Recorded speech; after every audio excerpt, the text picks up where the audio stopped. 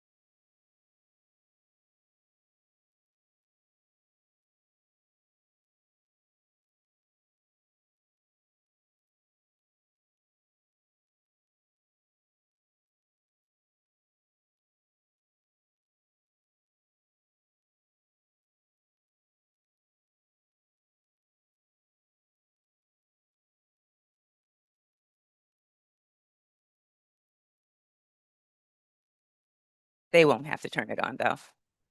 Hi, Amy, just testing to see if you can hear. Testing, testing. Welcome parents, welcome contestants. Amy, if you turn your camera on and give me the thumbs up, we'll know that you hear me. Okay. And actually, that would be perfect. Okay. Yeah, all right.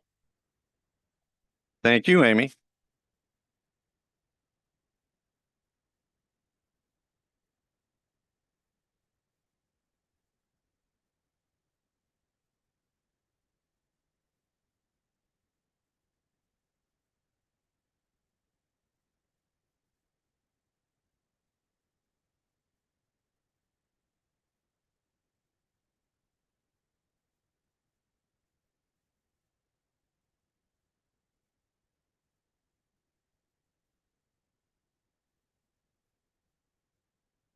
Yeah.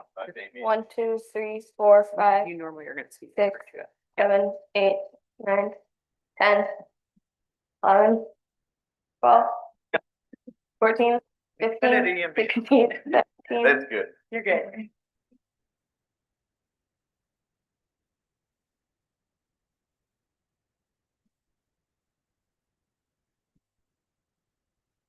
Get the thumbs up. Okay.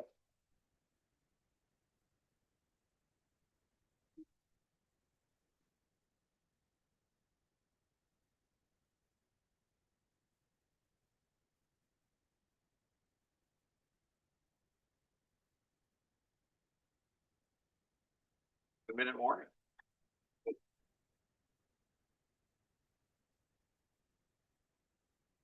news. Whether you're speaking or means getting the real first, being in this first group. Yeah. But tomorrow you can hear.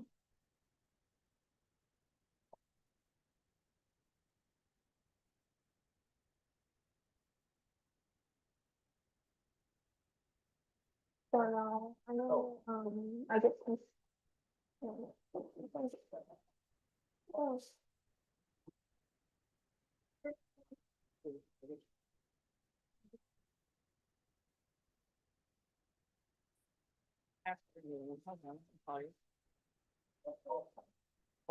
I think.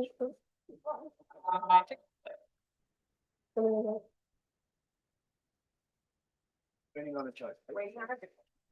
Oh, okay. I'm gonna clip your mic off. Okay.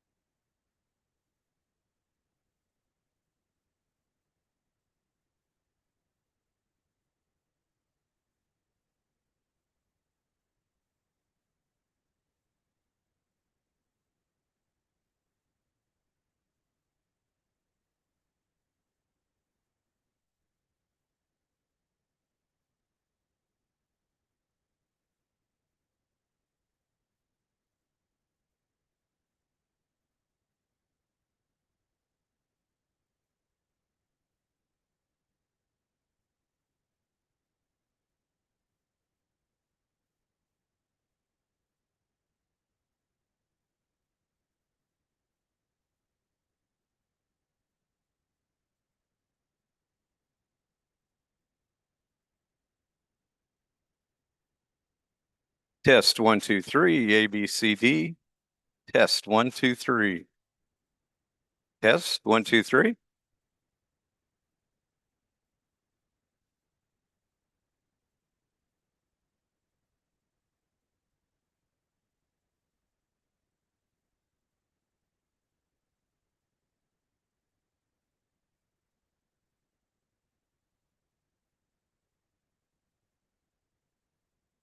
Test 1, 2, 3. A, B, C, D. Test 1, 2, 3.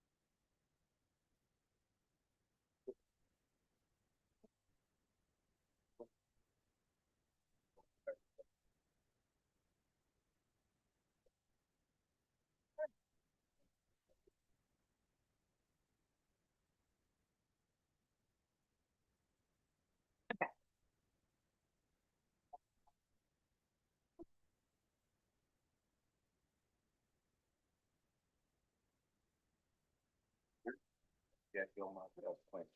Yeah, we're down to one left.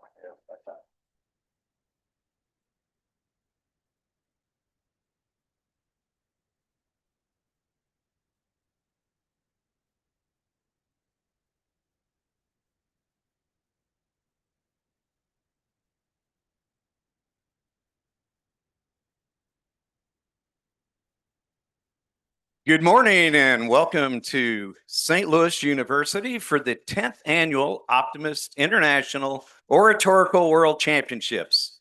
Today, we will have the regional competitions, which will last into the afternoon. And then tomorrow, we will have the finals of the competition. Optimists are quite busy around the world. As many of you know, not only are we here for the oratorical contest from St. Louis, but in Miami, the Optimist International Junior Golf Tournament is taking place starting today as well. So everyone enjoy. I'll just remind you, please do not applaud for, even though I know you're going to want to, please do not applaud for the speakers until they are all done. And then stick around, and those watching live stream, stick around as well. And after they have all spoken, we will greet each of them and they will introduce themselves and hopefully introduce all of you that are here in the audience as well. So thank you. And with that, we'll get started.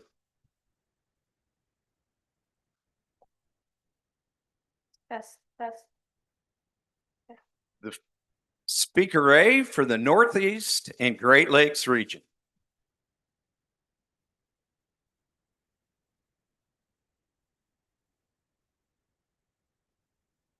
how optimism has guided me through trying times is something I never really thought about until life gave me a crash course. One moment, everything felt normal, and the next, my family was thrown into a whirlwind. That was the night my brother was rushed to the hospital and later diagnosed with epilepsy. It was one of the hardest times we've ever faced, and at first, I didn't know how to handle it. We were sitting down to dinner, just another regular night, when suddenly my brother started acting strangely. At first, I thought he was just being dramatic to get out of eating his vegetables. But then he became unresponsive. My mom's face changed instantly. She turned to my dad and said, "Something's wrong. Call 911." Now, I had no idea what was happening, but judging by the sheer panic on my parents' faces, it wasn't good. Within minutes, fire trucks, an ambulance, and a police car swarmed our house. The paramedics rushed in, and I'll never forget one of them yelling at my mom before she just handed my brother over. Then I heard something over their radios that made my blood run cold. Patient is priority 1. I didn't know exactly what that meant, but my parents' expressions told me it was bad. I didn't go to the hospital that night. I stayed with my neighbor, who did what any adult does when trying to distract a kid from a crisis. She took me for ice cream. And for a few minutes, in between bites of chocolate chip cookie dough, everything felt okay. Later, my friend helped me build a giant blanket fort so my brother would have something fun to come home to. Because if anything can make a bad situation better, it's a fort made out of every single blanket and pillow in the house. Sorry, Mom. Looking back, I can see how optimism has. Looking back, I realized that even in that scary moment, optimism was already guiding me. I didn't know what was happening, but I held on to the hope that my brother would come back, that things would get better, and that maybe, just maybe, life would feel normal again. Hours passed before I finally got an update. My brother was awake. But when I saw him in the hospital, covered in wires and hooked up to an IV, I knew that life had changed. Doctors ran tests, medications were tried, some with side effects way worse than the seizures. And my parents went from confident adults to sleep-deprived medical researchers overnight. My brother, who had been totally fine just days before, was now having seizures almost every day. And me? Well, I felt forgotten. Not because my family didn't care, but because this new normal took up so much space that there wasn't always room for anything else. It would have been easy to get lost in fear and, let's be honest, annoyance that my brother was getting all the attention. Pretty sure he still does. But then I realized something. I had a choice. I could focus on what had changed, or I could look at the sunny side of everything and make my optimism come true. I could focus on what hadn't changed. My brother was still my brother. He could still laugh, still be ridiculous, still steal my snacks when he thought I wasn't looking. So I chose optimism. I chose to believe that even in the hardest moments, we could still find good things. I learned about epilepsy. I remained the person who could make him laugh on a hard day. I reminded myself to make my brother feel that there was still something in him. So I told him every day that he was strong, that he was more than his diagnosis, and that he still had so much to look forward to. And you know what? Something amazing happened.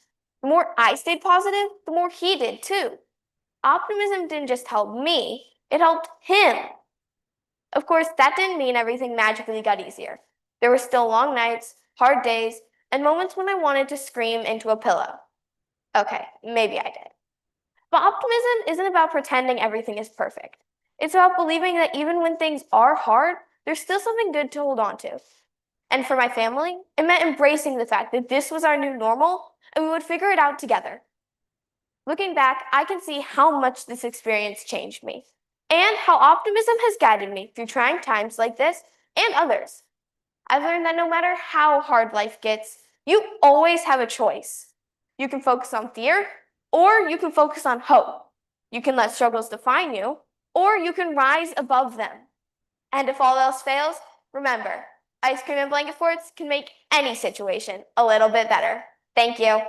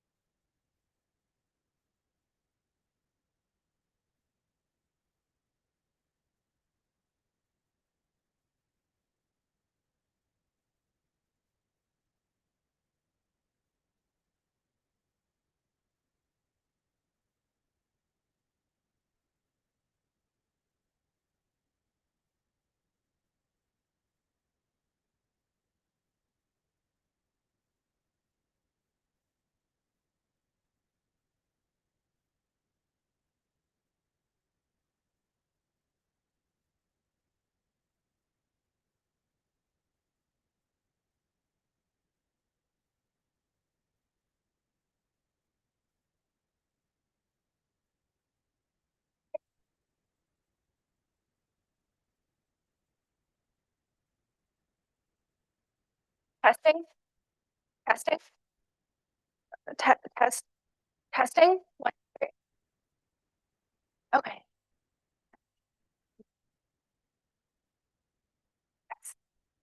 Speaker B.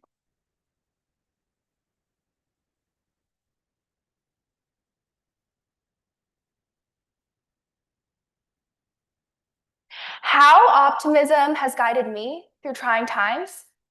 If you were to ask me this question at 10 years old, I would tell you it hasn't. Because truthfully, it took me over a decade to learn what I'm going to be telling you today in the next 5 minutes. Let's go back a little bit. I grew up a pessimist. I followed the see the glass half empty instead of half full type of thing. And I thought that seeing the negative in everything, being pessimistic, was helping my problems until I realized that this mindset wasn't protecting me. It was holding me back. Because what I didn't know was that you don't have to be born an optimist to become one. Moving to high school was one of the first major changes in my life.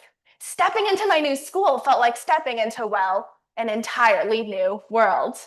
One moment I was surrounded by familiar friends and routines, and the next I was navigating the vast halls of my new school where everything felt bigger, faster, and more uncertain. I felt the security of childhood slip away from my hands almost overnight, replaced by a sense of responsibility and the pressure to keep up. Growing up is a truly trying time. But as overwhelming as it all felt, I didn't see this as a reason to be pessimistic. In fact, this was the moment that I learned that optimism isn't about denying the hard truths of life. It's about refusing to let those truths define you. Because optimism isn't just a nice idea. It's a choice to see the good and the bad, a choice to find solutions instead of problems, a choice that would shape not only how I handle this transition, but every challenge that came after it. And while I'm not glad it took me over a decade to realize this, I'm happy I eventually did. To embrace the optimism within me, to help guide me through my trying time of change, I chose to follow 3 steps. And I'd like to share them with you today. So let's go through what I like to call the ultimate steps towards choosing optimism. Step 1, choose to turn the negative into the positive. Optimism doesn't mean pretending nothing bad ever happens. It means choosing to see the good, even when it's hard. It's about shifting your mindset from, why is this happening to me, to what can I learn from this? Negativity is easy. It's comfortable to sit with feelings of frustration, disappointment, and regret. But the hard part, the part that makes us stronger, is choosing to see the good within the mess. Step 2, choose to control what you can and let go of what you can't. One of the biggest lessons I've learned is that optimism isn't about controlling every outcome. It's about recognizing what you can control and letting go of what you can't. In high school, I quickly realized that no matter how much I planned, not everything would always go my way. Friends change, grades fluctuate, and the Wi-Fi might cut out the night you're sending arguably the most important email of your life. But instead of dwelling on the things that were out of my hands, I chose to focus on the things that were. Things like my mindset. Step 3, choose to keep moving forward. Optimism isn't just about positive thinking. It's about action. It's about recognizing that no matter how tough things may get, choosing to stand still is never the option. Sure, there were times where I felt stuck, unsure of how to handle change, but I realized that waiting for things to get better is never the answer. Psychologists Tugade and Fredrickson have researched that those who move forward, both behaviorally and emotionally, experience higher levels of positivity and optimism. In other words, action breeds hope. And it's a reminder that resilience doesn't come from pretending things are okay. It comes from showing up anyway, even when the day starts off with a missed alarm. As someone once said, negative has 8 letters, so does positive. Anger has 5 letters, so does happy. Cry has 3 letters, so does joy. Pessimist has 10 letters, but so does optimistic. Life is like a double-edged sword, so transform every trying time into an aura of positivity. We choose the better side of life because we choose optimism. And once you unlock it, you'll realize that even in the darkest times, you'll have the ability to create your own light. Thank you.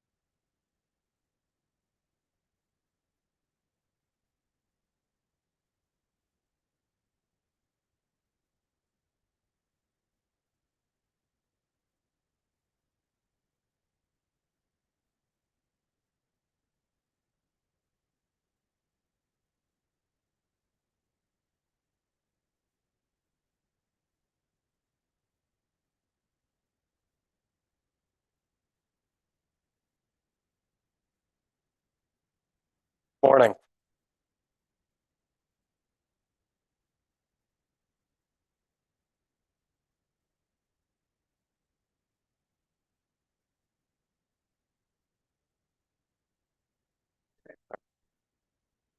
ABC 1, 2, 3. Is that good? All right.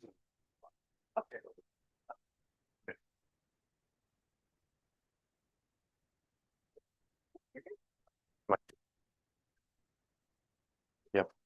Speaker C.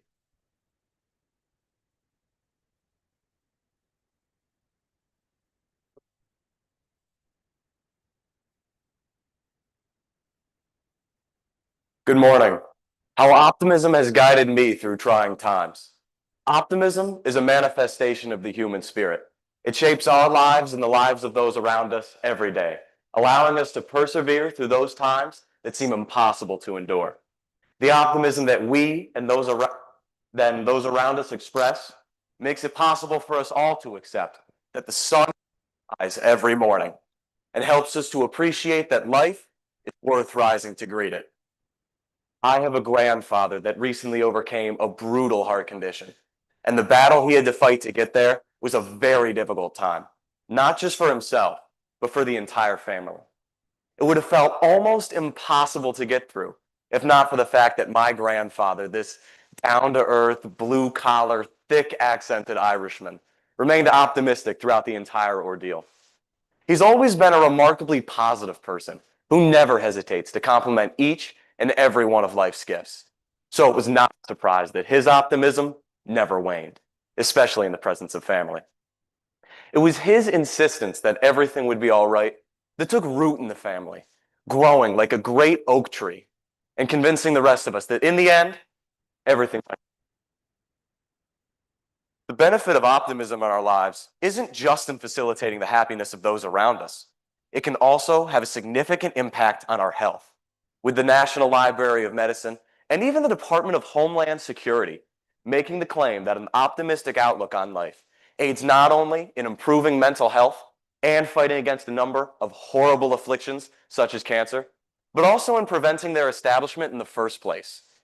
Harvard Medical School supports this as well, making the claim that living an optimistic life helps to improve cardiac health, maintain a healthy blood pressure, and improve the longevity of those who make the choice to be optimistic. With each day comes the promise that if we choose to make the effort to find optimism within ourselves in those trying times where it feels like life is hurling stones, we can lift ourselves out of situations that seem otherwise impossible to bear. When I learned the topic for this oratorical contest, I took an inventory of my life experiences, and fortunately, I couldn't find many instances of extreme hardship where I couldn't lean on the optimism of friends and family to help guide me. That's what motivated me to speak about my grandfather's triumph over despair, and how his optimism helped the rest of us to find the hope and positive outlook that we needed. I can't fathom how I could have gotten through such a difficult situation without the support of others. But in life, adversity comes in countless forms, and each one requires us to summon as much determination, tenacity, and optimism as we can from ourselves and those we love to wade through the marsh that is trying times. I've had other people important to me in my life undergo trying times for entirely different reasons to myself. Just under a year ago, my cousin lost both his grandparents over a very short period of time. During his grandfather's wake, just 2 short weeks after the loss of his grandmother, his mother asked me and a couple of his friends to take him for a walk to clear his mind. So we decided to visit a local pizza shop just a few blocks away. I remember everything about that walk, from the tiny, insignificant cracks in the sidewalk, bringing forth life as blades of grass grew from dead stone, to the husks of leafless trees with branches that seemed to reach towards one another in search of a comforting embrace. I remember the way my cousin's friend jokingly ordered a large pineapple pizza with extra anchovies. Now, I have seen some great comedians live in concert, and that order is still the funniest thing I have ever heard. But most of all, I remember the way my cousin laughed when he heard what his friend had requested. It was this loud, defiant laugh that refused to submit to grief. It was a declaration made without a single word spoken that any hardship can be endured. And without the optimism of the human spirit and the knowledge that the sun will come up tomorrow, it would not have been possible. Thank you for your time.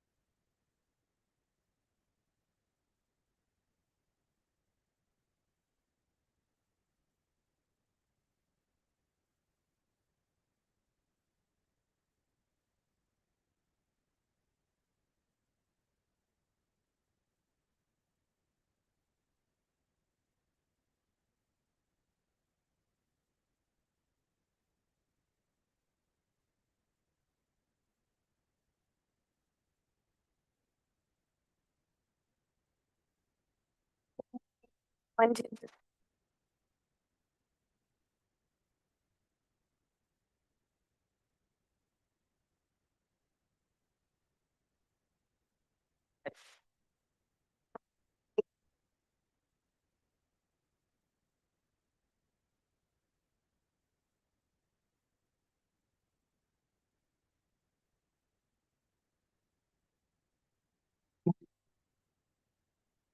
Can you hear? Yes. Morning, 1, 2, 3, ABC. Like it cut out. Good morning, 1, 2, 3, ABC. Okay. Speaker D.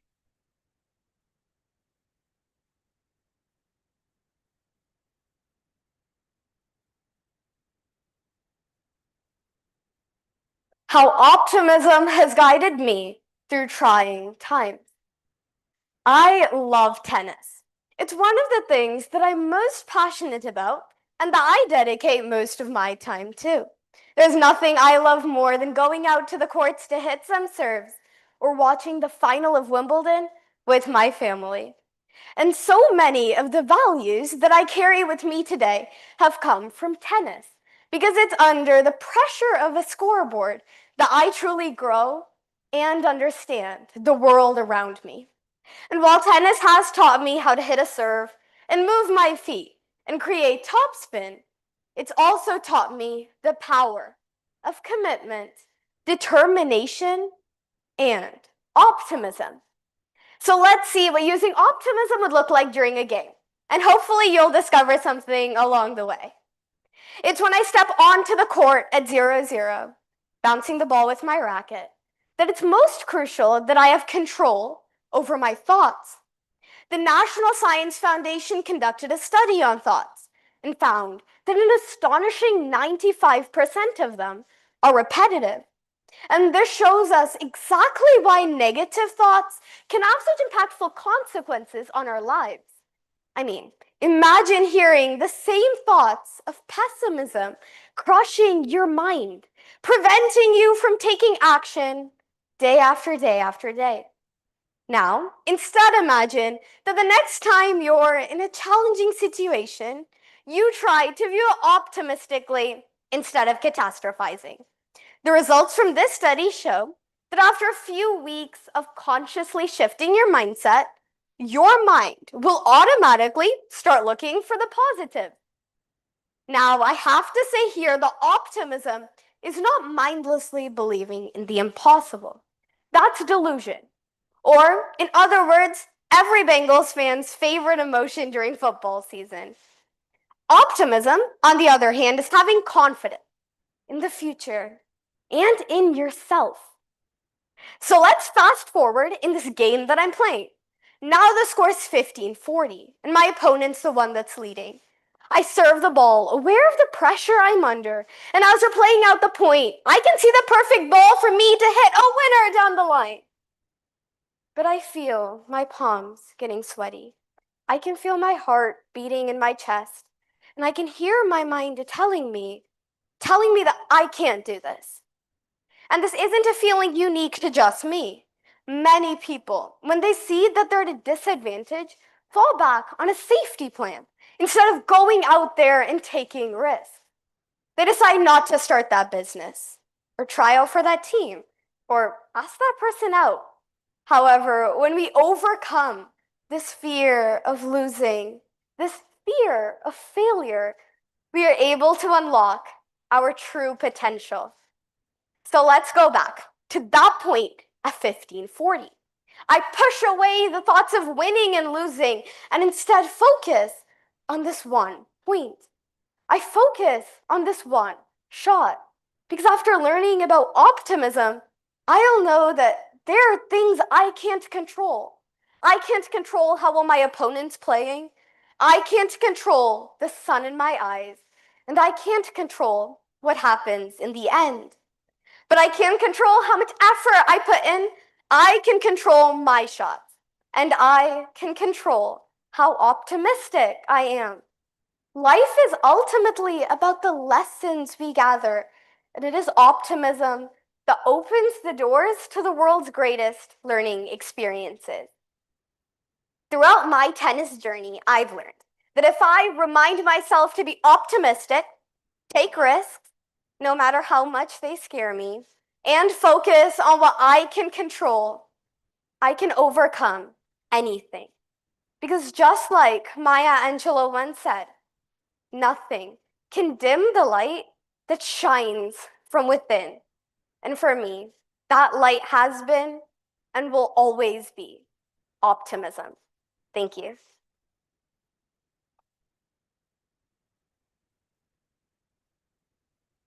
Did the mic cut out? Thank you. Thank you.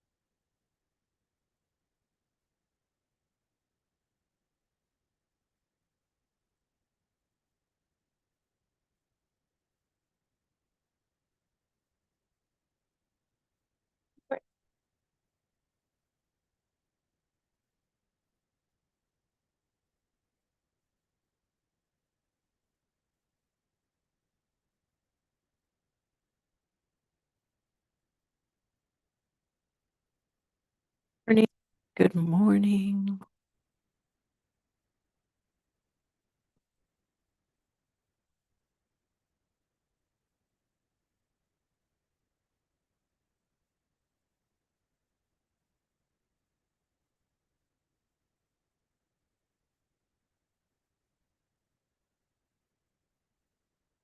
Test.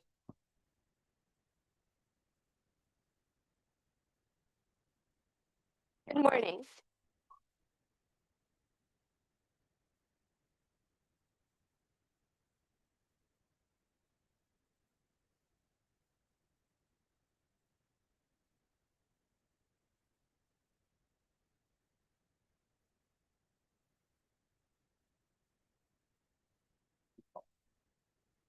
Good morning.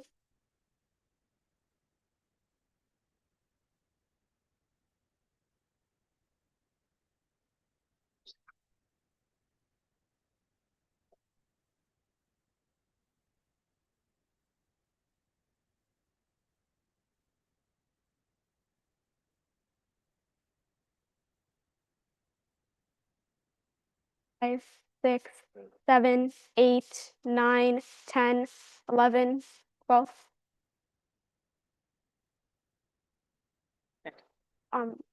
Hello, good morning.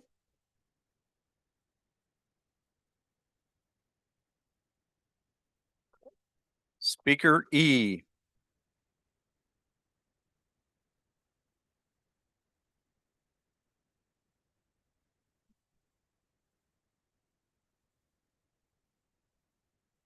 How optimism has guided me through trying times.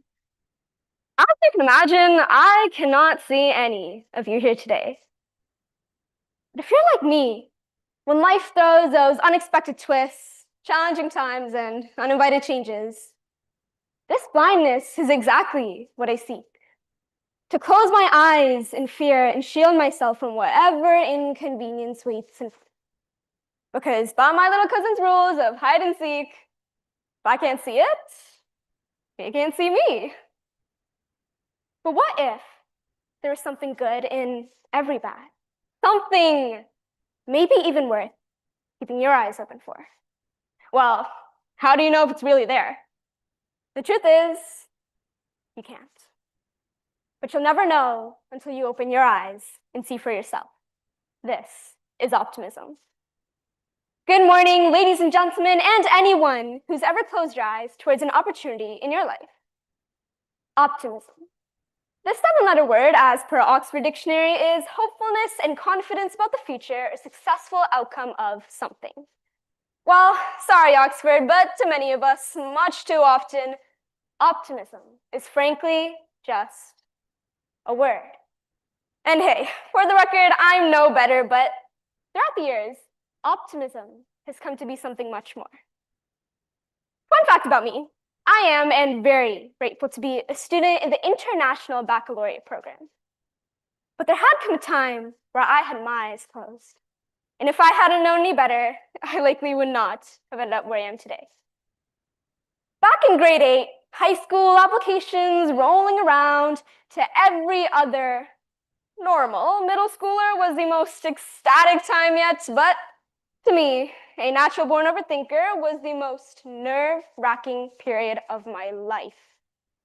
See, ever since I'd come to learn of it, my high school dreams were to score a spot in IB. And considering that my sister had also gone, I had heard many stories of what her peers had accomplished.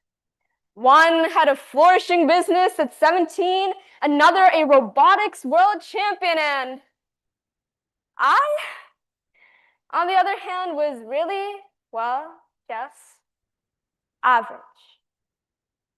I didn't think I was good enough. I closed my eyes in fear. But then something, a sense so small, but a drive so large began to grow.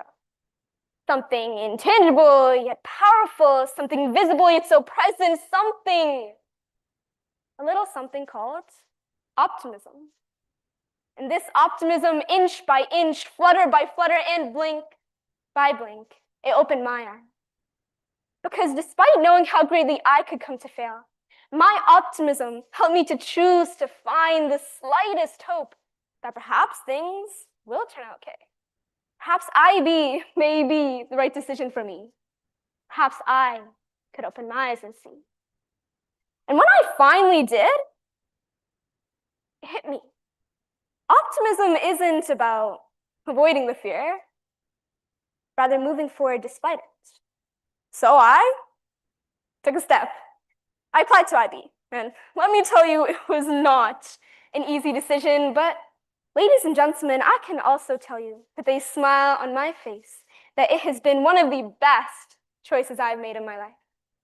Sure, I've had my ups and my downs, but in the midst of it all, I've learned, grown, and fostered my optimism.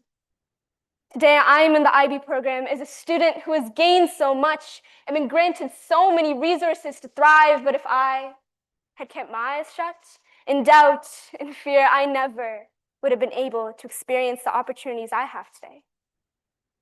So, ladies and gentlemen, optimism isn't about making decisions on the whim of it or ignoring every bit of rational fear. But it's also not letting the irrational fear consume you. It's about believing that every setback and every challenge holds the potential for something new to unfold. The trying times in your life will try and try so persistently to glue your eyes shut, but I implore each and every one of you here today to recognize that the light will always overcome the darkness, but only and only if you dare to open your eyes and see it first. Thank you.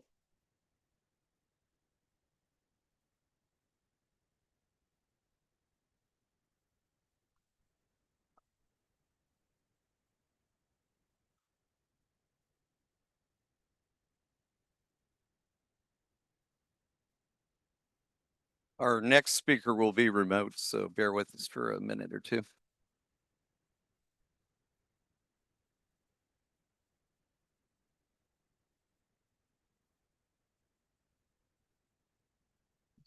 Speaker F, we can see you. It looks like you're muted. Is that okay? Test. So give us a test, maybe 1, 2, 3, 4, A, B, C, D or something? Okay. 1, 2, 3, 4. A, B, C, D. 1, 2, 3, 4. A, B, C, D. We're not hearing you right at the moment, but we shall see. 1, 2, 3, 4. 1, 2, 3, 4. A, B, C, D. We're still not hearing. Are you hearing in the back? They are. Oh no. Oh no. Okay, microphone. Microphone. Oh no. The good news is it sounds like your microphone is working and they can hear you in the back.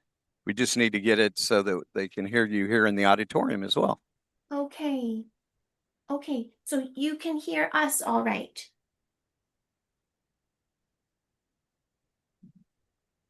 I'll try. Okay. 1, 2, 3, 4. A, B, C, D. Okay, very good. Very good. Yay. Good job. Are you ready to go then? Yep. Okay, then speaker F.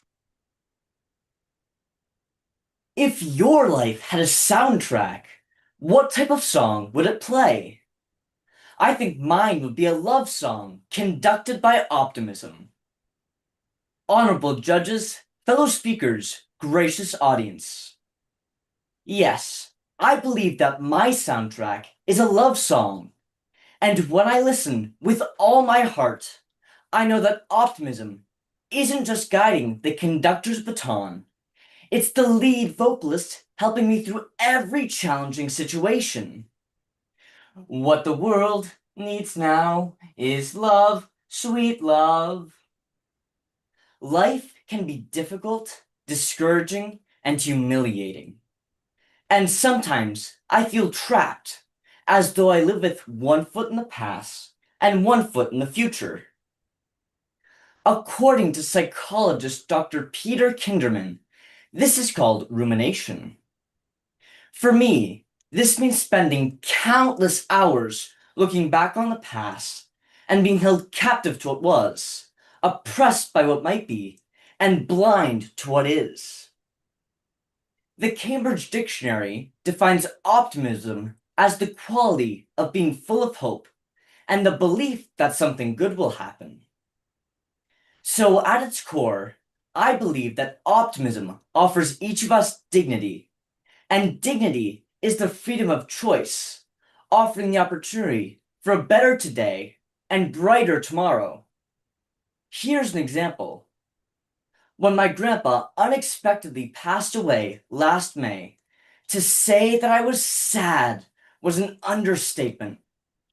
We had so many plans for when I reached high school, but I made it to grade 9 this year without him, and it broke my heart.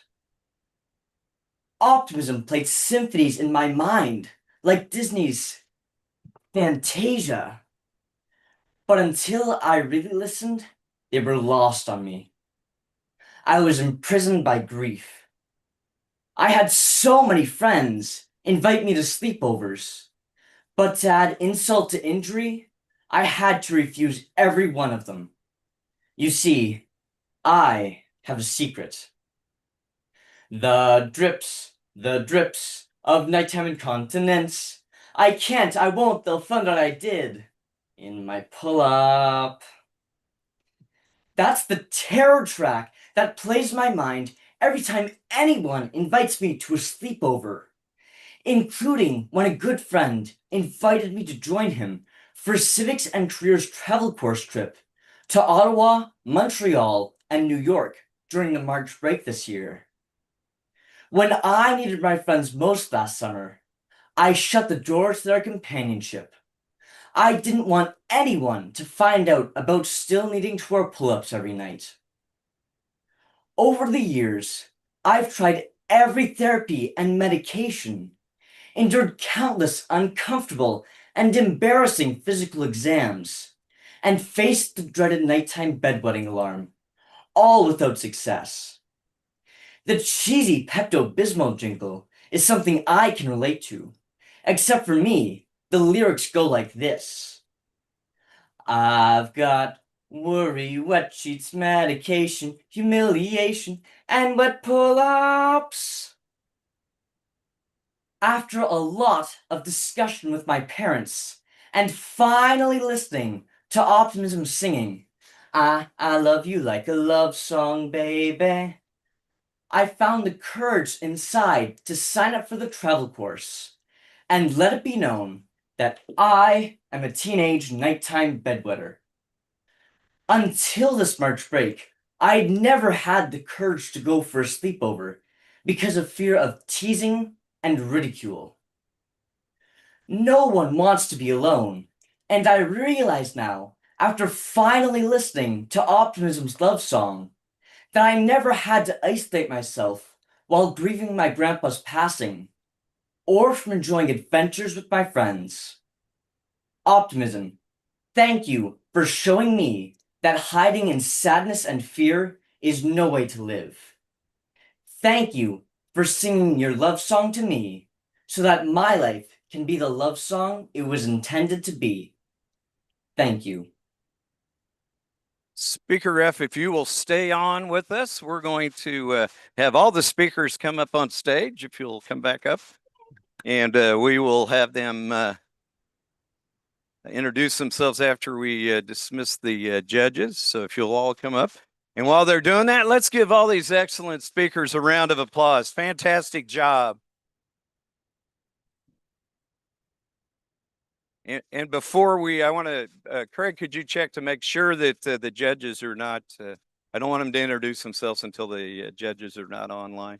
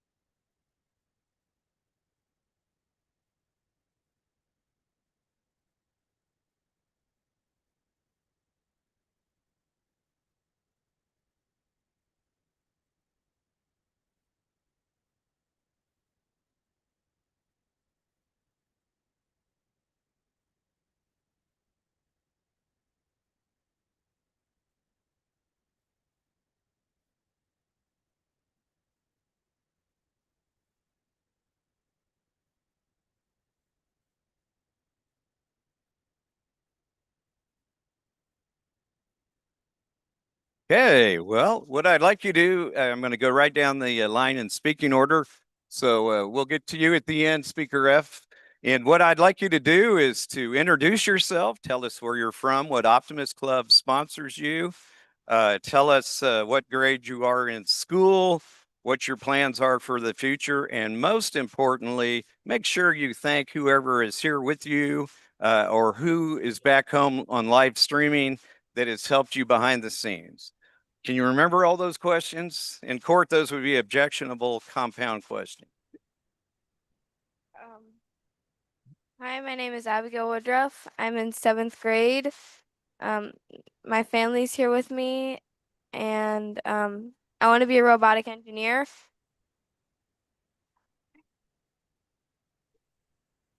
Them.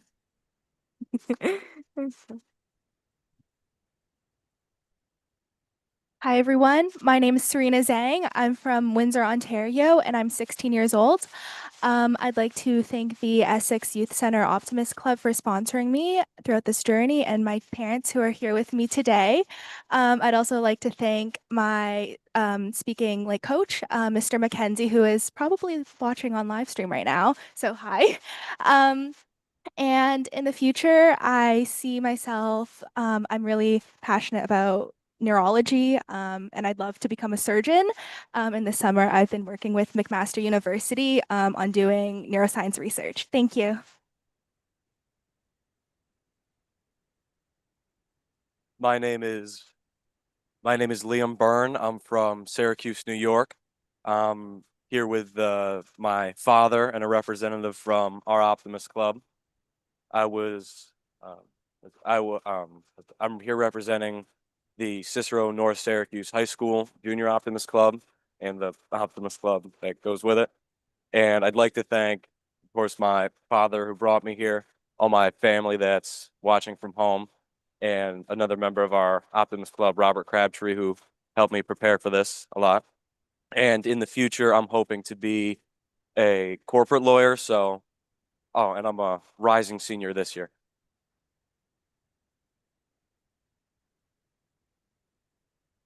Hi, I'm Rian Aurora. I'm going to be a sophomore next year at Shawnee High School from Lima, Ohio. I'd like to thank the Lyman and Optimist Club and the Ohio Optimist for sponsoring me, and Lieutenant Governor Mandy Phillips, who's of Zone 4. I'd also like to thank my dad and my sister here. My mom had a meeting, but she's watching from the hotel room, and all my friends and family at home supporting me. I don't have any plans right now. Figure it out as I go. Sure, if I can.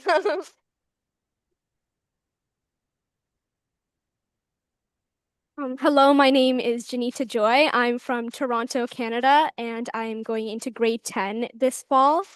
As for people who I want to thank, I have quite a few. First, and I'm being sponsored by the Caledon Optimist Club. Sorry. Okay, so now for people who I want to thank, I'd like to thank Susan and Ted from the Caledon Optimist Club. They're the ones who introduced me to this contest, so thank you so much. I'd also like to thank Alex and Olaf from Halton Hills and also Gabriella from the Central Ontario District for all your support and guidance. It's been so special to me for this past couple of months. I also want to give a really special thank you to Ryan Balaz. He's been a mentor to me for many years now, and the reason why I dabbled into public speaking in the first place, I really would not be here without him. So thank you so much. And of course, my wonderful parents over here who have driven me so far and listened to my speech countless times. So thank you. And finally, all of my friends and family who are watching back at home, especially my sister. So thank you for all your support. And future plans, it was my absolute dream to be a cardiologist. So. Speaker F, if you would introduce yourself. Yep. My name is Odie Bartlett. I'm going into grade 10 at St. Andre Bessette in London, Ontario. I would like to thank my family, my friends, and the wonderful Bryanston Burr Optimist Club for supporting me. Thank you. I love you all. One day I would like to become a power line technician. Well, thank you. And let's give him a round of applause. If you would stay on screen just a little while longer, now's the chance for parents, family, friends to come up and get a photo off, and we'll have Speaker F in the background, so can be in the picture as well. So if you want to come on up. And very good discipline of waiting till the appropriate time. Sometimes everybody's swarming up here, so thank you.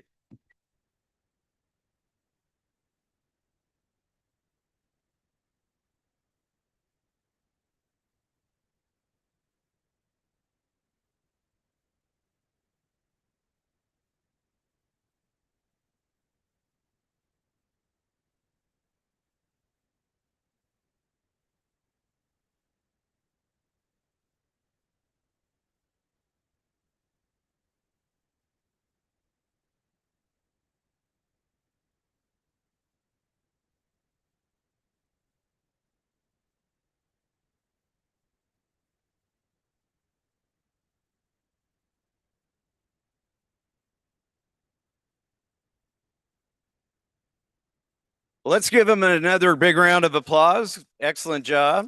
There you go. And thank you also, Speaker F. Great job by everyone. Our next region will be the Great Plains region, and we'll start around 10:15. So thank you all.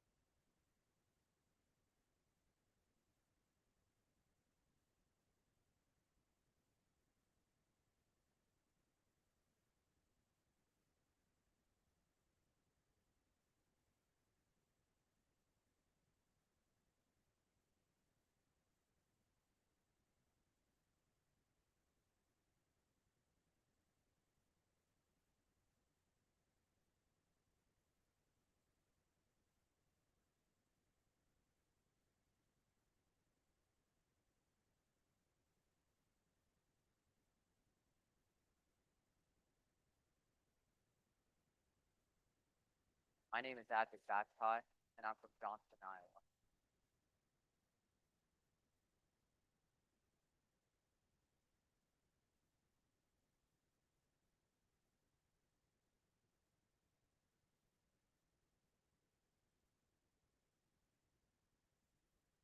I'm from Iowa. I am from Iowa.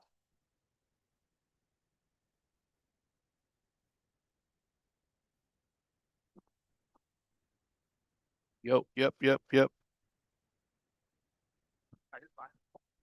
Yep, yep, yep.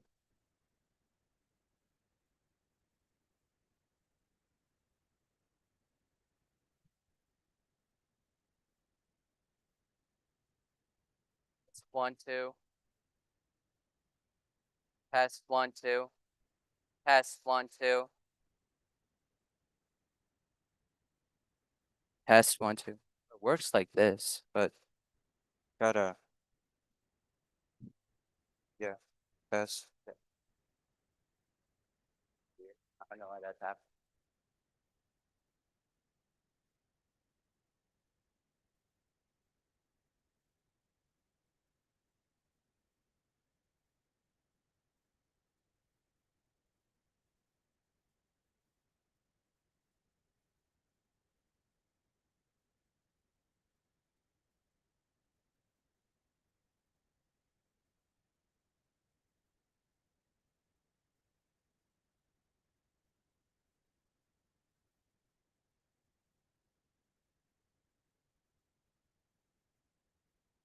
Testing. Testing. Test 2. Test 1, 2. Testing. Test 1, 2. Like here? Oh, okay. Testing 1, 2.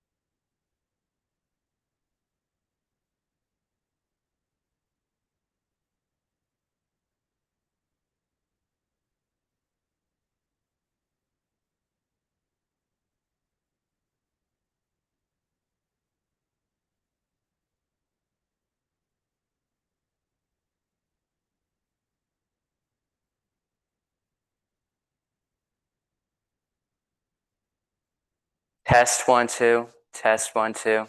Yeah. Can you lower the volume down just a teeny tiny bit? Okay. All right. All right. So the easiest way to think about it, put it close towards the bottom. Yeah. Test 1, 2. Test. Yeah. Makes sense. I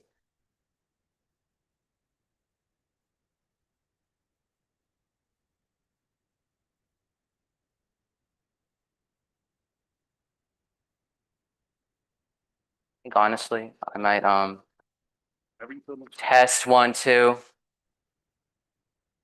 Yep. Test 1, 2. Yeah.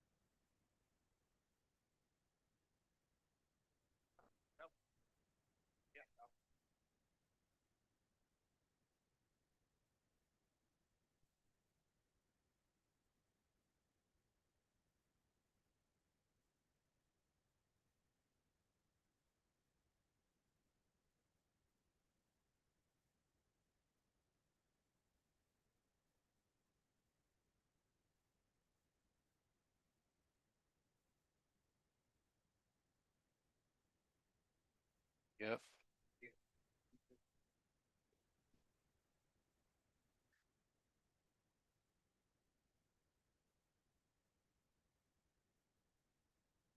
Can we have the Great Plains region come forward?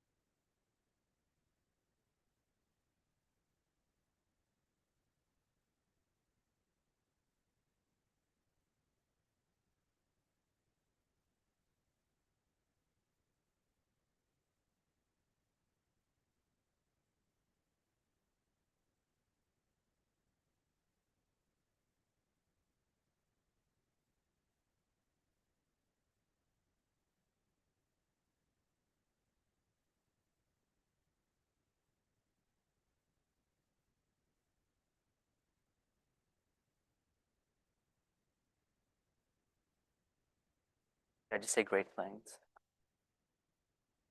Great Plains.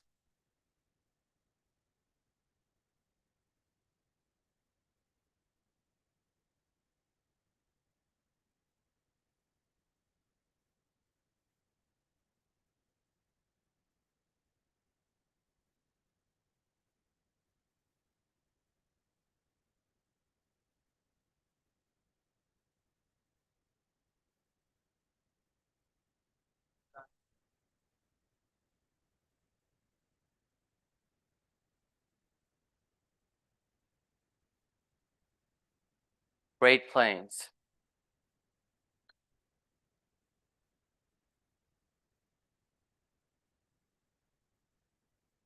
Great Plains.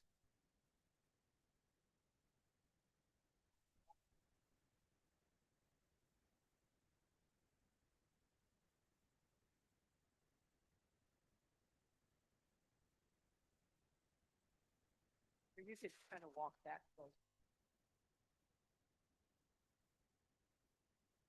Good afternoon, everyone. We are going to begin with the Great Plains region here in a minute. I just wanted to remind you to keep your electronic devices off and hold your applause until the very end. And if you are online, please wait until after we're we're finished and we will introduce the speakers after everyone has spoken. So we will begin in 2 minutes.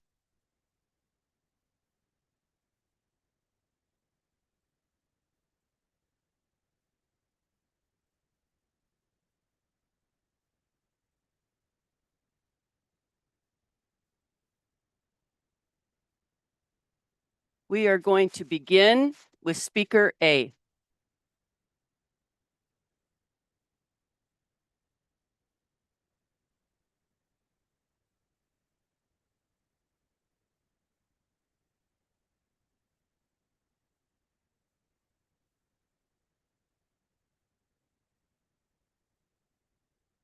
How has optimism guided me through trying times? The Dalai Lama once said, whenever there is a challenge, there is an opportunity to grow. And that isn't just an inspirational quote. For me, it's a lifeline. Because through the toughest moments of my life, optimism has always offered that very perspective. Let me explain. Imagine preparing for the biggest event in your life. 10,000 people in the audience, the lights blinding, and the silence heavy. That was me just 2 weeks ago, about to deliver my national campaign speech for the Technology Student Association. Up until that point, the most important speech I'd given was to my grandma, for which she fell asleep halfway through. Yup, tough crowd. But optimism doesn't just play a role in my life overnight. Let me elaborate. When I think back to my childhood growing up in India, I hear laughter echoing in our homes, shared meals with family, cricket in the streets, and the warmth of knowing exactly where I belonged. I felt blessed until everything changed. One day, my parents sat me down and told me we were moving, not just anywhere, but halfway across the world to Brazil. Within just a few weeks, everything familiar, my home, my best friends, and even my language disappeared. Imagine being a 10-year-old, stepping foot into a classroom where every word sounds like static. You don't recognize the food on your plate, the culture, the language, or even yourself. I felt invisible. I felt alone. But optimism during those dark times whispered a different truth. This is not an ending. This is an adventure. So I chose curiosity over fear, one Portuguese word at a time. I devoured Portuguese flashcards, mimicked TV shows, and laughed with friends who didn't care about my mistakes. In just 2 years, I wasn't just fluent in Portuguese, I'd gained a second family. Friends who I still call irmãos, or brothers in Portuguese, to this day. And I stopped surviving and started living because of optimism. Not the kind that ignores hardship, but trusts that effort, resilience, and openness will always find a way to lead you home. World-renowned author Paulo Coelho once said, whenever you want to realize the miracle of life fully, you need to let the unexpected happen. And for me, the unexpected did. Because just as I finally found my footing in Brazil, it was time to move again. This time to the United States. And suddenly, I was a stranger one more time. When I first got here, my accent stood out. My humor didn't land. And my clothes were different.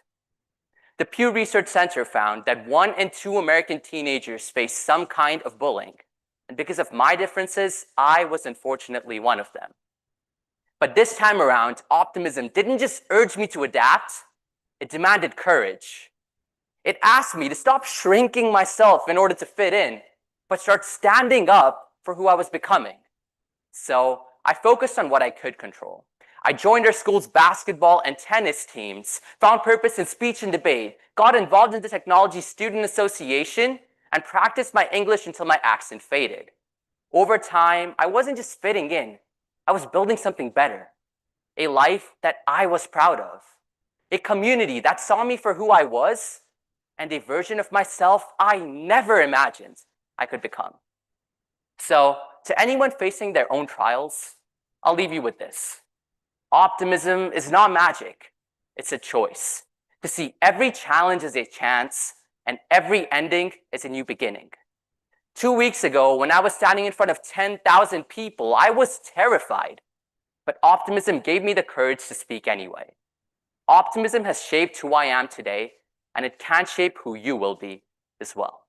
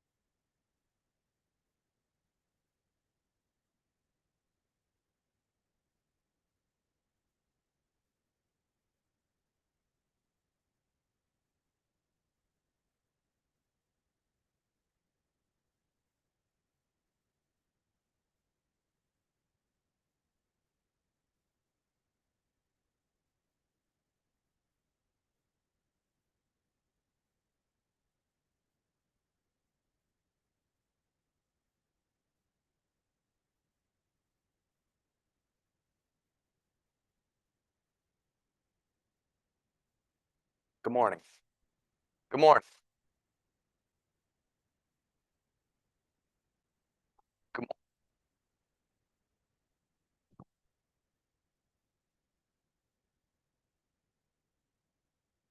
good morning, ABC.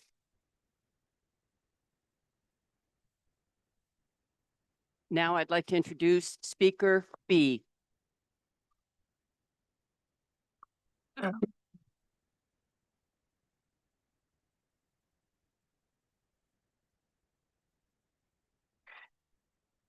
How has optimism guided me through trying times?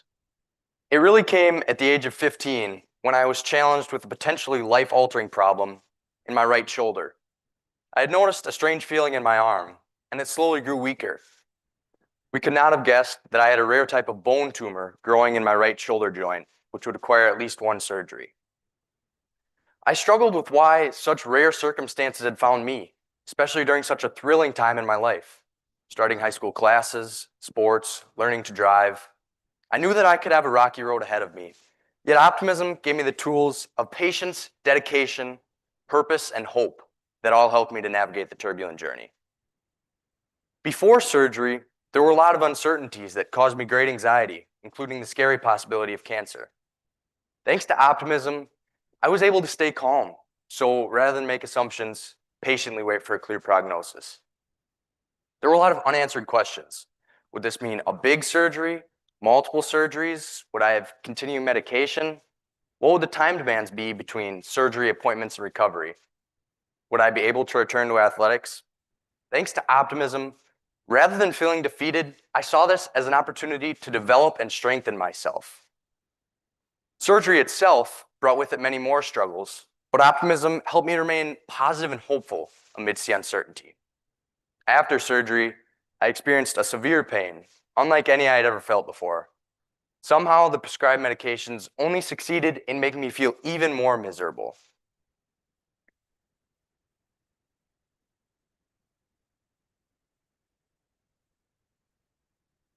Everything had changed in a matter of a day, but optimism gave me the tools to stay strong through the unfamiliar pain and kept me content and patient, knowing that the situation would be all right in time. Surgery also forced me to become much less independent and rethink my usual methods of performing every aspect of my daily life. Optimism continued to help in this sense, giving me the humility and the determination to continue through the temporary loss of my arm and its resulting difficulties.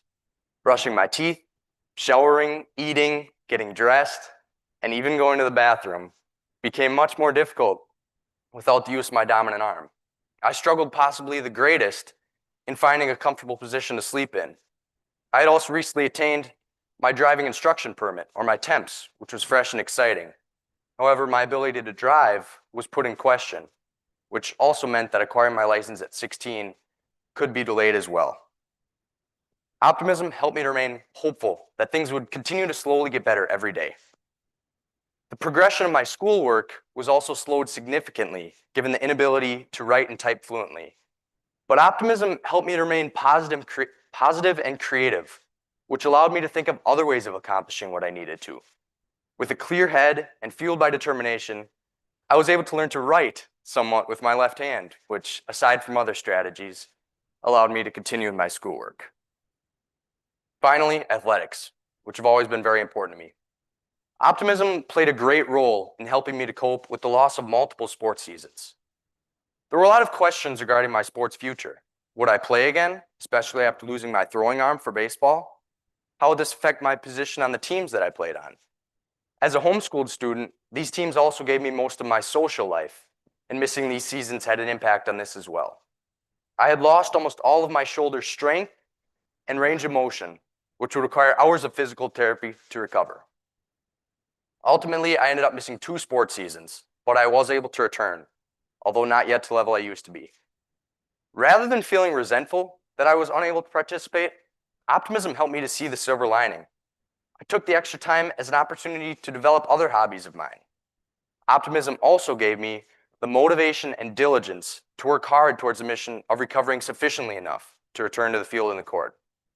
Eventually, the work paid off, and optimism gave me the confidence to return to sports despite my intimidating and prolonged absence. Life will not ever really be easy, but that may be what makes it so rewarding. Though we can be beat down, with an attitude of optimism, we can emerge victorious and refined, with a resilience that only further prepares us to conquer whatever challenges we're faced with in the future. Also, it seems there is always that silver lining, and what turned out to be a benign shoulder tumor has been a great example for me. I've been able to gain a greater appreciation for the little blessings in life. I've also been able to spend time pursuing other passions of mine and making new friends. Undoubtedly, my optimistic point of view has been the key to learning so much and ultimately succeeding so well through my struggles. With the keys of perseverance, hope, purpose, patience, and determination, all channeled through optimism, I'm able to continue to battle these ongoing challenges, and I will ultimately triumph over my hardships.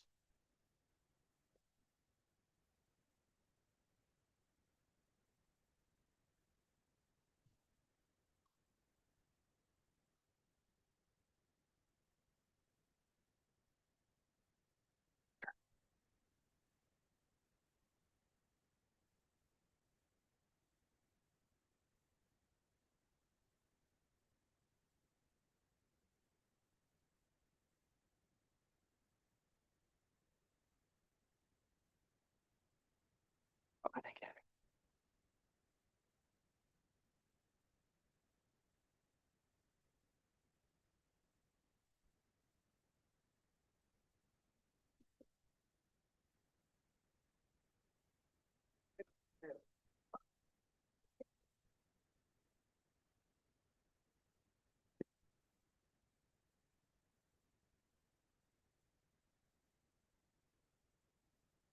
Morning. Good morning. There we go.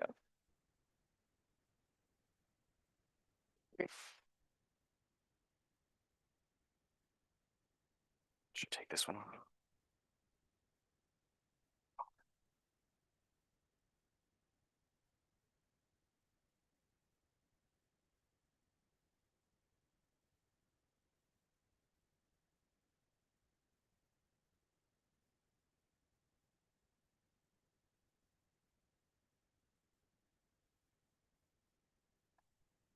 Good morning.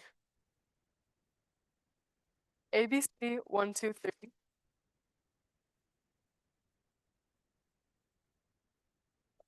morning. ABC 1, 2, 3.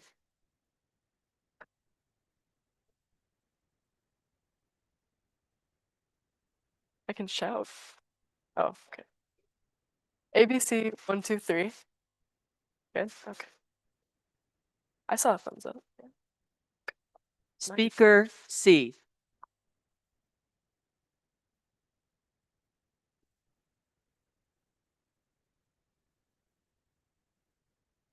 How optimism has guided me through trying times. After years of reflection, I can finally say that optimism truly does guide me through my trying times. It took me a long time to get here. Optimism has this reputation of being the ultimate medicine, like it'll fix anything, if only we're strong enough of a person to adopt it. But I'm here to share a different story. An author named Zoe Schuyler once wrote, "For a star to be born, there is one thing that must happen. A gaseous nebula must collapse. So collapse. Crumble. This is not your destruction. This is your birth." It's a beautiful idea that even at our worst, at our very point of singularity, we're on the verge of something great. That when gravity becomes so overwhelming that it breaks us, the only thing left for us to do is burst into a ball of flame and light up the sky. That when one more person asks me where I'm going to college, I will literally explode. Like I said, it's a beautiful idea and quite convenient, especially for someone feeling helpless or beyond repair, like how I felt when I read it. It seems like optimism at its core, but I've come to interpret it differently. I've collapsed. A lot. Sometimes, maybe most of the time, I had no apparent rebirth. I've had a convenient mix of OCD and depression ever since I can remember, which means that also, ever since I've been consciously forming my identity, it's been tainted with some kind of confusion over what life is really supposed to be like.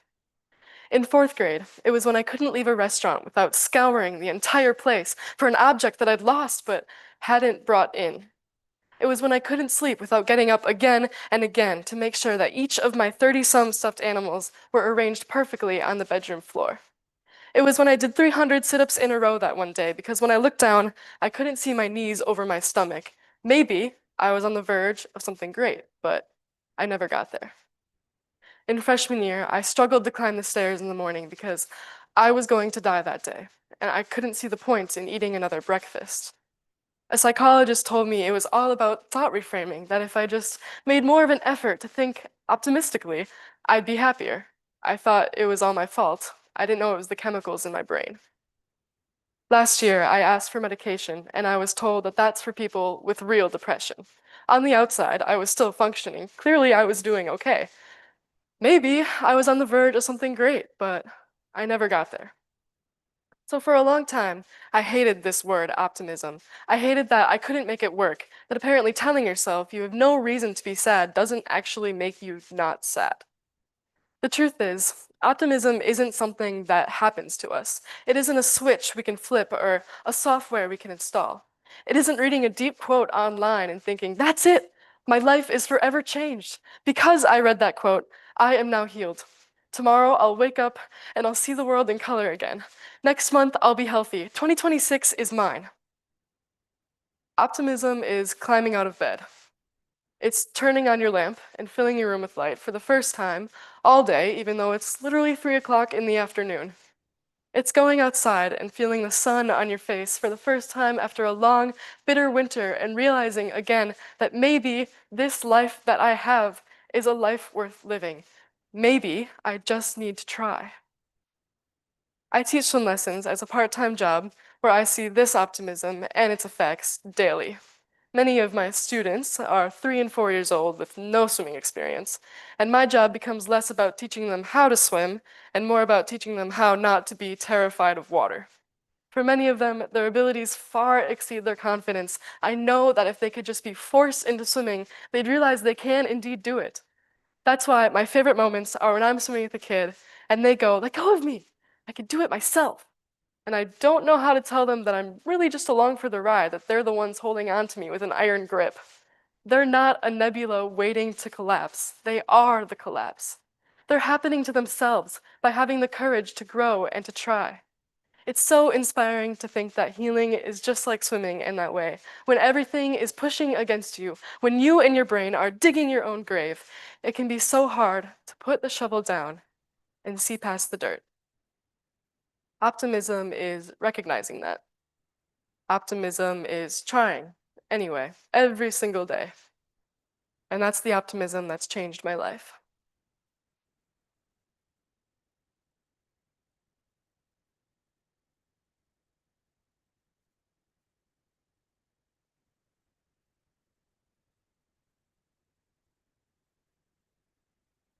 Good morning.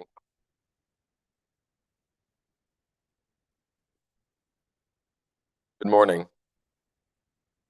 Hey.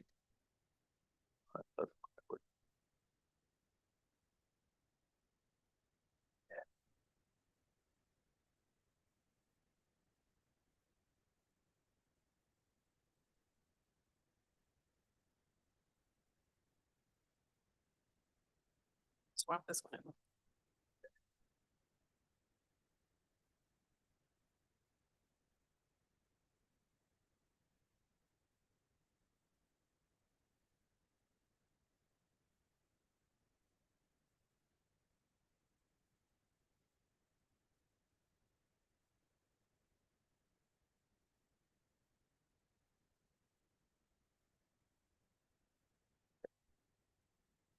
Good morning, Mr. International.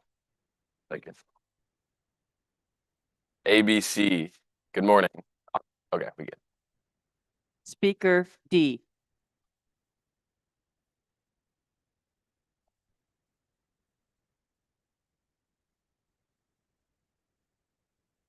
How optimism has guided me through trying times.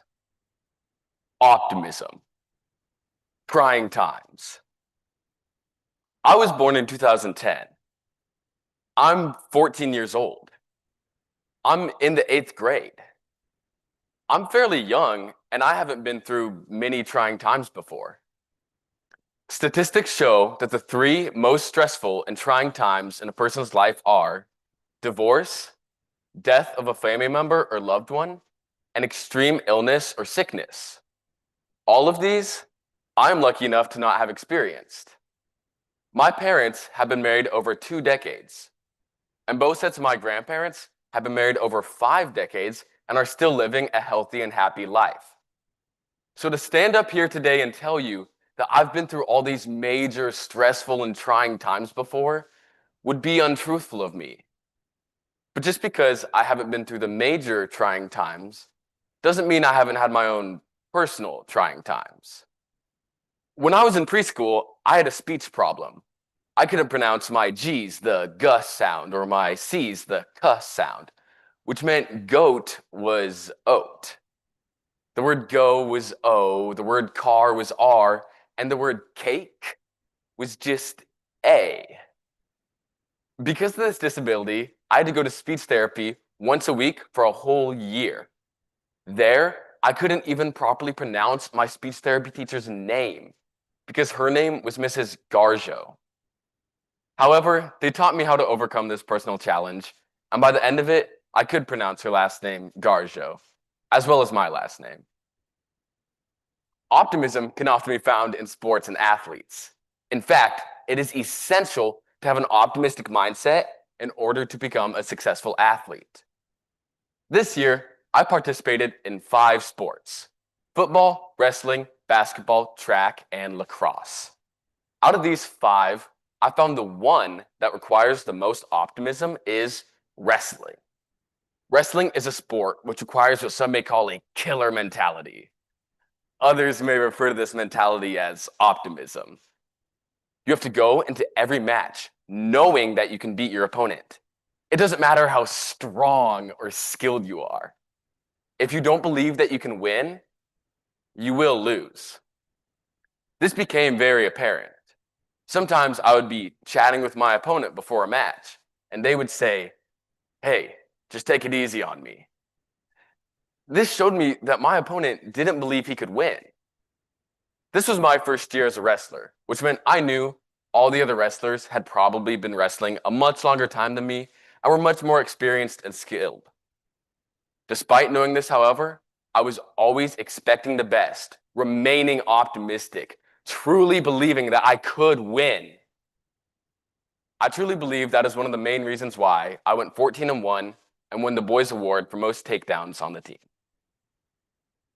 Picture your favorite sport. Now imagine you're an up-and-coming rookie in that sport, breaking countless records. You're at the top of your game, dominating the competition.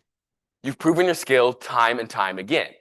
And all that's left is the championship. And you could be the first rookie to win it. If you've ever seen the Pixar movie Cars, you may have realized by now that I'm talking about Lightning McQueen. In the beginning of the movie, we see Lightning as a very skilled yet cocky rookie. He acts like nothing can touch him. He's all about the fame, success, personal accolades, and sponsorships. He doesn't have a care for anything else, including his relationship with the other racers and his own team.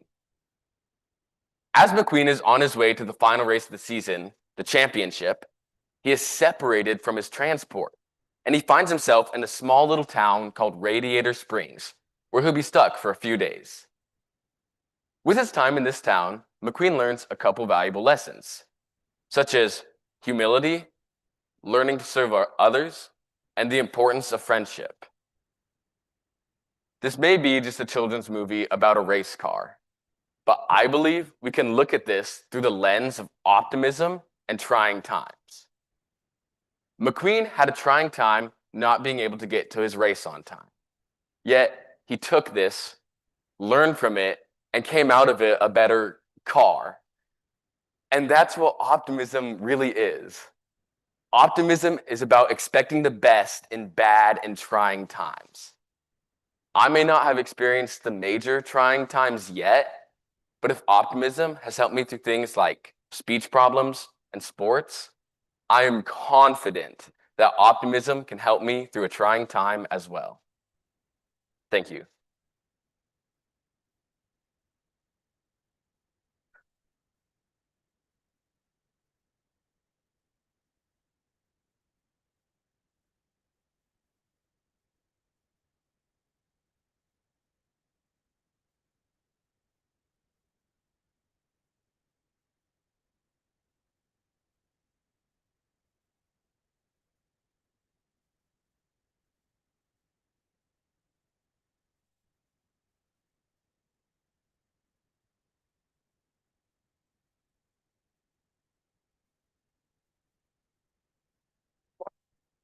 International.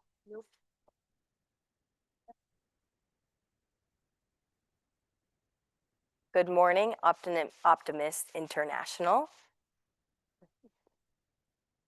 Speaker E.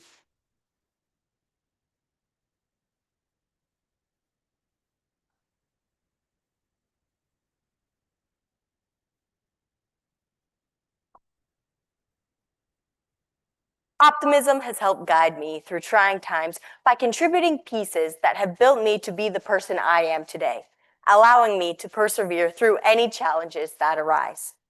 I used to watch my great-grandmother assemble puzzles, putting each piece in its place, a necessary part of the final picture.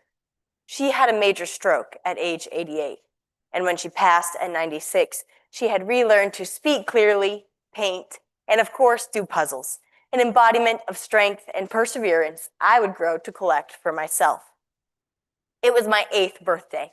I was thrilled to hand out my giraffe-themed cupcakes to my classmates when I fell backwards into the teacher assistant's arms. I had lost complete feeling in my left side and some motor control. Trying to find the cause later at the hospital, we decided on doing a CT scan. My dad explained that it was just like a big donut and that it was nothing to be afraid of. Now, the way I look at things, you can look at all the pieces life has laid out and you can laugh or you can cry. And I find laughing to be a lot more enjoyable. So, being the comedic 8-year-old, I replied, well, is it a jelly-filled donut? Because I don't like jelly-filled donuts. To which my dad, without missing a beat, replied, well, it will be a you-filled donut. Something scary and intimidating was now made insignificant with a simple comparison. The scan revealed that I had my first stroke at 8 years old. After recovering, it was declared a fluke that would never happen again. Over the next few years, my stroke became a piece of me I was proud of.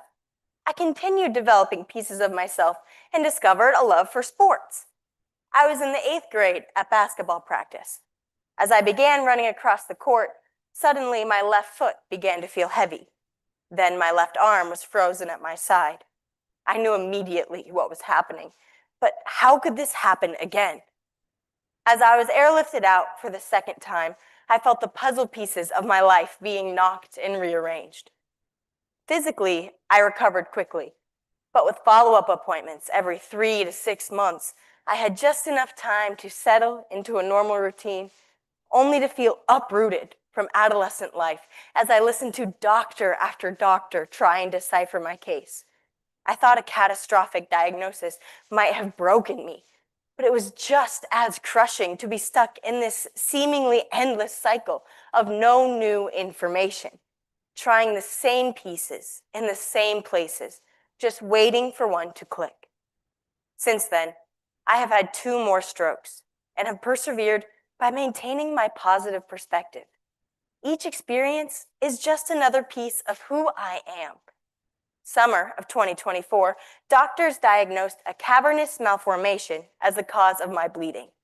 I was presented with 3 new options: a risky open brain surgery to remove the malformation, a newer, less tested method of laser therapy to cauterize the malformation, or do nothing and accept the growing risk of more strokes. Every piece of me did not want this puzzle, but it was only when I took a step back and visualized the final picture that the pieces made that I came to a decision. For the first time, I chose my own piece. I decided to undergo the laser therapy. The night before the procedure, we got a call from my neurosurgeon. After reviewing my most recent scans, he no longer felt confident in his previous diagnosis and wanted to switch the procedure to a biopsy. With something as simple as a phone call, every piece that I had placed to protect myself from the fears, the concerns, the what-ifs was ripped from its place. And yet, it was the people around me that helped me to remain optimistic. My mom, dad, siblings, and grandparents encouraged me to remain optimistic for the hope of a final diagnosis. I have found that there is no perfect method to completing a puzzle. The pieces are going to be unpredictable and jumbled, but the picture is enduring. After 10 long years, I have a diagnosis, a treatment plan, and have always had others' encouragement.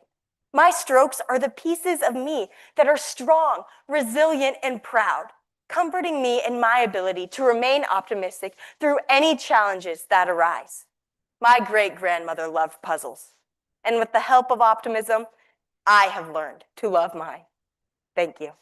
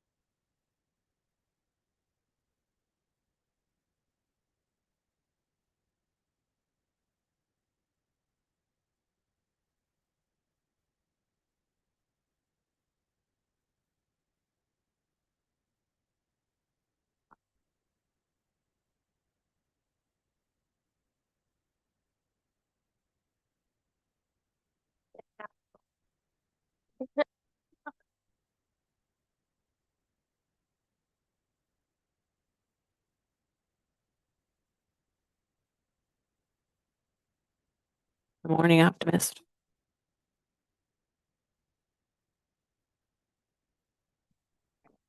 Morning, Optimist International. Good morning, Optimist International.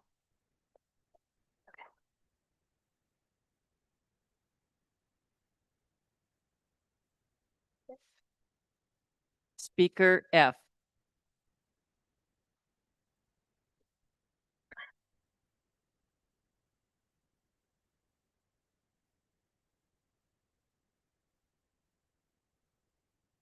How optimism has guided me through trying times.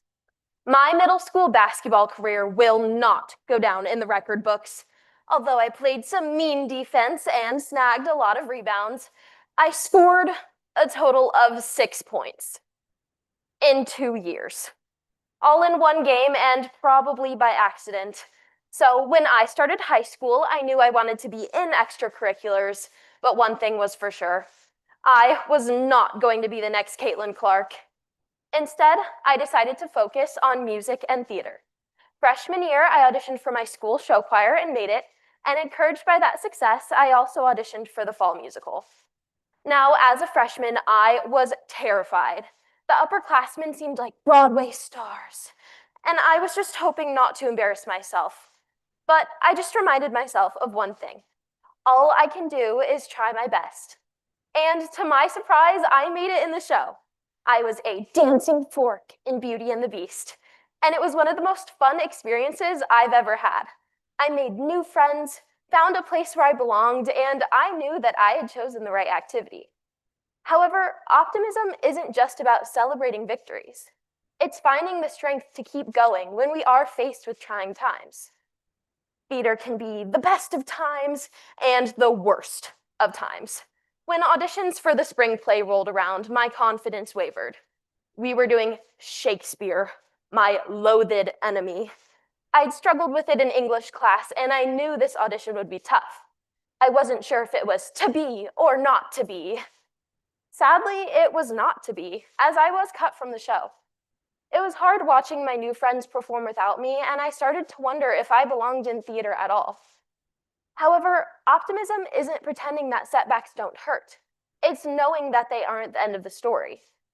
Instead of quitting, I decided to focus on my skills. I took voice lessons over the summer, hoping to improve my singing, and in the fall of my sophomore year, I auditioned for Mamma Mia and made it into the ensemble. And the spring play, yep, ensemble. A part of me wanted to feel discouraged.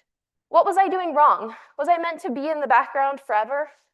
However, optimism reminded me that improvement takes time, and setbacks are not stop signs. The summer before my junior year, I pushed myself harder than ever. I took more voice lessons, attended acting camps, and researched the show as much as possible. So when Grease auditions rolled around, I felt more confident than ever before. And for the first time, I believed I had a chance at a lead role. Then the cast list came out, and again, I was a background dancer. This time it hurt more than ever, and just like a beauty school dropout, I considered walking away from the show entirely. But then I asked myself, why did I join theater in the first place? Was it just for a named role, or was it because I loved performing? So I chose optimism. I chose to stay, to embrace my role, and to make the most out of the opportunity. And Grease became one of my favorite shows. I bonded more with my castmates than ever before, and I realized that theater isn't just about who has the biggest part. It's about the friendships, the joy of storytelling, and the love of the stage. Still, I wasn't ready to give up on my dream of getting a lead role. So when they announced the spring play a few months ago, another Shakespeare production, I could have given in to my past fears. But this time I decided that I wasn't going to let Shakespeare intimidate me. And finally, I got a lead role, and a good one too. The evil, conniving Sister Antonia in The Tempest. It's kind of fun to be the bad guy. Looking back, my journey in theater has been a lesson in resilience. I could have let my failures define me, but instead, optimism pushed me forward. It reminded me that every setback was a step toward improvement, every disappointment an opportunity to grow, and every experience, whether in the spotlight or in the background, was worth having. I have no idea what my future holds for me, but I know I will face tougher challenges than an audition for a play, and optimism will be there to remind me that even when the road seems long and uncertain, hard work, determination, and hope can lead me to exactly where I'm meant to be. I have no idea, optimism really has guided me through trying times in the past, and it will again in the future. And who knows, maybe it's not too late for my basketball career after all. I can still play some pretty tenacious D, or at least act like I can. Thank you.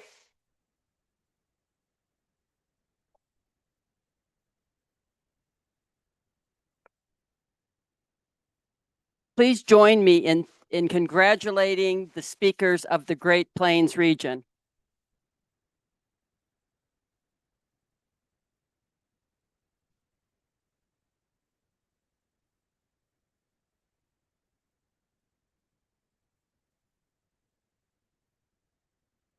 So we're going to, oh.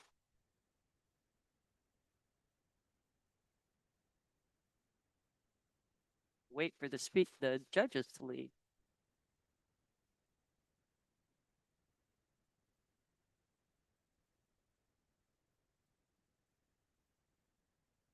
Okay, we're going to ask the speakers now to introduce themselves, tell us where they're from, which club sponsored them, perhaps what aspirations they have for the future. And we'll begin with speaker A. All right. Hello everyone. My name is Advik Bajpai. I'm from Iowa. I was sponsored by the Urbandale Club. We have a few Iowa optimists in the back as well in the yellow shirts. Thank you all for coming. But yeah, I'm just glad to be here and be able to share my story with you lovely people. Listen to these amazing contestants share their stories as well. And for future aspirations, I'm a rising senior, so I'm thinking of having a minor in AI and majoring in something related to humanities and policy so I can actually use my speaking voice where it truly matters.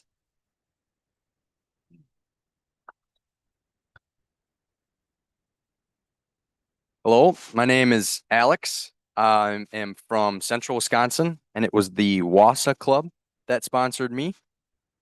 So things that I like to do are obviously sports. I play a couple sports, football, baseball, used to play basketball. I like to hunt and fish a lot. We've got a lot of opportunity for that in Wisconsin. Some future goals for me and aspirations are I'm going to be a senior in high school this year. So graduate and then pursue a mechanical engineering degree at a university close to where I live. And as was already said, this is just a great opportunity to be able to come up here and no matter how it goes, just get out our stories and how we feel and how optimism has guided us throughout trying times. Thank you.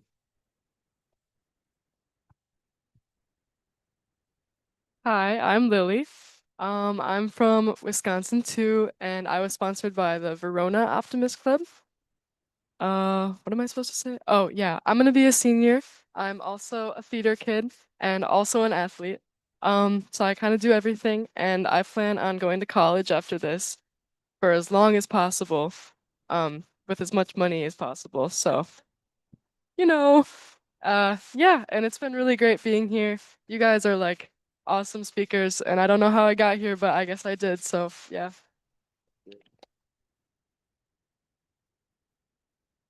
Hey there, my name is Evan Cass. I'm from Montana, and I was sponsored by the Big Sky Optimist Club.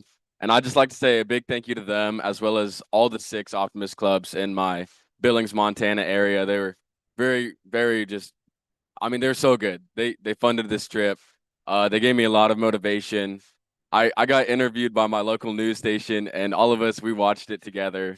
And I'm the first kid from Billings to be here, so it's just very cool to represent my state, and great opportunity. Yeah, like it's been said, I love the Optimist Club. It's so good. I'd also like to say thank you to my parents for coming, as well as my sister, and just thank you to all my friends back home who supported me. I'm going into my freshman year, so I'm not exactly sure what I want to do with my life, but a goal I have is to maintain a 4.0 GPA throughout my freshman year. So that's kind of my aspiration for right now.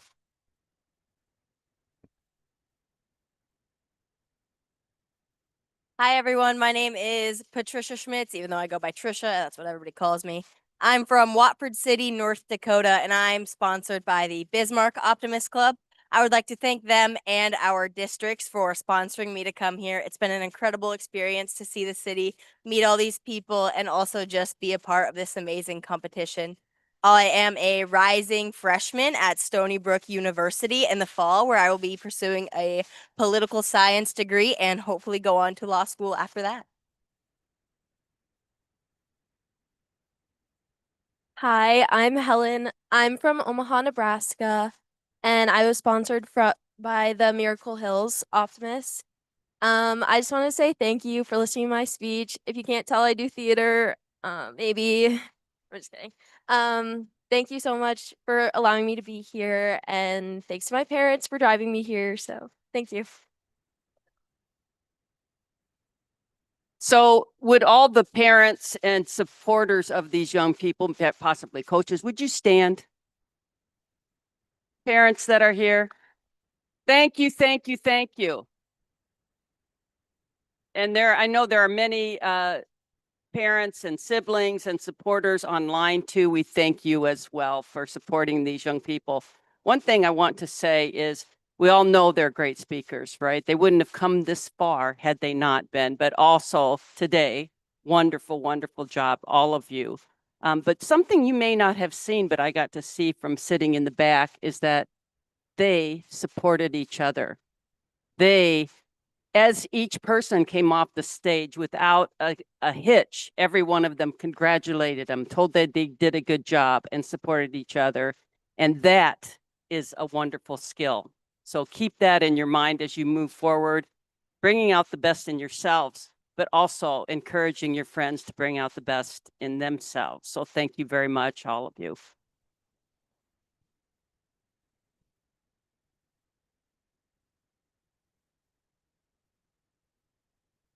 Yeah.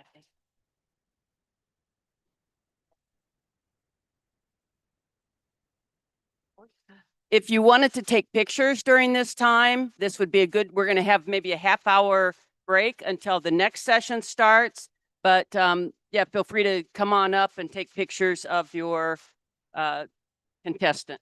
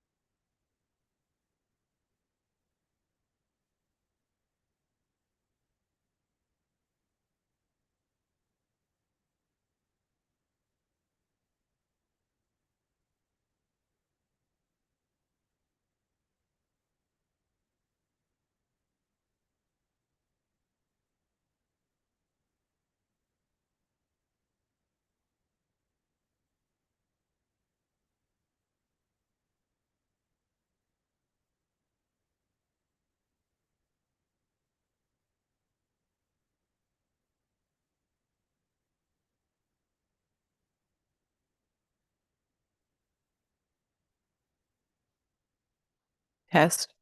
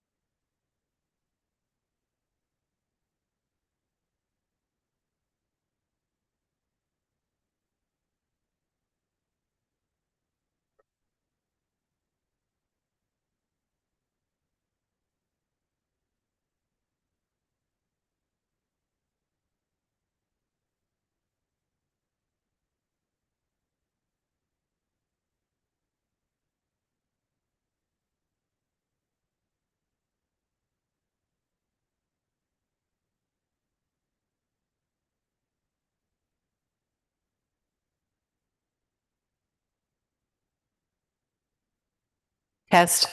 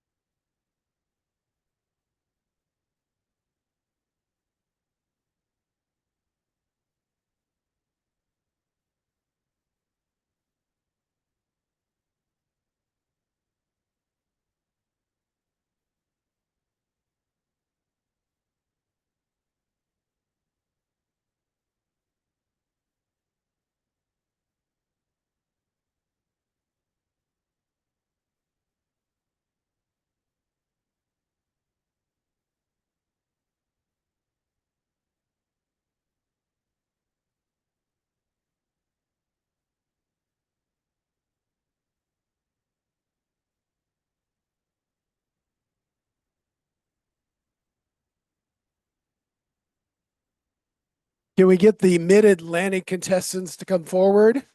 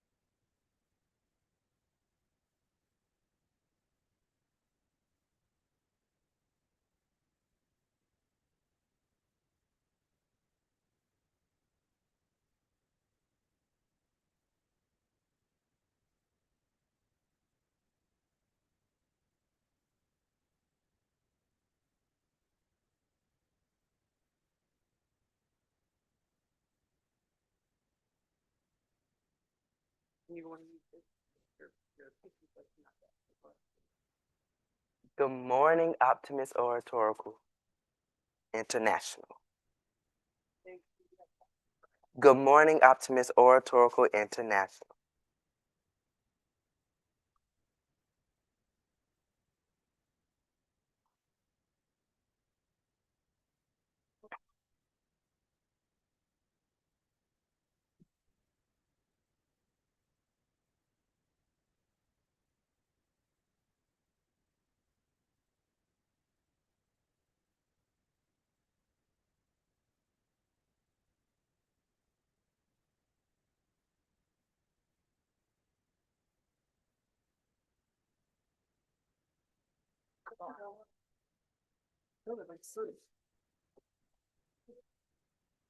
Great.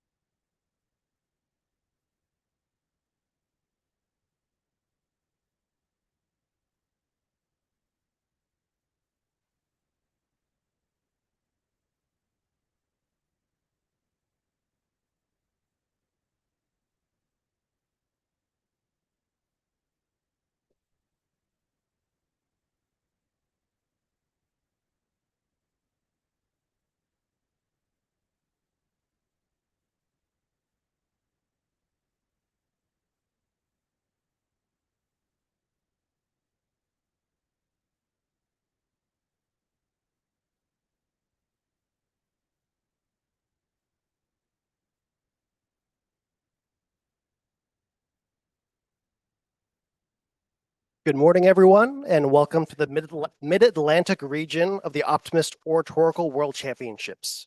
This region features contestants who will be representing the Atlantic Central, Kentucky, West Virginia, Capital Virginia, Maryland, South Delaware, North Carolina East, and North Carolina West Optimist districts. Our speakers drew for their speaking order last night and have been assigned a letter from A through F. We know you're here to support these incredible young voices, but we kindly ask that you hold all of your applause until the end of the round to ensure that each contestant can present without interruption. And for those of you who are joining us online, we invite you to stay with us through to the conclusion of this region. After the final speaker, we'll be introducing each of the contestants, and they'll share a little bit about themselves. Thank you, and with that, we'll begin with Speaker A. Good morning, Optimist International.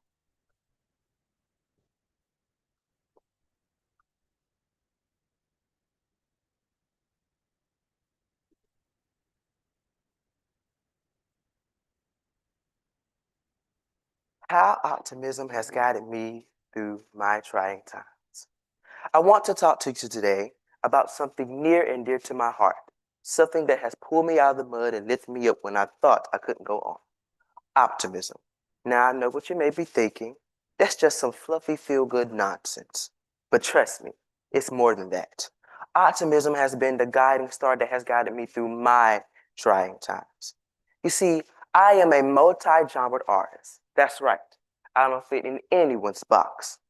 I'm also a middle child and a church boy. And you know what that means. And just a natural human navigating this thing we call life, which is not always an easy walk in the park. Growing up in a Christian strict household meant walking a tightrope. Every word, every action was carefully scrutinized. Imagine having to hide your feelings or hold your feelings to avoid judgment, criticism, or maybe even pain from your loved ones. And me, I'm outspoken, curious, courageous, and empathetic. And that's just the tip of the iceberg. Trying to be me with the confines of my family dreams was very traumatic, and it was a battle. Although I love lifting up spirits, singing gospel, that's what my family began to start thinking that's what I will only do. They tried to box me in. And sadly, I believed them. I boxed myself in, and I became insecure, letting their opinions dim my light. But I realized, why do I have to be who they think I should be? I can go beyond the horizon of who they think I can be and become my own person. And that's the model I started to live by. Then there's the middle child thing. And the middle children in the house, y'all know the struggle. We often struggle with being overlooked and not getting the right attention. Even when I got attention, it wasn't the right kind of attention. I remember one day with my sister's graduation party, all I could feel was like I was losing her.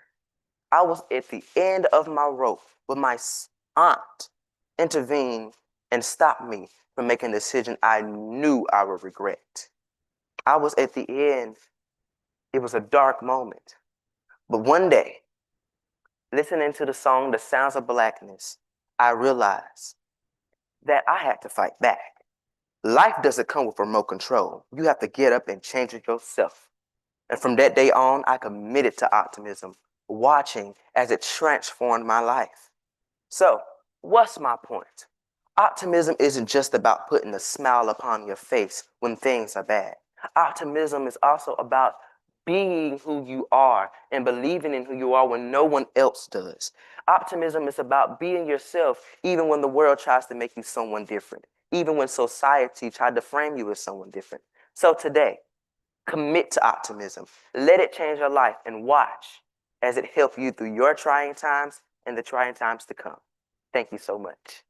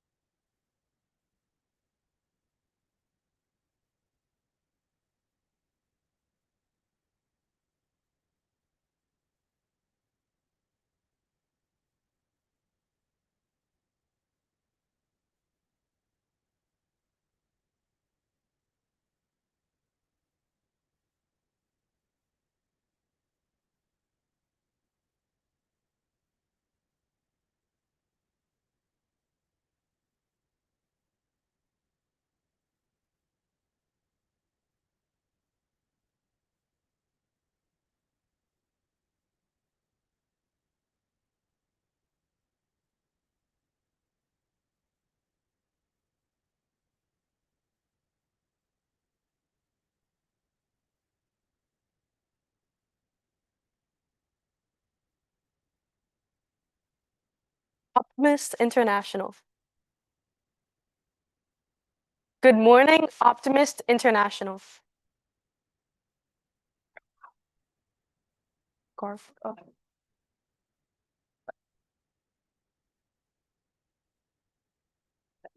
Good morning, Optimist International. Good morning, Optimist International. Okay, we will continue with speaker B.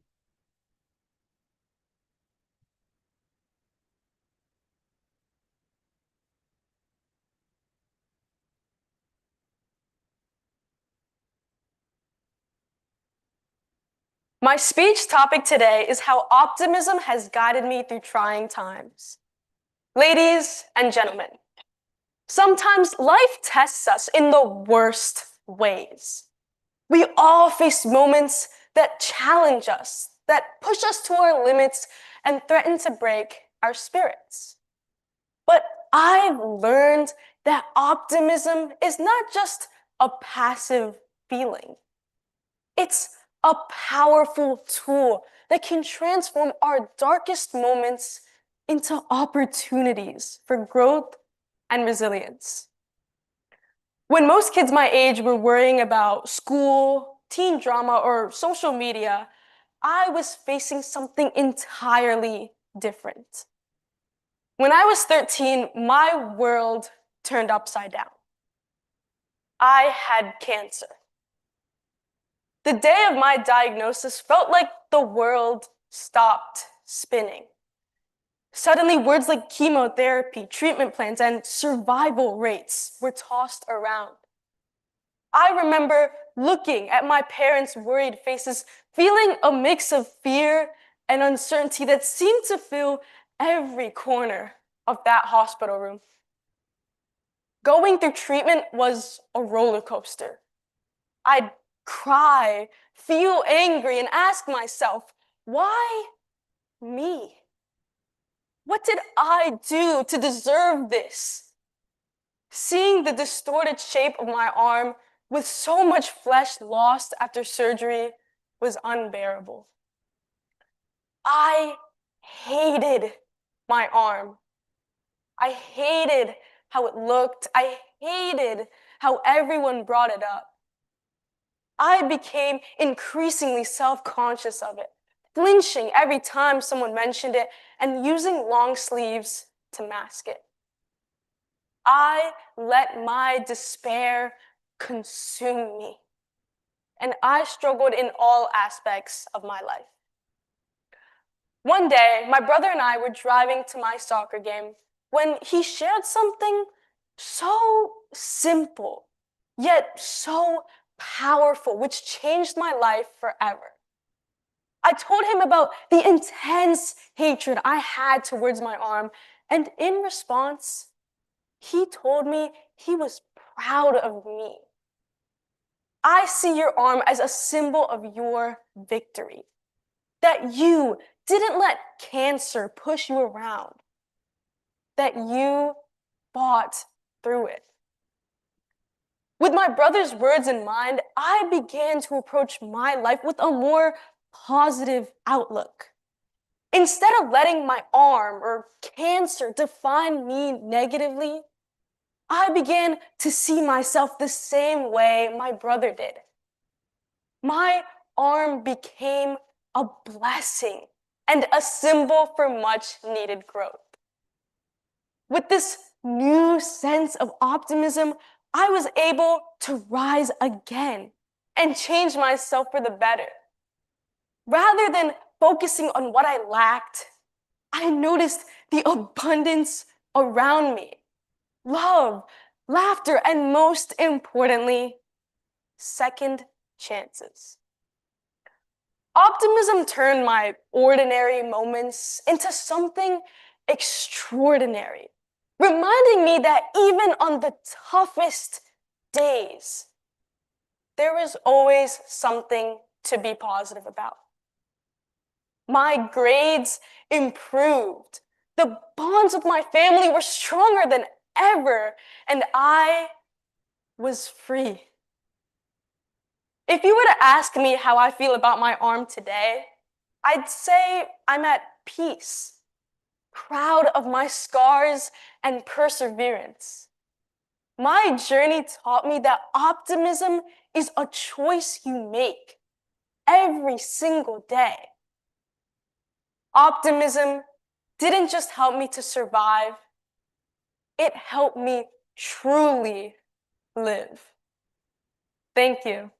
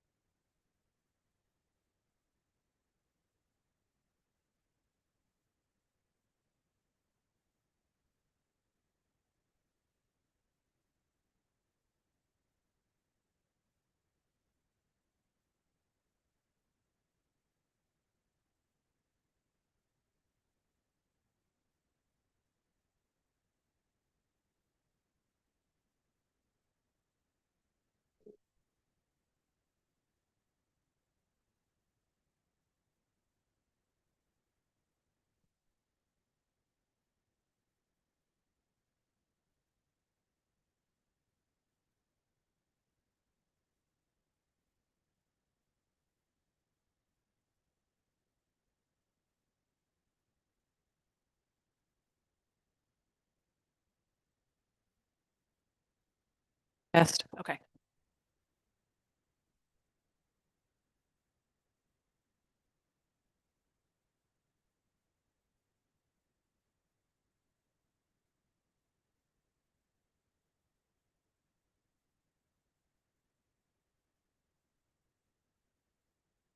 Fun fact, this is the quietest optimist event I've ever been to. Usually somebody's trying to raffle stuff off.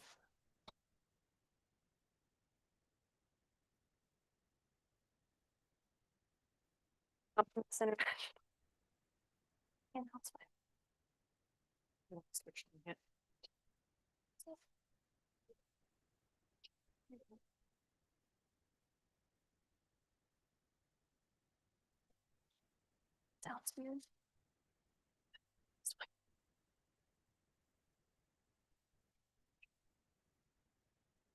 Try one more thing. Okay.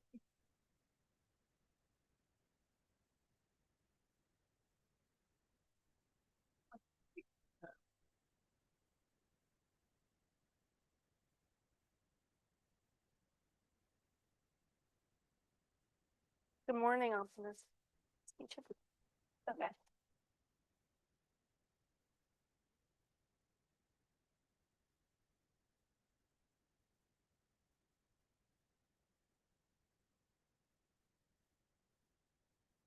Slight technical difficulties.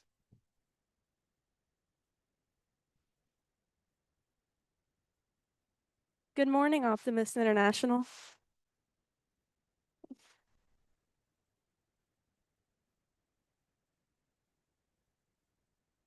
Good morning, Optimist International.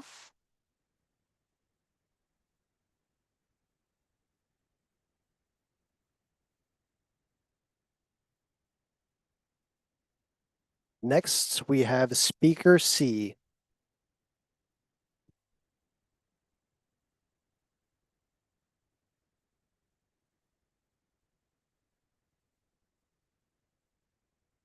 How optimism has guided me through trying times. One thing about me, I love roller coasters. There's no such thing as a coaster too big or too fast. I'm not quite sure what guides me to them though, whether it's the adrenaline factor or the idea of a challenge, but what I personally think it is the certainty factor. A roller coaster runs the exact same course every single time. You always know how many loops there will be, whether it's going up or down a hill. Everything about a roller coaster is set in stone. It's predictable, which unfortunately tends to be the opposite of life. But before I get too far ahead of myself, I want to preface with something. I have never considered myself to be your stereotypical optimist. I know what you're thinking. Who starts off a speech about optimism with saying that they don't consider themselves to be an optimist? Me. Hi. Well, there's a multitude of reasons for this. The main one being is that I consider myself to be a brutally honest individual. I like to tell people things as it is, and I'm not a big fan of sugarcoating. And I never used to believe that optimism and honesty could be compatible. And you know what? While I'm at it, I used to think that optimism was kind of dumb. I thought it was meant for those fake people that wanted to tell you some level of happy crap that just wasn't true. Before I get too far ahead of myself, let me tell you my story and I'll show you how my views on optimism have changed. As a child, you're told the probable route of your life. Go to school, college, get married, and live happily ever after. That's not usually how things end up going, though. Sometimes when you think you're going to go left, you go right. Just like how I thought my family was fine until it wasn't. Some things in life are unpredictable. I could have never predicted my parents' divorce. I could have never predicted my mother would lose a fight to alcoholism. I could have never predicted that my world would be turned upside down within a matter of days. Unfortunately, I learned the hard way that there was never any certainty to my life. Instead of focusing on what I couldn't control, I chose to lean towards what I could control. I focused on my studies, my sports, and the friends and family that supported me along the way. You see, when you're on a roller coaster, you have to trust. Trust the coaster, trust the tracks, and most importantly, trust the safety mechanisms. Trust is such an important part of my life. I would have never survived the twists and turns of my life without the people that I rely on and trust. My dad is my seatbelt. He holds me tight and gives me the constant sense of security that keeps my head high and my morals higher. My grandma is my track. She checks up on me daily and ensures that my life is following the right path. My friends are the coaster. They're the ones that I lean on for support when I can't support myself. Together, they make me who I am today, and they follow me through my journey. It's hard to stay optimistic with alcoholism. Alcoholism is a difficult topic to discuss due to the intensity and complexity of the subject. The uncertainty of who you are going to come home to is an indescribable feeling. It's almost relatable to that first drop on a coaster. The anticipation of the slow climb to the top of the tracks makes your heart flutter with unease. Right before you drop, right before you walk in those doors, there is a fear, an incomprehensible feeling of nervousness and regret. Because you know as soon as you drop, as soon as you interact, there's no going back. Sometimes, however, this fear is unnecessary because we are greeted with an adrenaline rush that is like an instant relief. Sometimes you walk in those doors and you're greeted with a friendly, overly chatty, loving person. It's the fear of the other side that establishes the never-ending anxiety that constantly haunts you. I know I had a unique way of starting off this speech. Not many people would start off a speech about optimism with saying that it's dumb and it's not who they are as a person. But let me explain. My perspective on optimism has changed. My definition of optimism has changed. Optimism isn't those fake people that want to tell you some level of happy crap that's not true. It's a mindset. It's a way of living. I didn't change my personality to be less blunt. I'm still just as honest, but things aren't the end of the world for me anymore. In the end, I know who I am. I am a positive person, And I choose to live with optimism, even if it isn't your stereotypical definition. Thank you.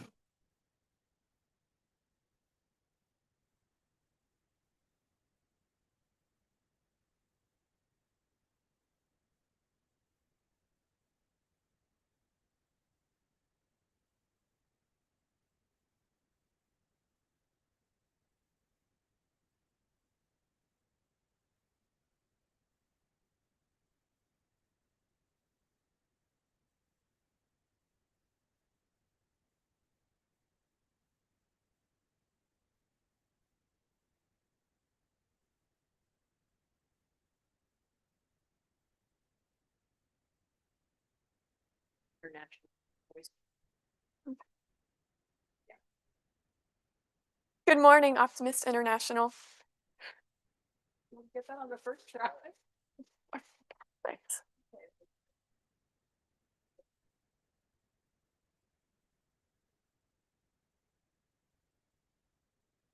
Now let's keep things rolling with Speaker D.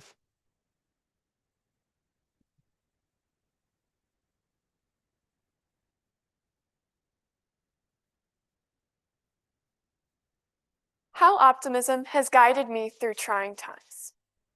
When I was younger, I was not very good at social interaction. Now, I do not mean that I was shy.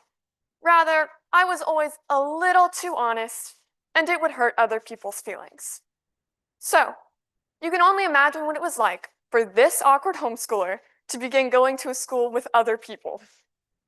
I was terrified that I was going to say something wrong and be alone for all 7 years of middle school and high school. I soon realized that was a bit of a worst case scenario. Within the first 10 minutes of being dropped off, I had already made several new friends that I am still very close with today. It turns out I was only really worried because I did not know what the future held. Fast forward a few years, and it is fall of last year. I have been a competitive swimmer since I could walk. Despite this fact, however, I was never very good at it. I told myself I was always going to be slow, yet still decided to join my school's swim team. During the very first practice, what I had thought were my limits were completely blown away. And all of a sudden, I realized I had a choice: to stay where I was in a poor mindset, or to believe in myself. I chose to believe in myself. And you will never believe what happened next. I still do not. Throughout the season, I broke several school records and became a very fierce competitor. I was also able to build many new relationships with my teammates, none of which would have been possible without me believing in myself. Truth be told, the first step in doing something difficult is not about being able to do it. It is not even about practicing it. It is just about believing that one day you will be able to do it. Optimism just makes life so much more enjoyable. A few years ago, I could hardly live with myself because I would tear myself down in ways that only I can. If someone else insults me, it's not going to affect me even half as much as if I insult myself. What we tell ourselves is what we believe. And sure, someone else may give you the idea for an insult, but you decide whether or not you actually believe it. I would point out all of my flaws and begin to stress over them because I felt like I had to be perfect all of the time.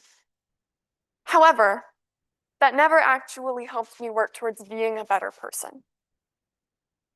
What did help me was giving myself room to breathe and grow instead of constantly attacking myself with insults. The day I finally accepted my flaws was the day I realized I truly am my own worst critic. Now I know that I will never be perfect, and that is okay, so I have no reason to worry about it. I have learned many important lessons throughout the various experiences in my life. The most important of these is to believe in myself and my future. and know that I can do anything I put my mind to. I may not be a brain surgeon or a rocket scientist, but one day I might be. I know that whatever my future holds will be perfect for me, so I have no reason to worry about it. And as for right now, I'm going to continue chasing my dreams and doing what I love, because there is no sense in waiting around. With the help of optimism, I can finally face my future and catch my dreams. Thank you.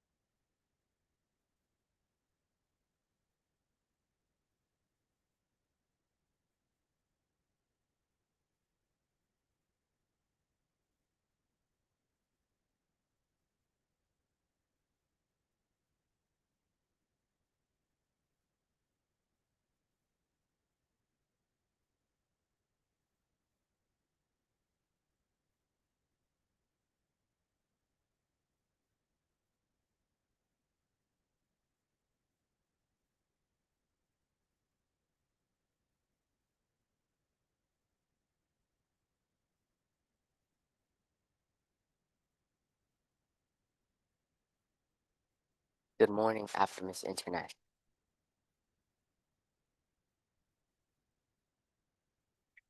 Good morning, Optimus International.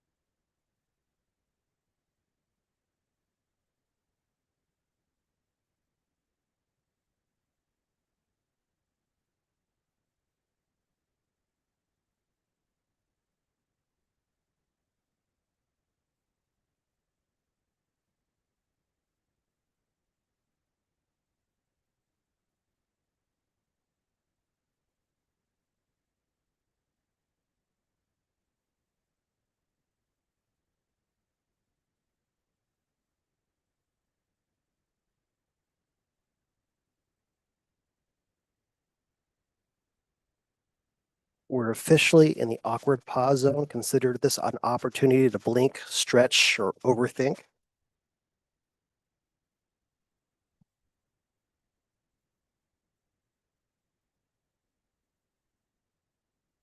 Good morning, Optimus International.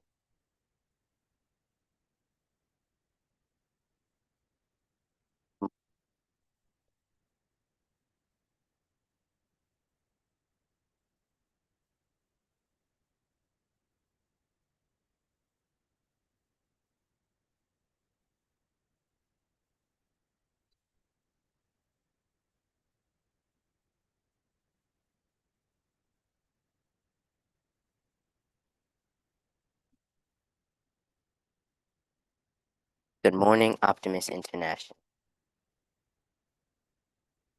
Good morning, Optimus International.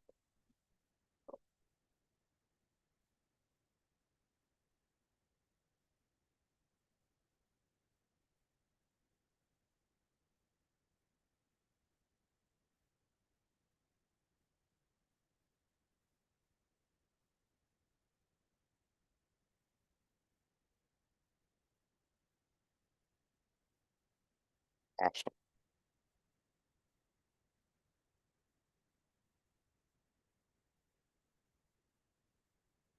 Morning, Optimus International.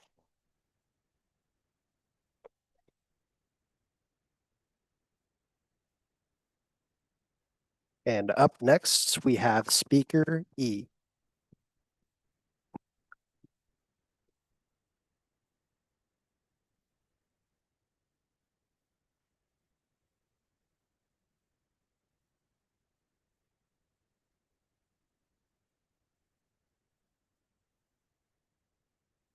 How optimism has guided me through trying times. When I first heard the topic of this speech, my mind raced with a million ideas. But one stood out: the power of optimism. What is optimism? It's not just seeing the glass half full, wearing a smile during tough times.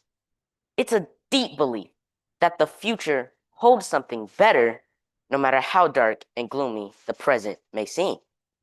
You may think it means hoping something, but it's actually quite different. Hoping means you have a 50% chance of winning something, and you're hoping for that chance to go to you. Whereas believing means you know what will happen. You are unstoppable.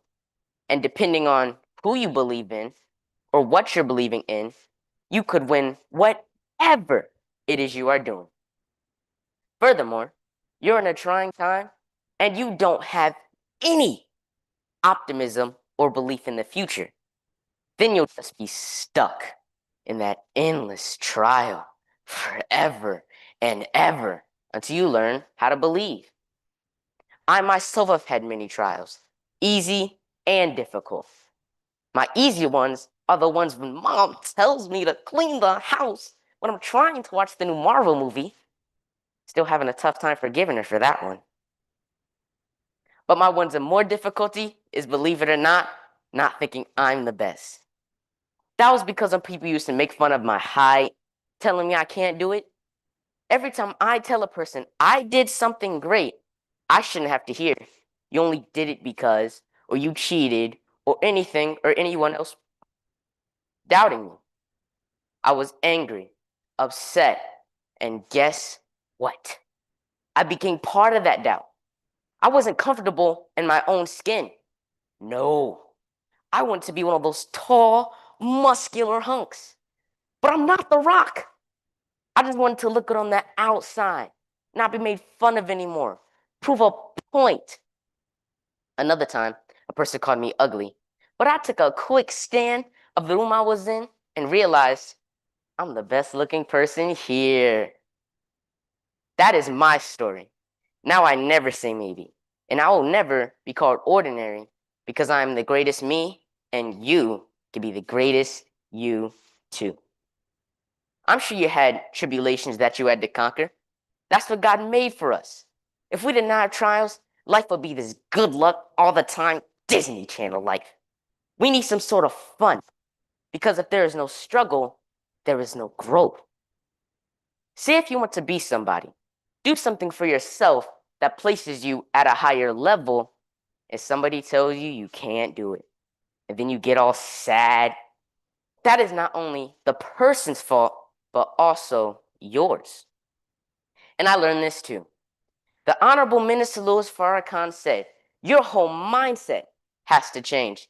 If you want to conquer in a world like this, you need to have the mind of a conqueror. A conqueror leads. A conqueror is optimistic. And when that conqueror is optimistic, that conqueror remains victorious. Like I said, if we cannot master those trials of ours and grow from them, we will just keep getting that same trial because we do not know how to conquer them. People made fun of my height plenty of times. That's a struggle, and I can grow from it. Well, I think grow from it's the wrong phrase to use in my scenario. But let's think about what can happen when we have optimism as a team. As I once heard before, we win together, we lose together, we celebrate and we mourn together. And defeats are softened and victories sweeter because we did them together. So when we have optimism as a team, we inspire the others on our team. They believe in themselves, which makes your team strong. Some might say, united we stand, divided we fall, but I believe it's united we stand and united we fall. Because like the quote says, we win together and we lose together. So when we lose, we have optimism. When we win, we have optimism. This trait needs to be with us at all times. Every single second of the day, we need to have it with us because I'm sure everyone wants to have a good day, right? Trust me, I know I do. So the point I'm trying to make is that optimism guided me through trying times. And if you apply it to your everyday situations, you can be guided too. Thank you.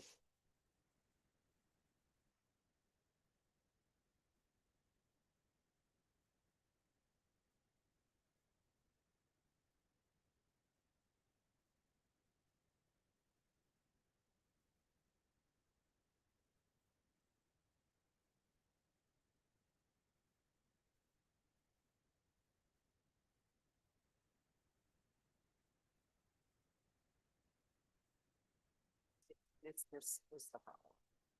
Okay. Want to put this on your waistband? You want it to go in Yeah, your can you put?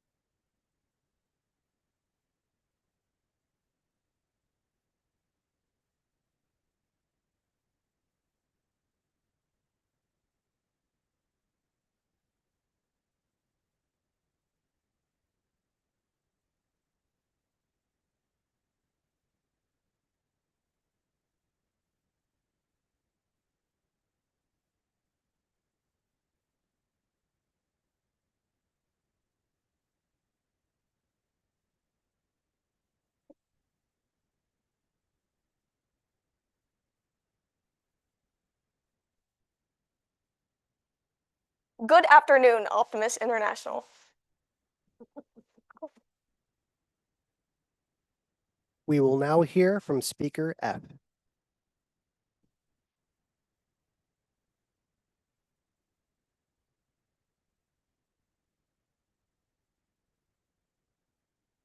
How optimism has guided me through trying times. When I first read that sentence, I thought I'd be in for a rough few months. I found it difficult to write about myself.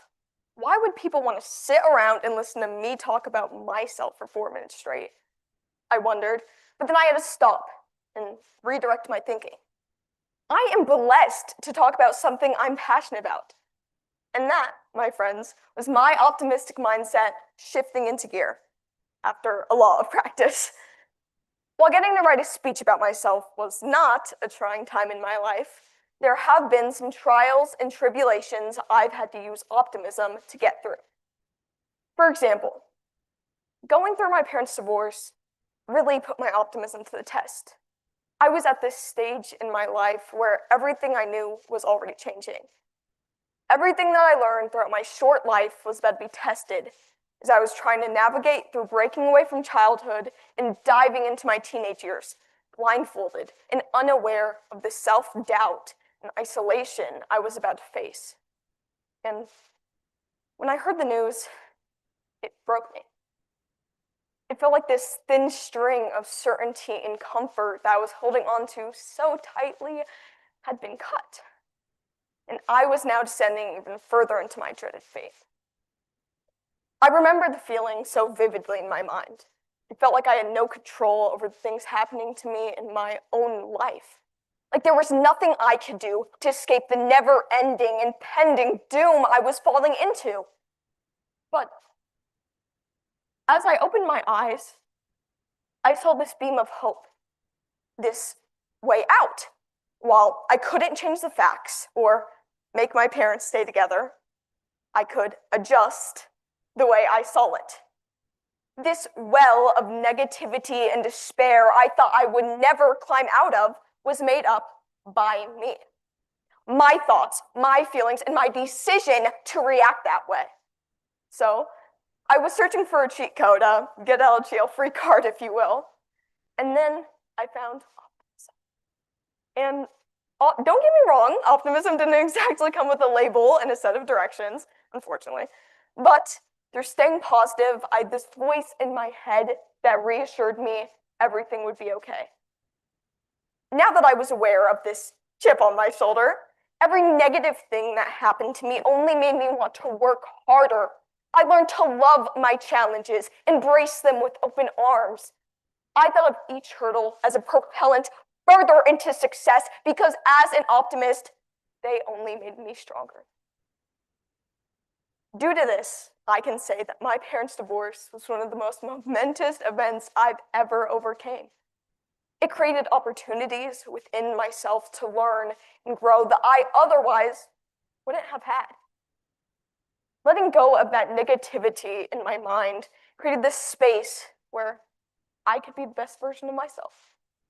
So, this life that we are currently living is what you make of it.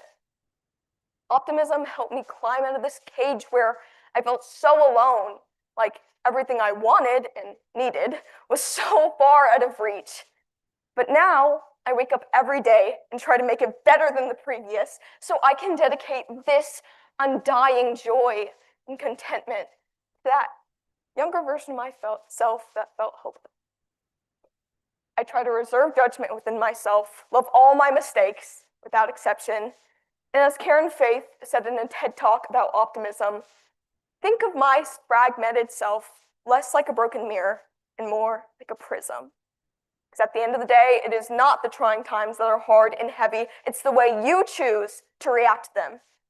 Optimism saved me, and it will save you too if you let it. Thank you so much.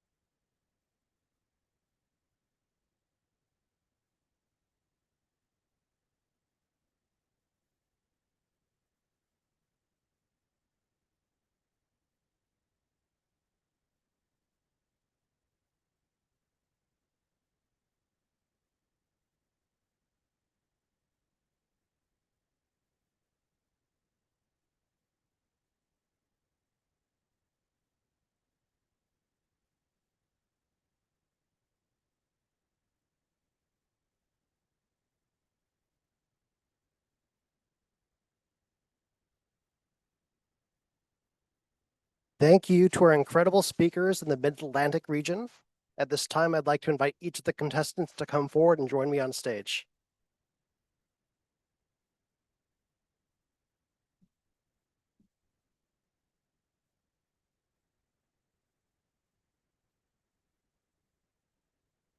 We'd love for you to get to know these outstanding young individuals a little better, so I'm going to be passing the mic down the line and ask that each of you introduce yourself, tell us where you're from, which Optimist Club sponsored you, and then if you'd like a quick shout out to any friends and family here in the audience and those watching at home.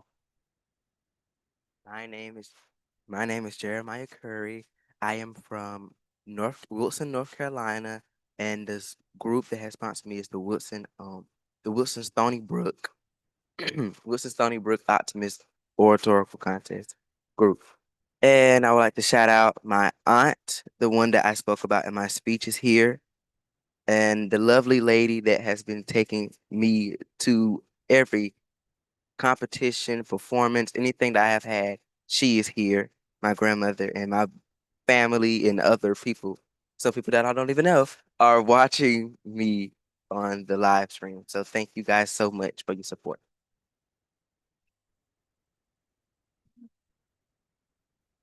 Hello, my name is Joanne Augustine. I'm from Fairfax, Virginia, and I was sponsored by the Fairfax Optimist Club. A few people I have to thank is my lovely mother over here, in the back. My brother and my dad watching online. Hi, guys. I also want to thank my sponsor, Miss Grabowski. She is a lovely lady who has known me and my family for a very long time, and she sponsored me and she's given me so much support. And truly, I have nothing but kind words to say to that woman. And everyone who has helped me during my journey of battling cancer. I truly have so much love for you all, and thank you all so much.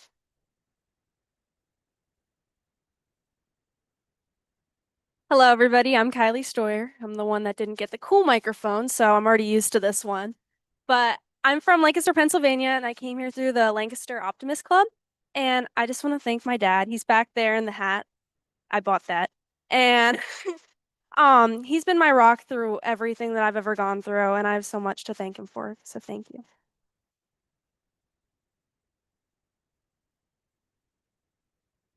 Hello, my name is Elise Smith. I am from LaGrange, Kentucky, and I was sponsored by the Louisville Optimist Club. So that's pretty awesome. Hello, everyone watching on the live stream. Good to see you. I'm here with my family. My father, mother, and brother are here in person, and my two sisters watching online, as well as my English teacher who convinced me to join the speech team, Miss Goodlet, also watching online. Hi. Yeah, that's me.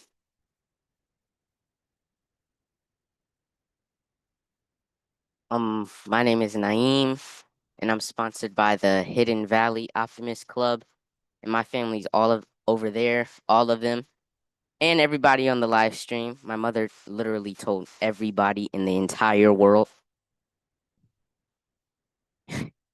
And I guess I'd like to say thanks to them and the sponsor, and I guess that's it, right?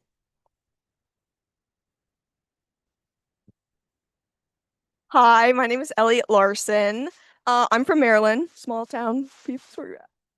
I'm sponsored by the Ocean City Berlin group, Optimist. Thank you guys so much. I'm here with literally half of my family. Thank you guys so much for coming. I have so much gratitude. I want to say thank you from my teacher who flied all the way out here. I literally couldn't have done it without you. You take all my nerves away. Also for my friends at home, Chloe, Justin, Lily, Hayden, Olivia, Alex. I think I got everyone. I love you guys so much. Thank you.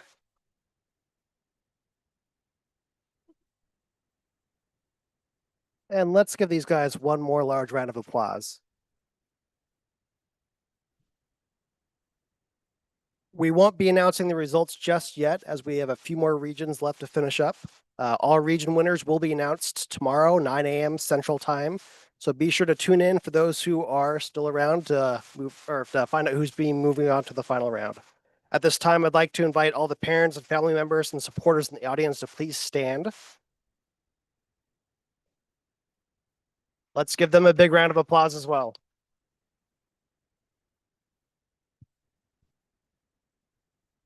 And everyone watching online, thank you for being a part of this moment. Your encouragement truly makes a difference.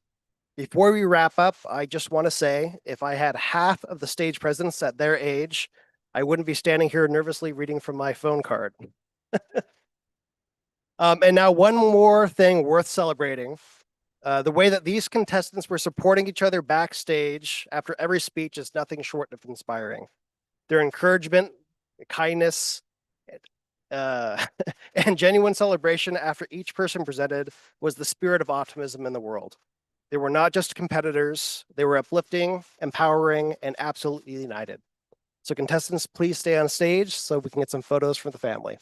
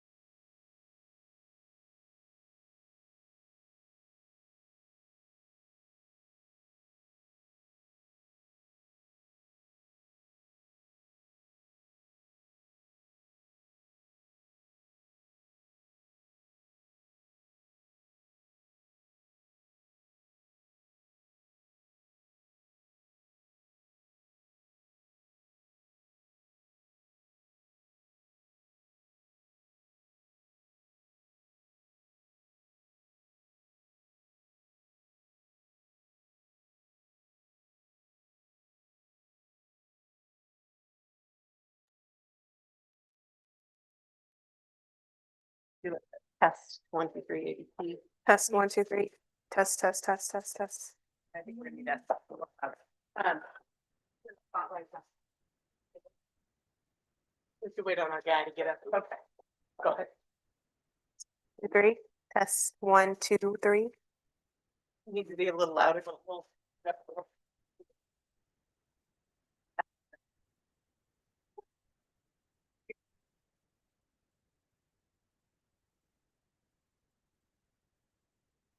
Test 1, 3. Is that better? So that you don't have to be silent.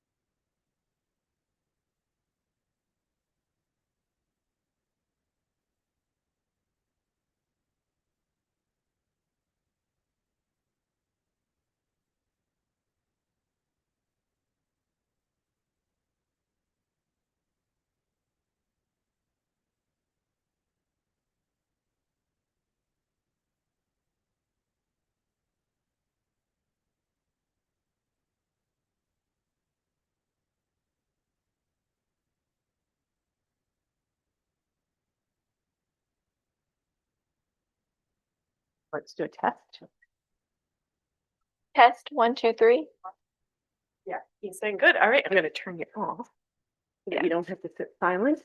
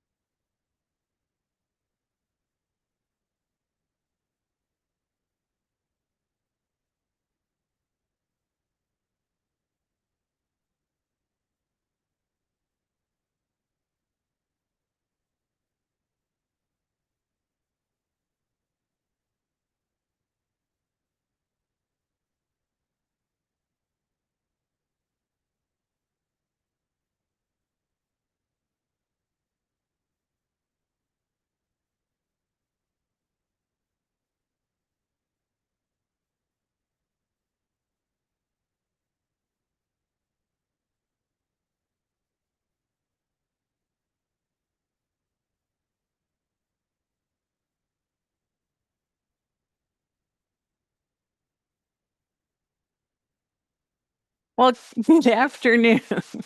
I was directed to start talking.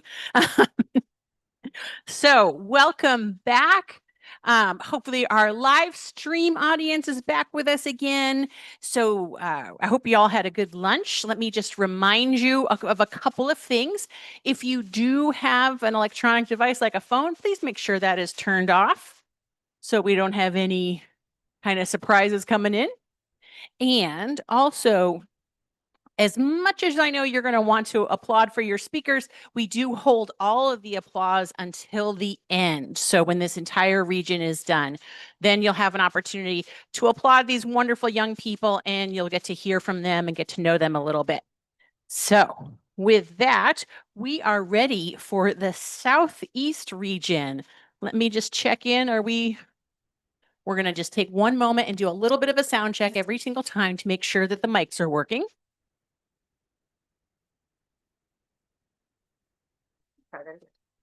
Testing. Could you hear her back there? Testing. Okay, speaker A.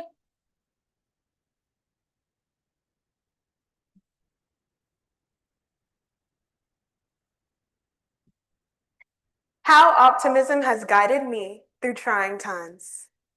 Matthew 25, 35 through 40. For when I was hungry, you gave me something to eat. I was thirsty, and you gave me something to drink. I was a stranger, and you invited me in.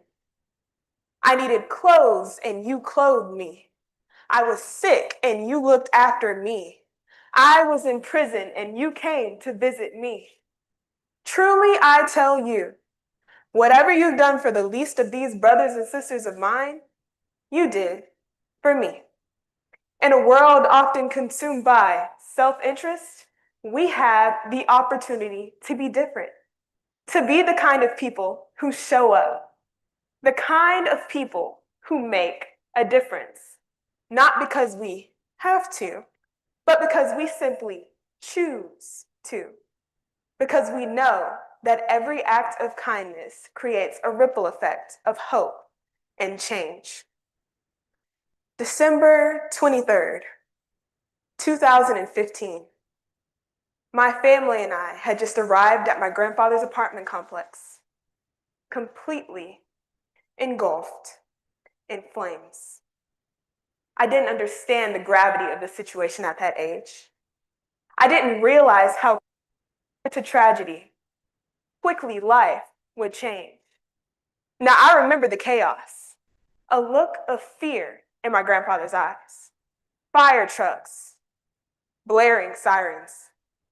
My grandfather stood with nothing but his bike and the clothes on his back. But over the next few weeks, our community came together to support one another, finding new homes for the people who lost everything in that fire. You see, when people come together, even in the face of disaster, there is hope. But helping others should not only be about acting in emergency situations. No, all around us, our neighbors, our classmates, our teachers, those we see when we walk down the streets, there are individuals needing help daily. Perhaps they are family members who may have just lost their homes to fire, or people sleeping under a bridge without a home to lay their heads. Whichever it may be, we are at liberty to make any given situation a little brighter with our response. Now, I remember 3 little girls we helped the night of that fire. They were ages 10, 8, and 5 years old. We took them to get their hair washed, conditioned, and styled. We held clothing drives so they could rebuild. And to us, they were small, small acts. But to those little girls, they were life-changing because it gave them hope. It gave them the sense that somebody cared. You see, helping others is not only about the great gestures, but about kindness, empathy, and the will to do what one can with what one has. Being optimistic is not about ignoring the hardship, but about choosing to focus on what can be done in the face of it. It's about seeing a need and choosing to fill it even when it may seem inconvenient or uncomfortable. It's about recognizing the humanity in others and acting in a way that reflects our shared responsibility to care for one another. So today I'm here to ask, what can you do to help someone else? It doesn't have to be big. It can be as simple as listening to someone who doesn't feel heard, or sharing a meal with someone who is sick, or simply standing up for someone who feels invisible. As I look back on that night, I don't just see fire and fear, but I see love and resilience in what came after. Let us commit to being the change we want to see today, not tomorrow or next week. It is in our hands that this power of making a difference lies. And when we use that power, it lights a fire of which does not burn, but brightens the lives around us. Thank you.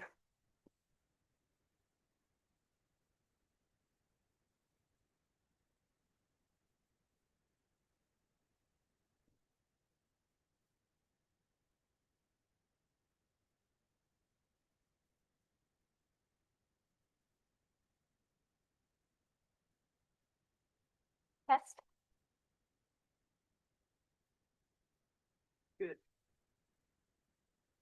Good morning. Good afternoon.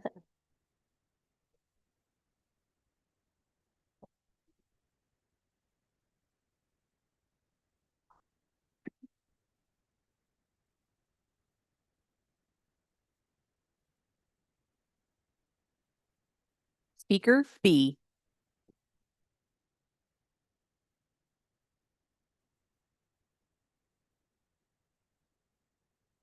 How optimism has guided me through trying times. It's not looking good for the kid. If a job is worth doing, it's worth doing it right. Be mentally tough. Papa is a no-nonsense kind of guy. He's 6'2", bald, and very wise. After growing up in South Dakota and serving in the Air Force for 23 years, he's become quite the character. We call him Bear.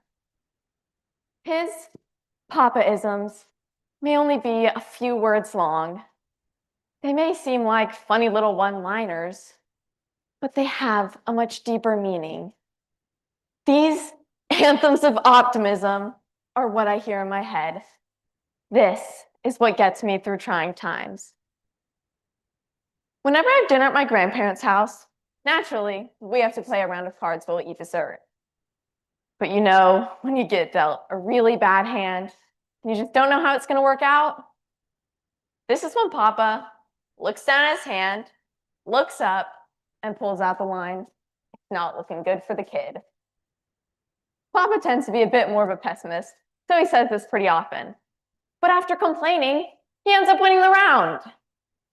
So he says there's this turning point in the game where he sees how his hand can actually work out. Instead of folding his cards, he plays the deck. Papa was right.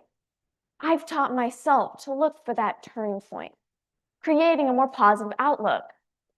So when you're dealt a bad hand in life, you can stay optimistic and overcome.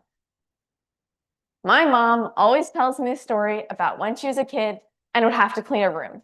She just shoved everything under the bed and hoped my grandparents wouldn't notice. They noticed.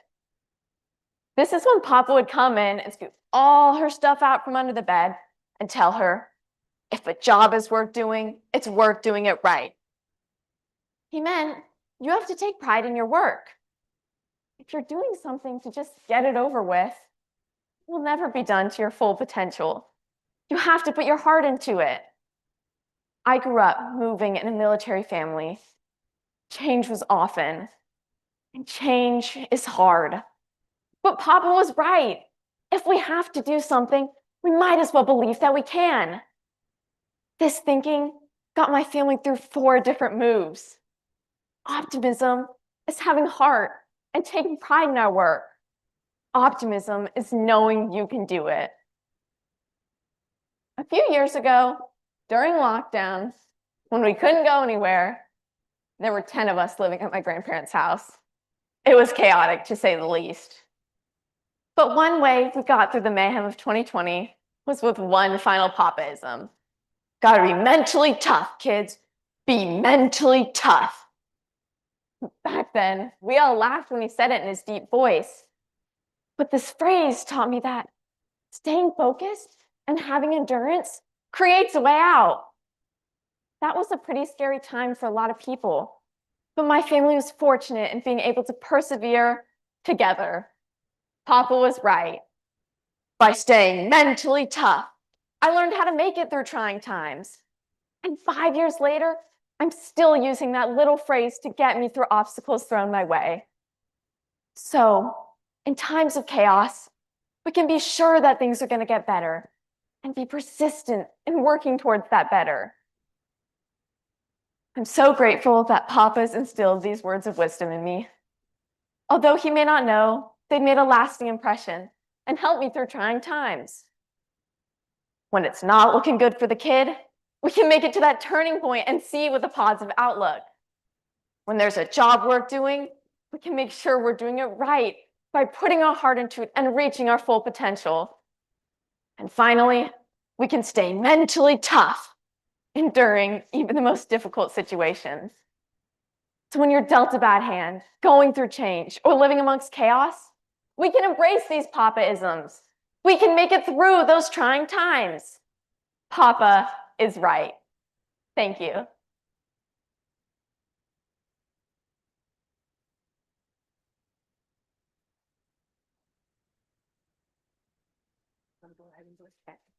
Check, check, testing. I guess.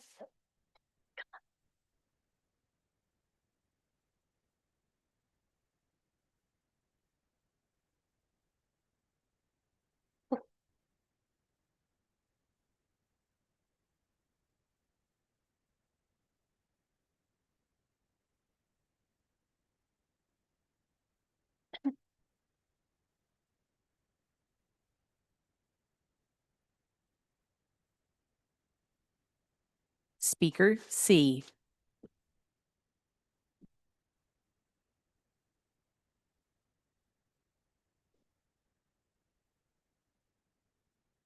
How optimism has guided me through trying times. Sit back. Let me take you on a journey with me. Can you recall your teenage years? All the pressures to fit in, to be normal like everyone else.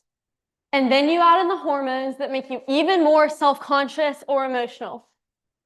While many of you may have grown up with social media, others of you grew up without even the internet. Your form of playtime was riding your bike or running the streets with your friends. The only time you could compare yourself to someone was if they were right there in front of you. Well, now, drop yourself in this generation of a constant and incessant stream of comparisons, constantly flooding your brain with a non-stop flow of what others look like, what others are doing, who others are friends with, and so on and so forth. For a moment, imagine this. Imagine that pressure of trying to fit in with an AI depiction of what reality looks like. You can't. You just can't compete with perfection. But as teenagers, we don't know that. So we continue to strive to be just like this auto-generated life that others are posting. But there's one small catch. You happen to be the one person in your entire school afflicted with uncontrollable seizures. I'm not sure if any of you have witnessed a seizure or not, but let me tell you from far too much experience, it definitely isn't the picture-perfect Instagram or Facebook-worthy image that all teenagers are hoping for. My face is pulled and contorted in a fashion that is nothing short of a monster in the worst horror film. My arms and legs are contracted stiff as a board, and that is all before the uncontrollable shaking starts. That look, coupled with the sound of me gurgling, drooling, for one breath to allow oxygen to my brain so I don't die? No pressure, right? The only reason I can talk about this so publicly and to continue to attend school after looking nothing short of a freak show is my sheer optimism that I have gained and strengthened during this affliction. I figured I have two choices. One, I could think negatively, like the doctors can't help me, the medicine won't work, the kids at school will talk about me, and better yet, laugh and make fun of me. Or I could pick myself up and decide to be optimistic, that the doctors can help me, the medicine will work, that if someone at school mocks me, there will be one kind, brave soul to stand up for me in my absence. I'm happy to report that after months of feeling sorry for myself and asking, why me? I decided to be optimistic, to feel confident that I would be treated and cured of this debilitating affliction. Because like author Robert II said, the struggle you're in today is developing you for the strength you will need for tomorrow.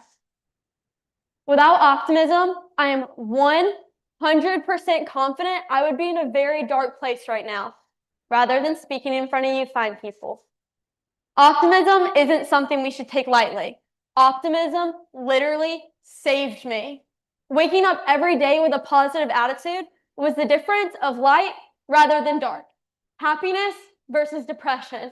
Making that choice and it is a choice to choose to be happy and optimistic every day, well, making that choice can change your life.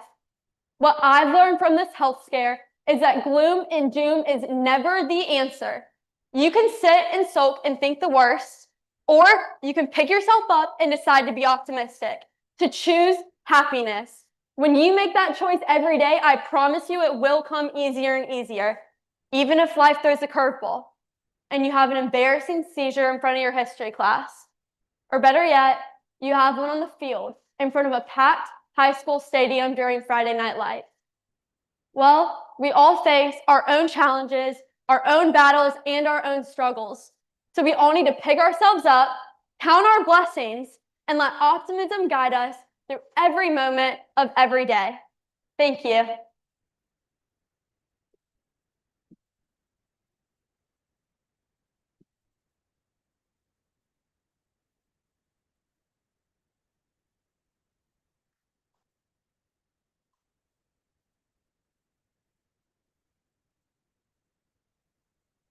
Testing.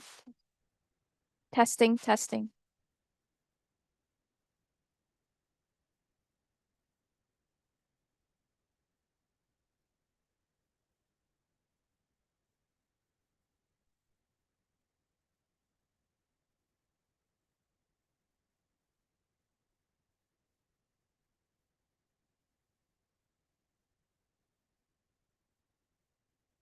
Speaker D.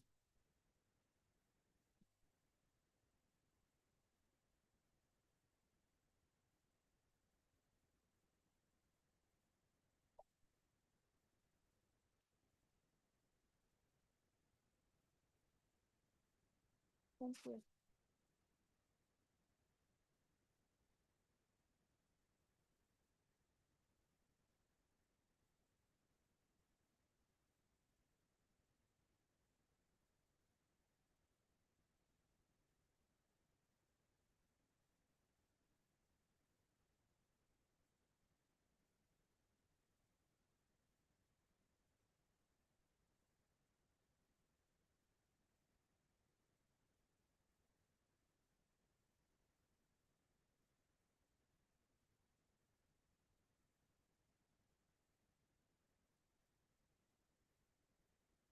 How optimism has guided me through trying times. If communication is said to be key to social connections, what happens to a child who goes against the grain in doing so? A privilege and a source of optimism is my answer. People who have known me since young often describe me as shy or introverted. I grew up in a foreign language primary school, seeing others speak freely in the dominant language, a language I was still struggling to master, often created a distance between me and my peers. Whenever I tried to speak, I'd stumble over my own words. My slight accent made me gain attention wherever I went. I had a secret.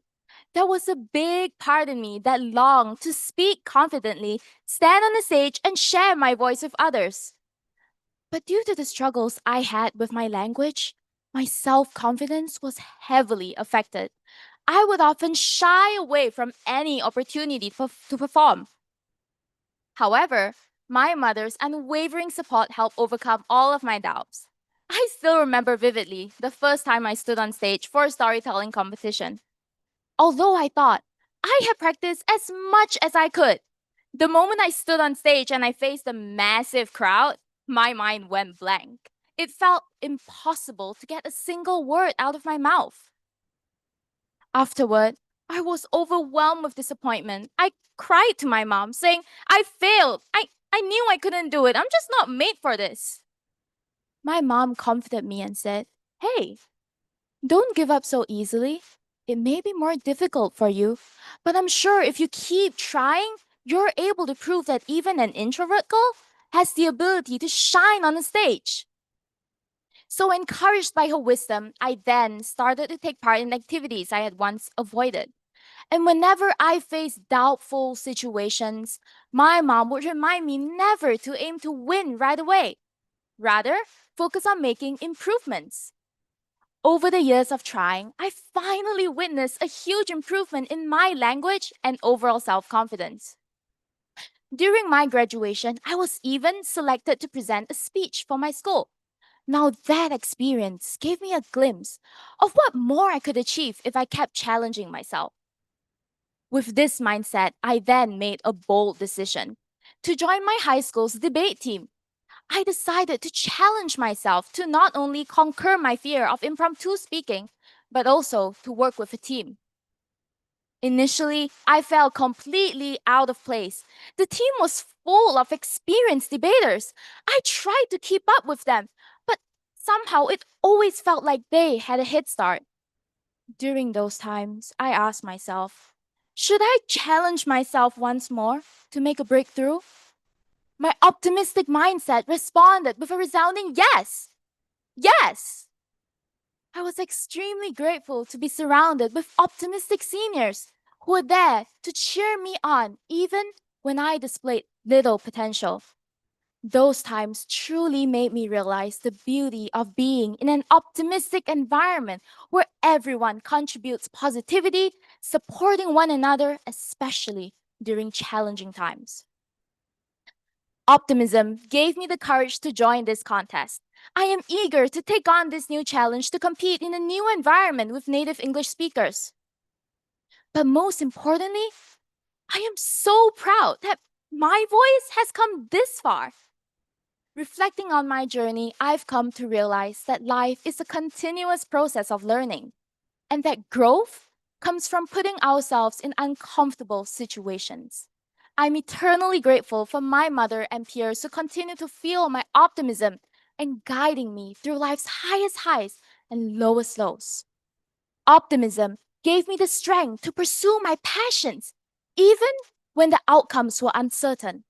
I believe this is my strongest weapon, and it will be the key to many of my future successes. The pessimist sees difficulty in every opportunity. The optimist sees opportunity in every difficulty. Quoted by Winston Churchill.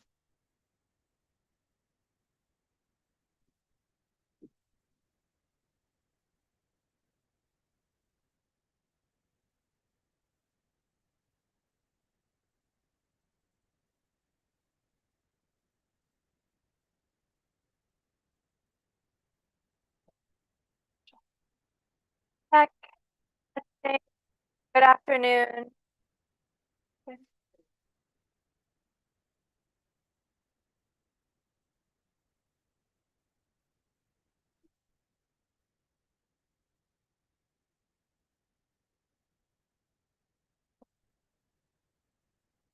Speaker E.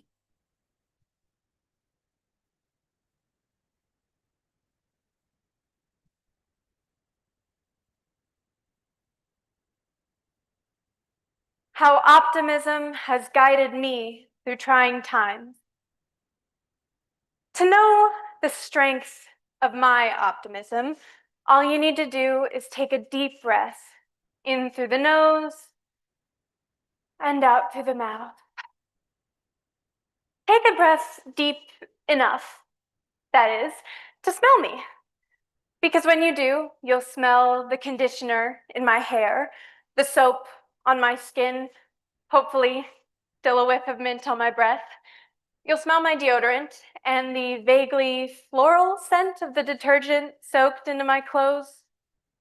Finally, you'll smell the layer of perfume that settles over all of it, making for an admittedly confusing blend of aromas that don't really match but still manage to smell good anyway. Smelling nice really is a wonderful thing. Now, all of these smells can be traced back to a particular point in time, whether it was when I did the laundry or showered, or when I got up this morning, spraying smells like a madwoman because even if I was going to be late, I was going to be late with a hint of vanilla. What I mean is, these smells are the results of choices I made. Simple actions that are easy to take for granted now, but to a younger me would have been monumental. When I was younger, even the smallest tasks seemed insurmountable. At 12 years old, I was diagnosed with major depressive disorder, something I had struggled with long before a doctor put a label on it. Back then, having an optimistic outlook on life would have felt naive. How could I hope to be better when I had never seen what better looked like? To me, everything had always been bleak and dull, and I felt powerless to change that. It's difficult to admit, but back then I let myself fall into neglect. I skipped showering and brushing my teeth. I felt helpless and hopeless, and it showed in every part of me. My complexion, my hair, my eyes. It's not as if I didn't notice it. I just avoided mirrors and let everything slide. No matter how disgusted I was with myself, I had no energy to fight it, and I felt myself just drifting. But something eventually shifted. It wasn't an overnight transformation, but a slow process of realization that even the smallest actions could add up. I began to understand that even the simplest tasks had value and were worth the effort. Over time, I came to see optimism not as wishful thinking, but as a vital part of being human. It gives us the momentum we need to keep going on and living. When I started looking forward with hope instead of backwards with regret, tomorrow didn't feel like a burden. It felt like opportunity. Laundry wasn't just a tiresome chore, it was the fresh feel of clean clothes you get to bury your face into when it's done. Brushing my teeth isn't an unbearable journey from my comfortable bed to the bathroom. It's more confident, toothy grins, and fewer dentist visits. You know what? Forget smelling me, that's weird anyway. Please don't do that. Just look at me. Standing here, speaking in front of all of you, it's proof of how optimism has guided me through trying times, because without it, without truly believing that things could get better, even for someone like me, I don't think I would be here. Optimism reminds me that positive change is always possible. Each small act of self-care became a tangible, pleasantly fragrant reminder that I had control over my own life, that I wasn't just drifting. I was actively choosing to move forward in order to feel better and be better. Maybe no one will notice the scent of my new coconut shampoo, but I do. And that's enough. Because my optimism isn't just arbitrarily hoping for a better future. It's my belief that I have the power to make that future happen, even if it's just one sweet-smelling spritz of perfume at a time. Thank you.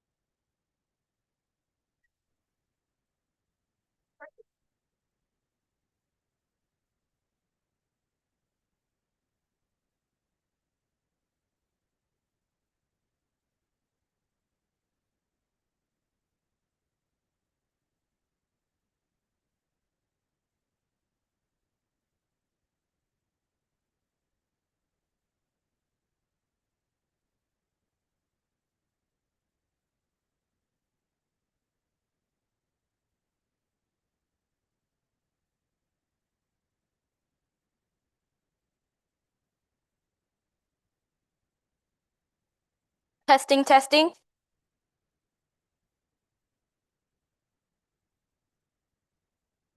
Speaker F.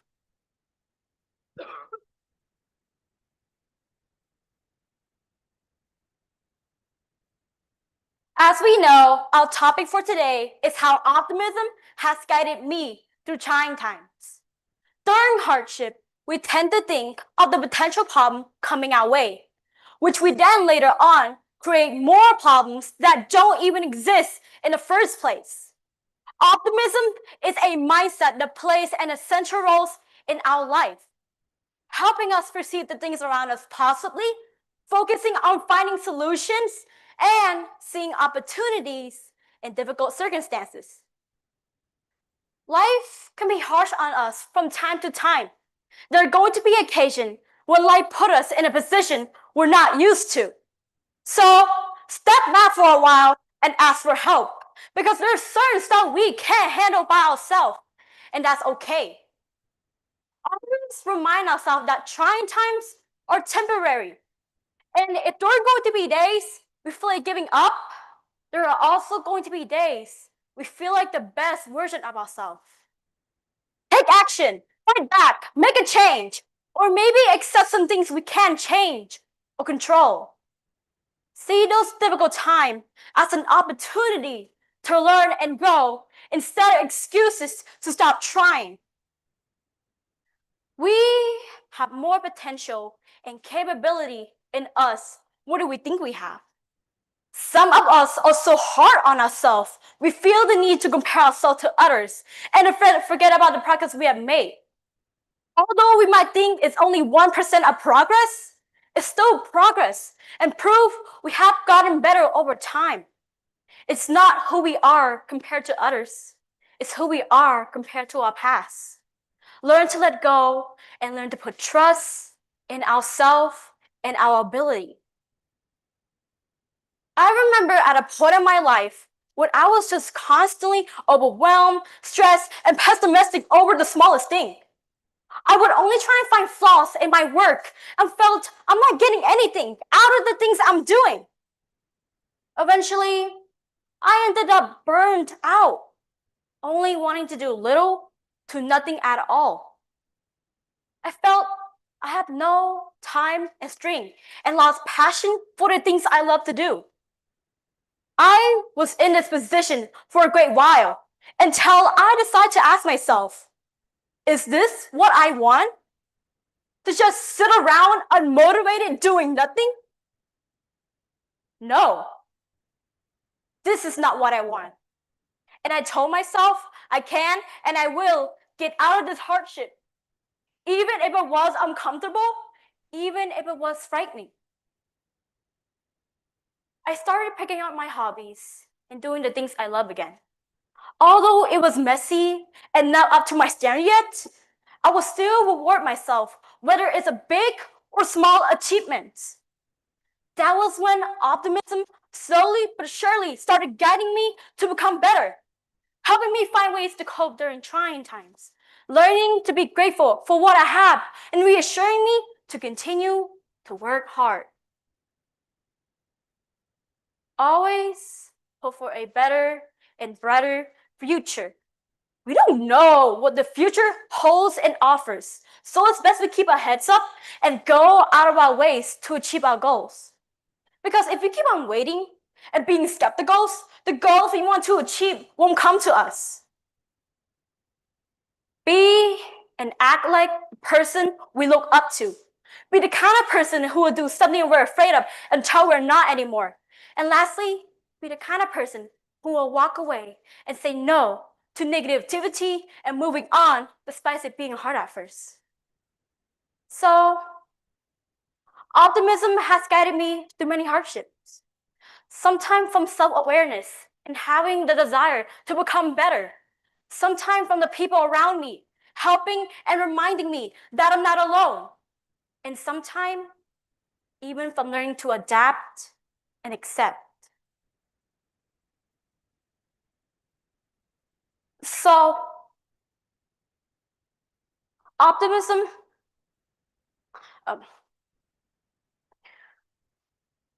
Appreciate everything around us, even if it's little. Appreciate ourselves, appreciate our loved ones, appreciate our work, and many more.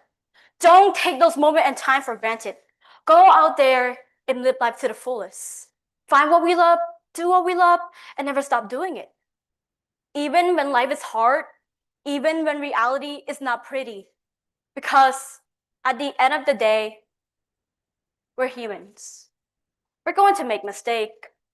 We're not perfect. Thank you.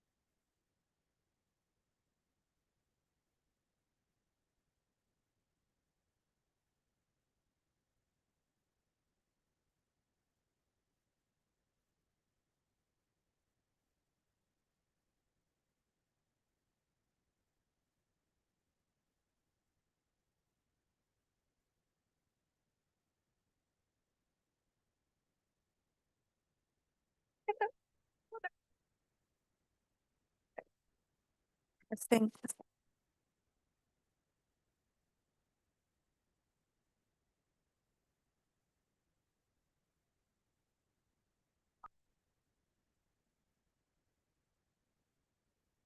We're gonna try this right here. Well, they're not testing either. Working. It is working.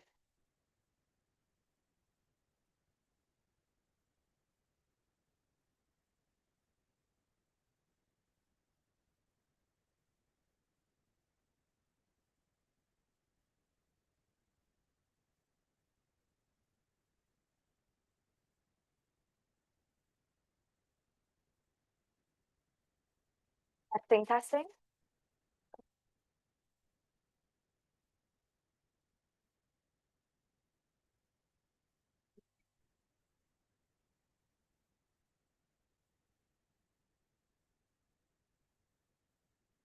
Testing, testing.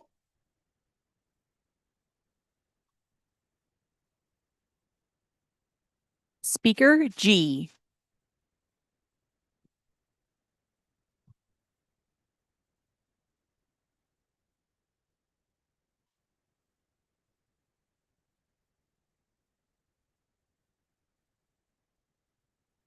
Esteemed judges, specially invited guests, colleagues, ladies, and gentlemen. Today, I stand before you to address the topic, how optimism has guided me through trying times. Life is an unpredictable journey, often filled with storms of uncertainty, heartbreak, and hardship. For me, optimism is the belief that brighter days lie ahead, even when adversity comes your way. Optimism has been my compass, directing me through the darkest of times, even when despair threatens to anchor me in place. Permit me to explain. My trying times were times faced with my parents that created a challenging environment in which I would have to grow, and generational challenges that I would have to break. You see, my parents weren't as privileged as I am to have completed secondary school with qualifications, a lack which came with the attendant problems of poverty and deprivation. Despite my parents battling anemia and sickle cell disease, optimism became my guiding light through adversity.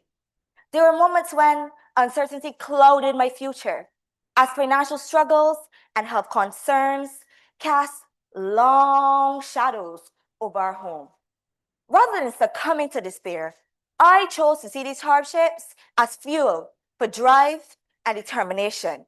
Instead of dwelling on limitations, I embraced the belief that education and perseverance could break generational barriers. I learned to bend, but never break.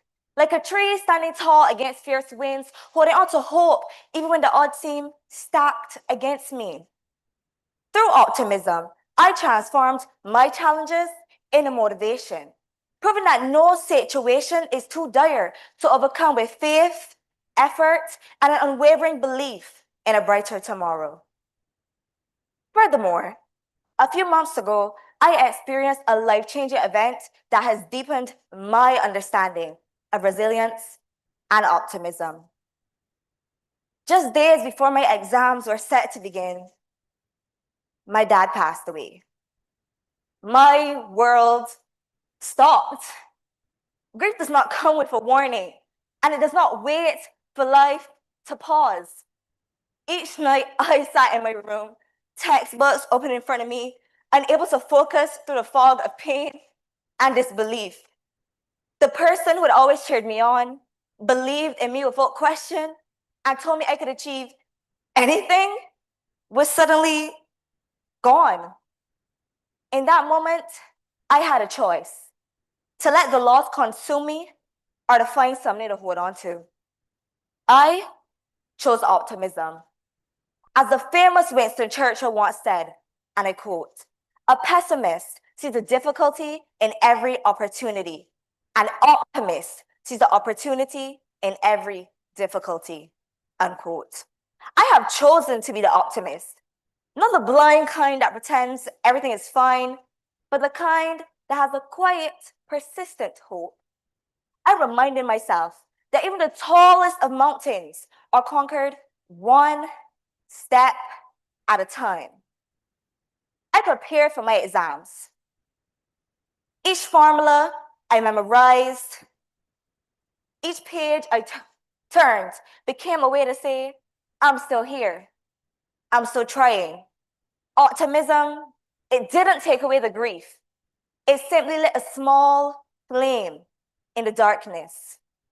And so, ladies and gentlemen, optimism allows me to stand before you today and boldly declare that challenges are not dead ends. They're simply detours leading to greater resilience.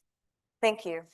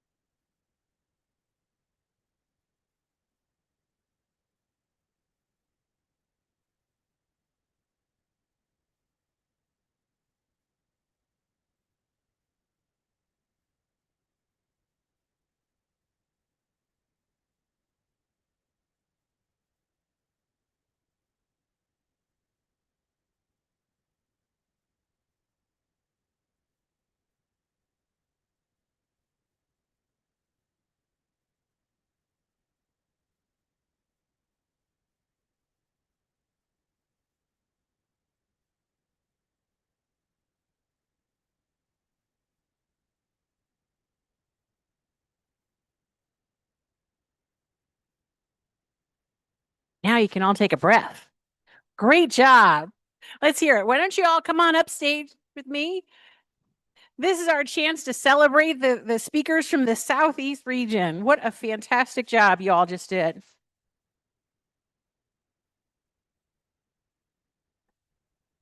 So we're going to take a few minutes and I want to give you the microphone so you can thank the people who brought you here and tell us a little bit about yourself. So what your name, where you're from, the club that sponsored you to get here, your grade in school, because I think that's really impressive, and what your plans are for the future.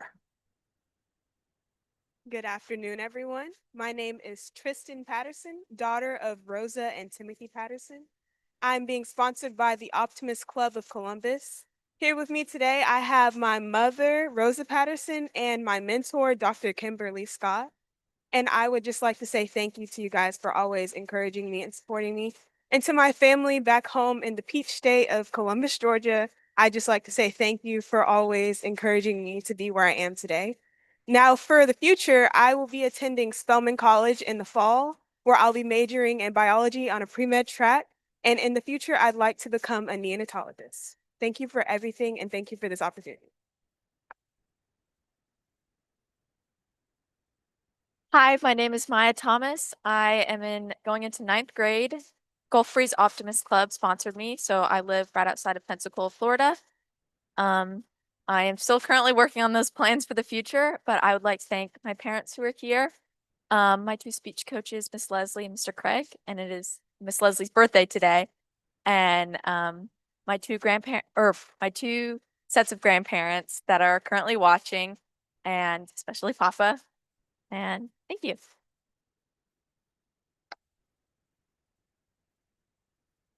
Hey everybody, my name's Ella. I'm from Mobile, Alabama. I'm with the Crichton Optimist Club. And with me today is my dad, my mom, and my beautiful best friend. And yeah, like she said before, I just want to thank everyone who's supporting me and that's watching online. Hi. And yeah, I hope to go to Auburn University and I'm very happy for me being here today.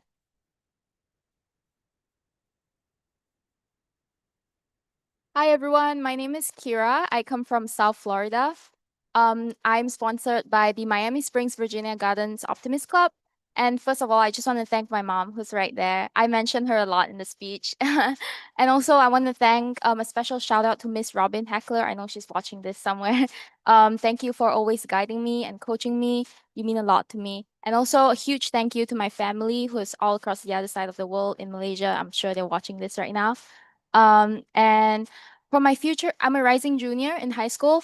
For my future plans, I wish to pursue sports business. I play tennis. And in the near future, I hope to establish a NGO to help underprivileged athletes in Malaysia. Thank you. Hi, my name is Ava Borelli. I'm from Charleston, South Carolina, and it was the Charleston West Ashley Optimist Club that sponsored me. I would just like to thank my dad who came here with me, my mom who is definitely watching, and although she could not be here, is still one of my biggest supporters ever, and my English teacher, Dr. John Cusadis, who has supported me this whole way and has helped me with my speech and everything. And I just graduated high school from Charleston County School of the Arts. I was a theater major, and I'm going to University of South Carolina in about a month. So I'm excited. Thank you.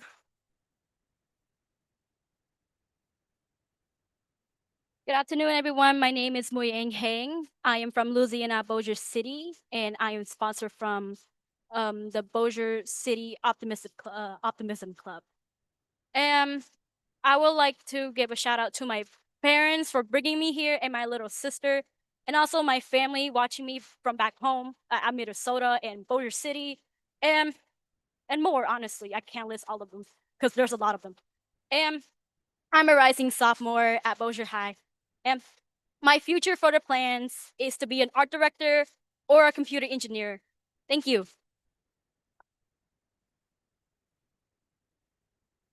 Good afternoon, everyone. My name is Rakendra Sargent. I am 17, and I'm sponsored by the Bridgetown Barbados Optimist Club. I'm also from Barbados. I would like to thank my mom and my dad up above watching. I would also like to thank my English teacher at home for coaching me and helping me out, friends and family who are also watching. Hello. And I would like to be a gynecologist in the near future. So I do primarily sciences, and I recently graduated.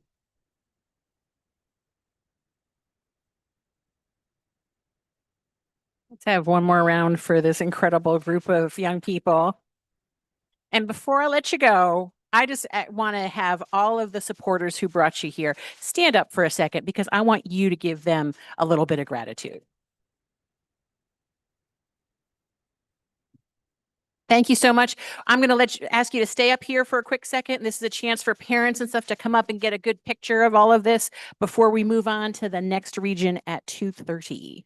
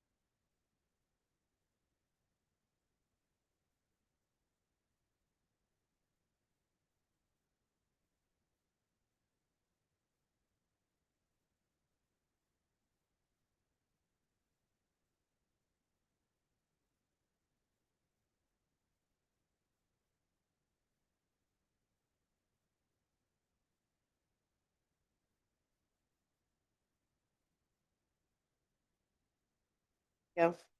Okay, you want to go ahead? I think it's working, but. You want me to say it though? Do a mic check?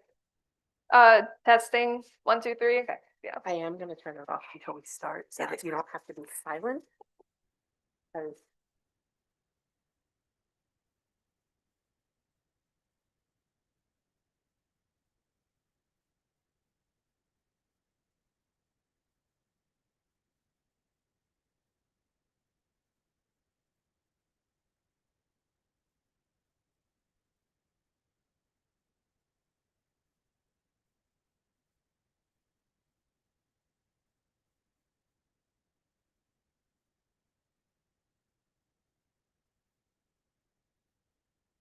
and then go ahead and check. No, I'm fine. Mic check. 1, 2, 3. 1, 3. Perfect. All right, we will.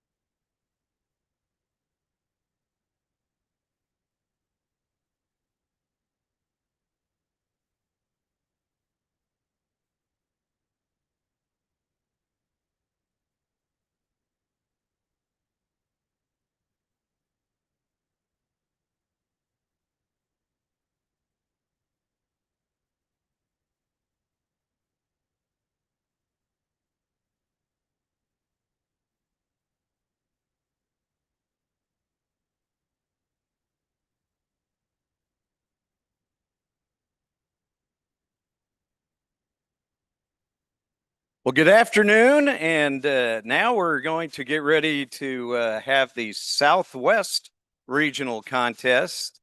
I'll remind all of you, I think you probably know this by now, but no applause until after all these fine speakers have concluded. Nobody can leave during a oration. You need to get up and leave. You can do so quietly in between the speakers. And then stick around, and everybody on the live stream, stick around afterwards. At that point, we'll excuse the judges. Unfortunately, they don't get to meet the contestants, but all of you will get to meet the contestants, and then we can give them a big round of applause at that point. But with that, we'll go ahead and get started. Testing. Is this volume okay? Yeah, you're good. Okay.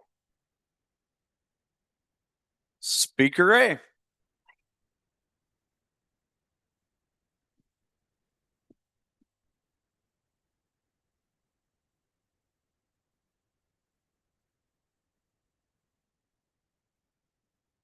I initially struggled to figure out how optimism has guided me through trying times.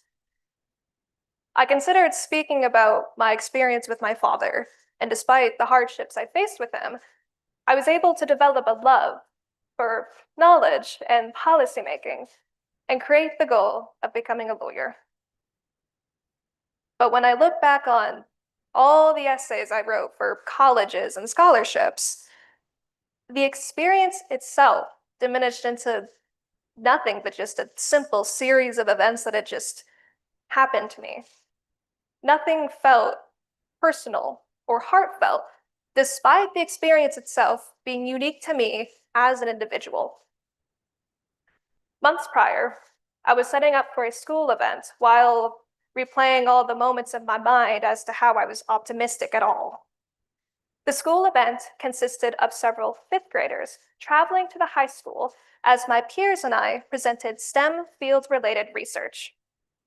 My presentation allowed the children to color in a bug while reflecting the habitat that that bug was in. I recall a group of girls sitting in front of me, and while they were coloring in their bug, I couldn't help but feel an awkward silence linger between us. So I asked the girls if they were excited for middle school. One girl said no, and that her mother stated that middle school was filled with nothing but the worst years of her life. So I responded to that little girl, "Your mother doesn't sound very optimistic."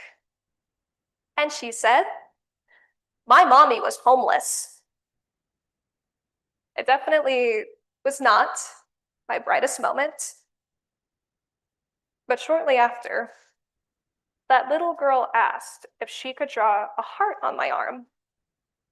And after that, caused a series of several students asking to draw or write whatever they had wanted to onto my arms. The girl confided in me about her goals of becoming a pilot and the classes she was willing to take for it, despite her mother's negativity. I couldn't stop thinking about our exchange throughout the day. She remained hopeful, whereas I never had that type of mindset when I was her age. But it clicked to me. I was as hopeful and cheerful as her when I was her age.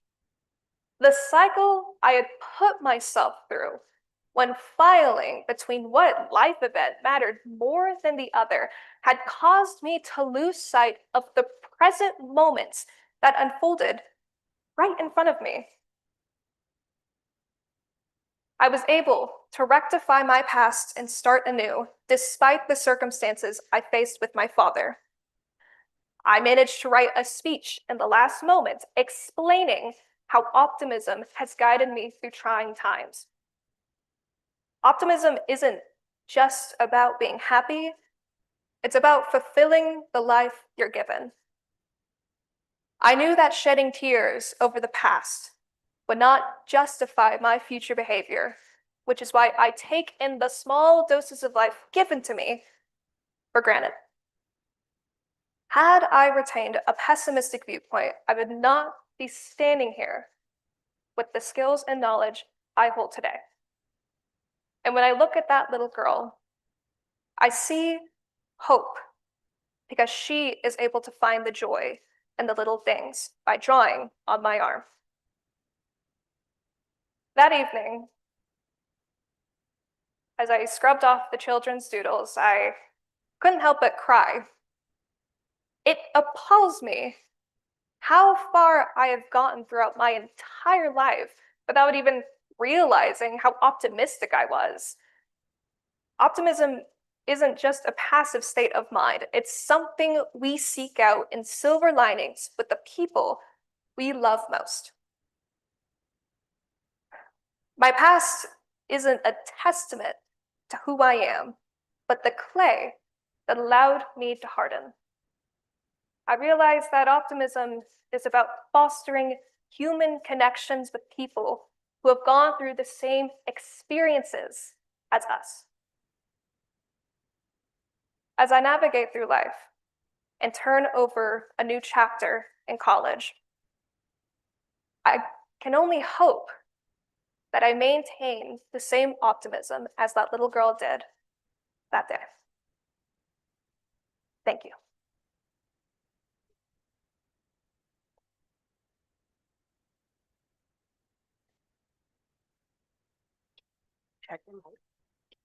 Testing. 1, 3. Testing, testing. Just because you'll be projecting. Testing, testing. Good. Hold on. As soon as they are right. Okay.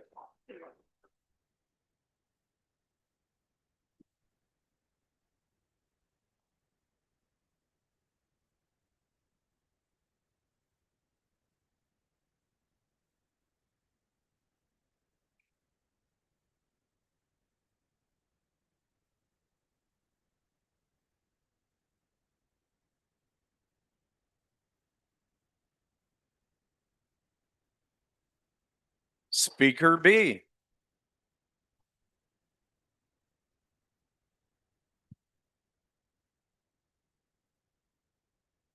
How optimism has guided me through trying times.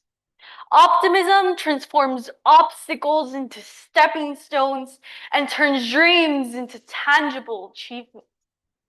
As a first-generation Hispanic woman aspiring to become a lawyer, my journey has been marked by trials that could have derailed my ambitions. Instead, these challenges have illuminated my path and reinforced that no dream is too distant if you believe in yourself and view setbacks as opportunities for growth.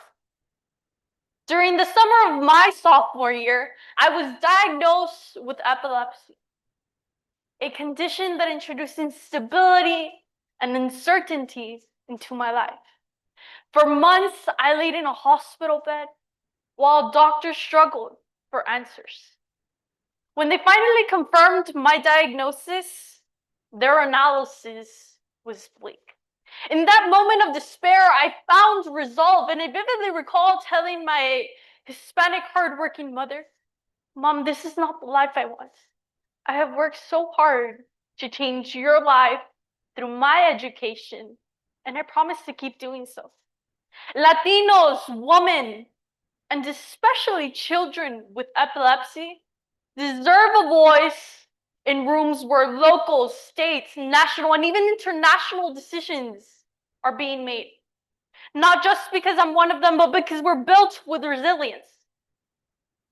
We're built with a different type of resilience that these problems, but these optimistic views have guided us through. Even in a hospital bed, a persistent inner voice urged me to rise and become a force for change. I refused to let epilepsy define my future.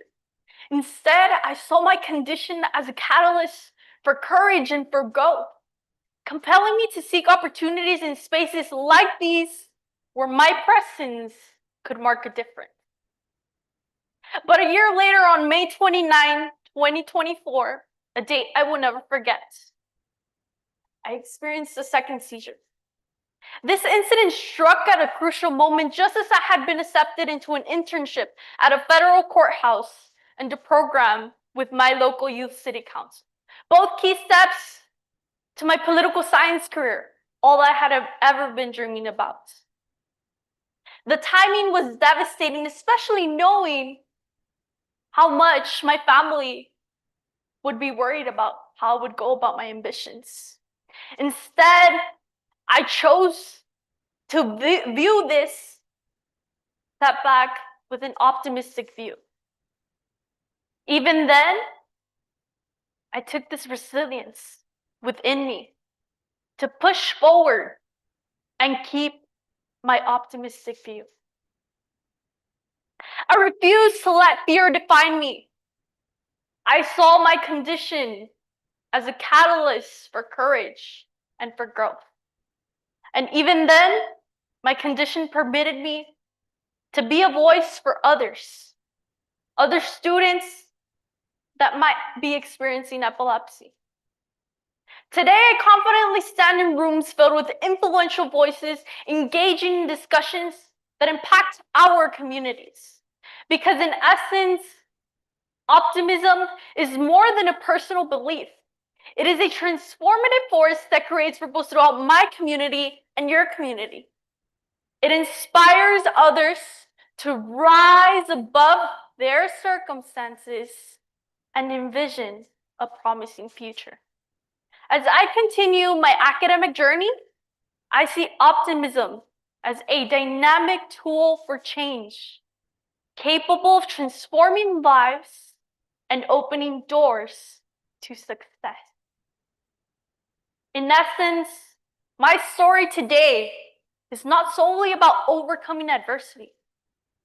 It is about redefining limits and proving that unwavering optimism can transform obstacles into opportunities. Thank you.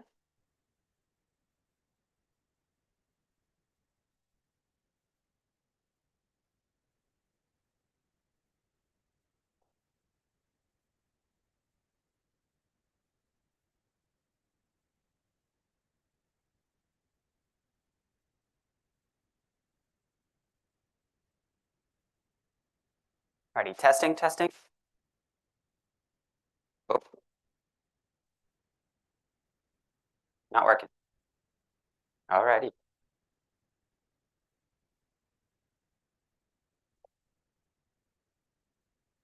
Okay. How are we all today? I'm just talking to make sure this mic actually works. Want to make sure everything's good. Alrighty.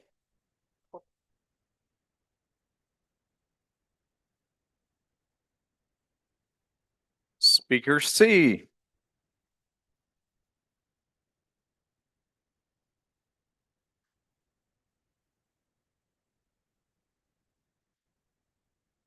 How optimism has guided me through trying times. Life has a way of humbling you. You know, one moment you're dreaming big, you're feeling unstoppable, you're convinced that the universe is on your side. And the next, you're in a fluorescent-lit audition room singing your heart out to High School Musical at a dinner theater, and you're realizing mid-song that you have made a huge mistake. But before I get to that, let's talk about optimism. See, a lot of people think that optimism is just about being positive all the time, like it's some overly enthusiastic golden retriever. But real optimism isn't about pretending everything is great when it isn't. It's about believing that things can be better, even when they feel impossible. It's about looking at setbacks and thinking, okay, this didn't go as I planned, but maybe, just maybe, this is a part of a bigger story. Believe me, I have needed this mindset. If I didn't believe in the very possibility of things turning out, I might have quit after my very first professional audition. So let me set the stage. There I was, singing my heart out to a song, giving it my best Troy Bolton energy, when I noticed that the casting directors were all exchanging the look. You may know the one, like they were all silently agreeing with each other. Well, that was a choice. Somehow, despite this, despite my nerves, despite my voice crack, yes, that actually happened, and despite the fact that I may or may not have forgotten a line of choreography, I got a callback. A callback. For this brief, shining moment, I thought, this is it. Disney Channel, here I come. And then nothing. It was silence. No second callback, no offer, no we're all in this together. It was just me, refreshing my email like it was an Olympic sport, only to realize that I wasn't making the final cut. This is the point where a lot of people begin to doubt themselves, and I'm no exception. I could have sworn I heard the universe whispering in my ear, hey, maybe this acting thing isn't for you. But instead of giving up, I told myself, hey, at least I got a callback. That counts for something, right? That's where the optimism came in. I chose to believe that this wasn't the opportunity. It was just an opportunity. So I kept going, I kept improving, and I kept auditioning. And a few months later, something crazy happened. I booked one of the leads in the pilot episode of a TV show. A real TV show, like actual cameras, on location filming in New York City, free food. I mean, the dream. And looking back, I realized that the failure I found at that first audition wasn't the end of the story. It was just a detour. And if I had let that flop define me, I might have walked away from something I love. But optimism kept me in the game. It reminded me that setbacks aren't stop signs. They're just detours. Now, I'm not going to stand here and tell you that optimism magically fixes everything, because guess what? It doesn't. Sometimes things go wrong. Sometimes you give it everything you've got and it just doesn't work out. But optimism isn't about guaranteeing success. It's about making sure failure isn't the end of the story. Margaret Thatcher once said, and I quote, "You may have to fight a battle more than once to win it." That's what optimism really is.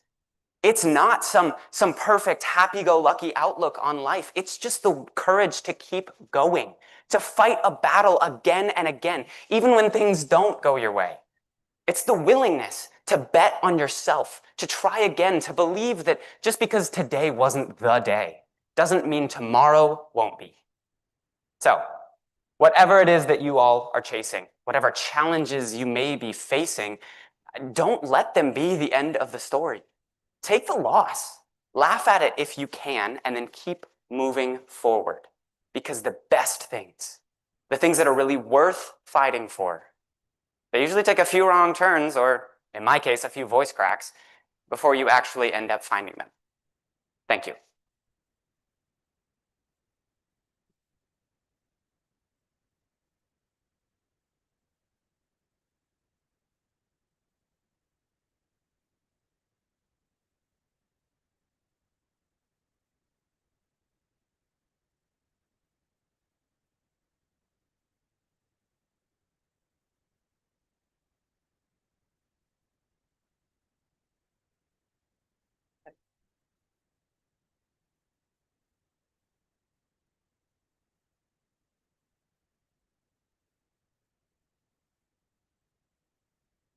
Mic test, 1, 2, 3.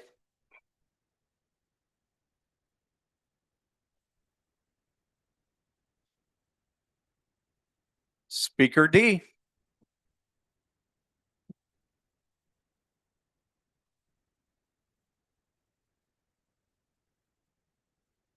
How optimism has guided me through trying times. When you're younger, you see the world for what it isn't, carefree. You have your parents there to protect you from what the world is. Dangerous, unfair, hateful, and it lies.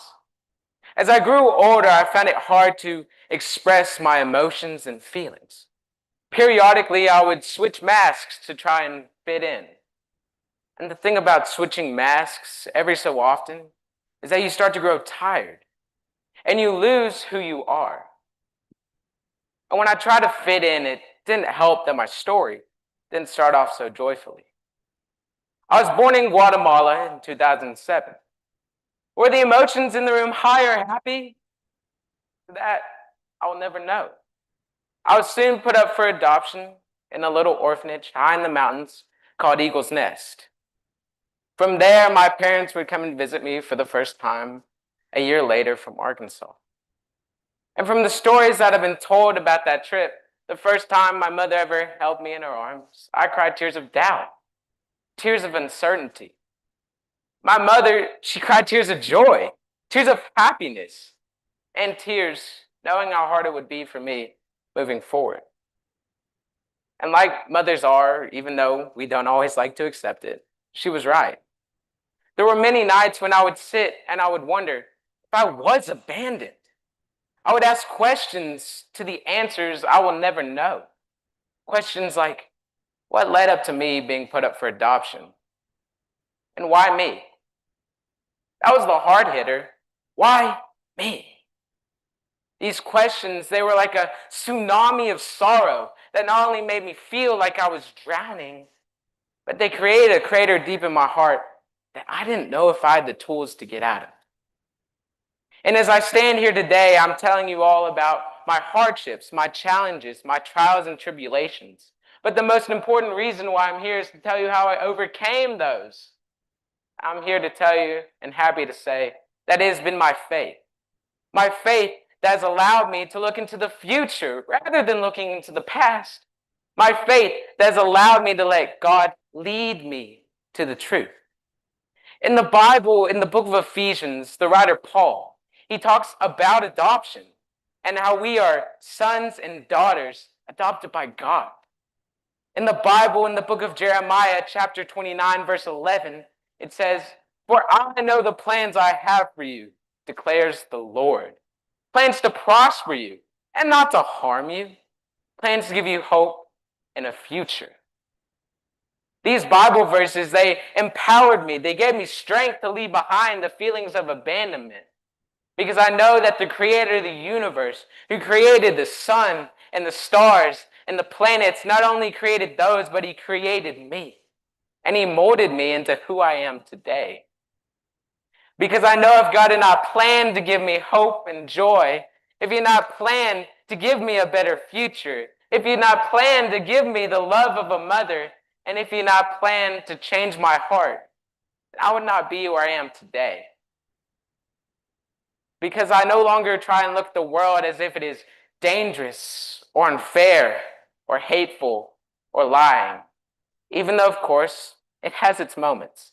But rather, I try and look at the world through the lens of optimism, hope, and joy, knowing that good will come from the bad. And I no longer try and switch masks every so often because I don't want to feel tired. Rather, I keep a smile on my face, not as a mask, but to help those who are going through trying times themselves. And I know there will be hard times in the future, but I'm optimistic. And I know that those trying times, they too will pass.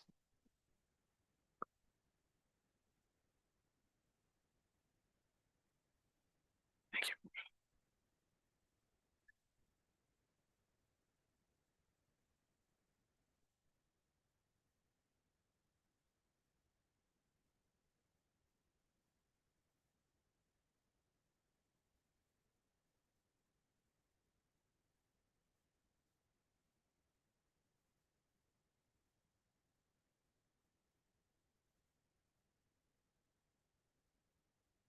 Testing, testing, 1, 2, 3.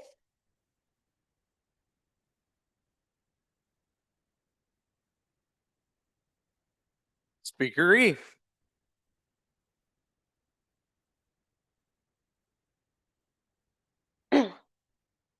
How optimism has guided me through trying times. Optimism, a hopefulness and confidence about the future. Optimists don't pretend that life is perfect. They just choose to focus on the good and having a positive outlook on events. Ladies and gentlemen, there would be no need to have a positive outlook on life. There would be no need for a person inclined to be hopeful. There would be no need for these things if and only if we lived in a perfect world. Now, unfortunately for us, this is not so. Unfortunately for us, there is a need to have a positive outlook on life. And unfortunately for us, there is a need for a person inclined to be hopeful. Not only is there a need, but it is necessary for our survival. Many obstacles stand in the way of our society, some issues being drug addiction, healthcare, unemployment, food stability, and economic security.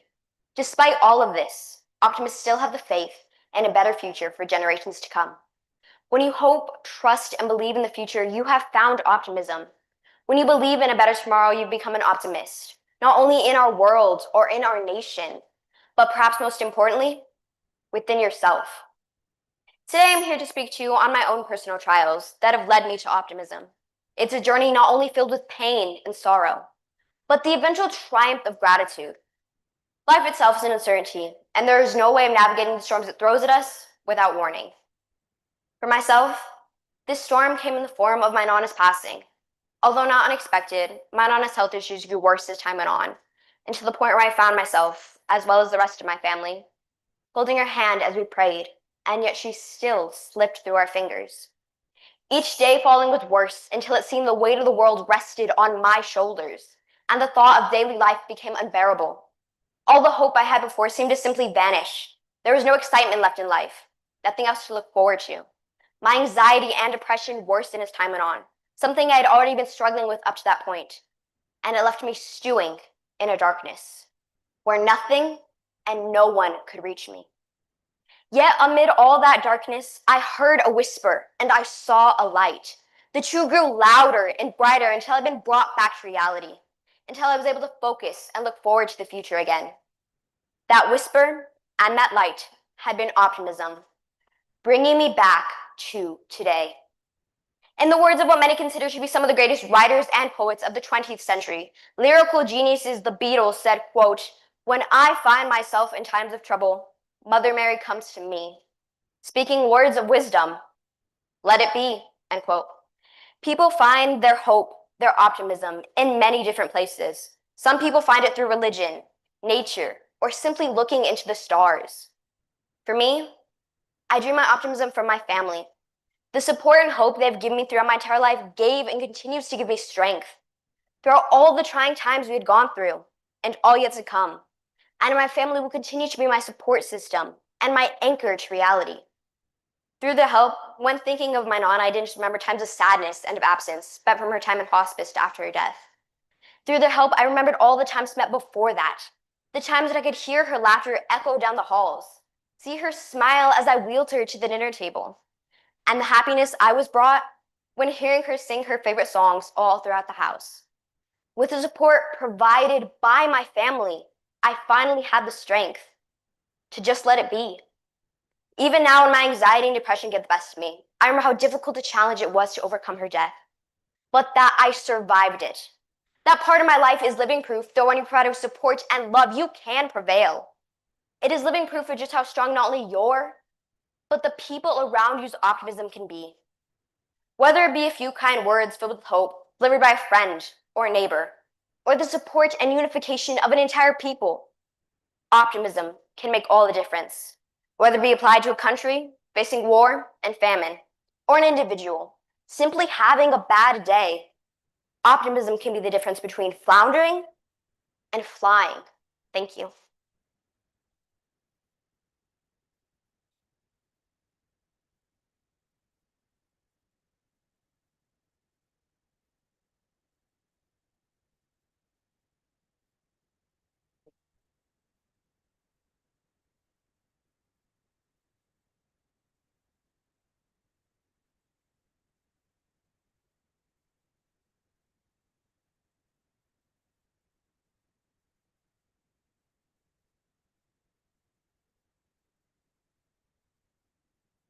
As we excuse the judges, let's give all of our fantastic speakers in the Southwest region a round of applause.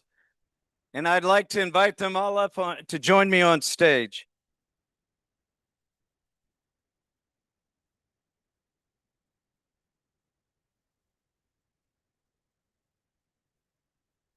Scoot on down so your friends can see you at home that are on live stream. As I've already indicated to them beforehand, I want them to introduce themselves, tell where they're from, what club sponsored you, give a shout out to whoever you brought with you, give a shout out to anybody that supported you at home, and then maybe tell us a little bit about what your plans are for the future. So, Speaker Wright. A lot to memorize. All Well, right. it's a compound question. It's objectionable in court. I'll try to answer as much as I can. Okay. All right.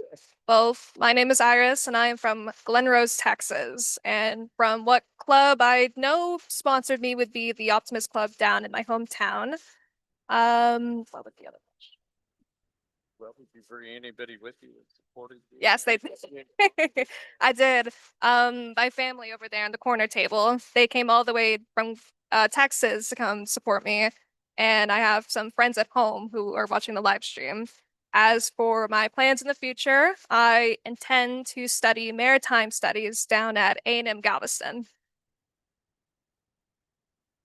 Hello. Hello, my name is Sara Contreras. I'm from Laredo, Texas. The club sponsoring me is the South Texas District club, and so also the Laredo Noon Optimists Club. As for who is here, my sister-in-law is here, Taidi. So I want to thank her for being here, and my family at home watching. Future plans. I want to go into law school, and I want to double major in public speaking, in public relations, and also psychology.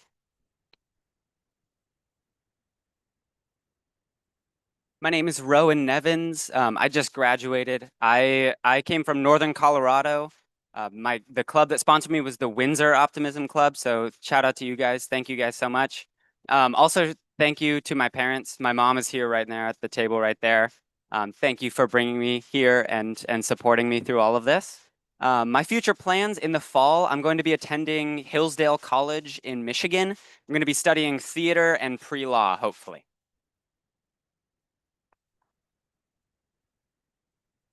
Hello, my name's Ben Roper. I from Jonesboro, Arkansas. I would like to thank my parents who are here today, my mom and my dad. The club that sponsored me was Optimist Club Jonesboro. I would like to thank them if any of y'all are watching as well.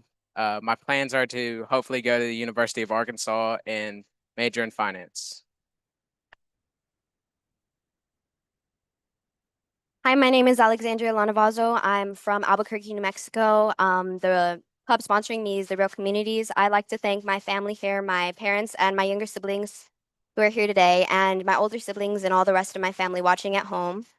As for what I want to do in the future, I hope to become a political activist or a defense attorney. Well, great job, and you're from the hometown of Doogie Howser, and you can play Doogie Howser on TV, so we got that all covered. But I would like anybody that was just introduced there who has come with any of these, if you would all stand up, please, and I want each of you to applaud them. And with that, stay up here, and now it's your opportunity to pretend you're paparazzi and come up and take some pictures of these very good looking speakers. And then our next round will start at 3:30.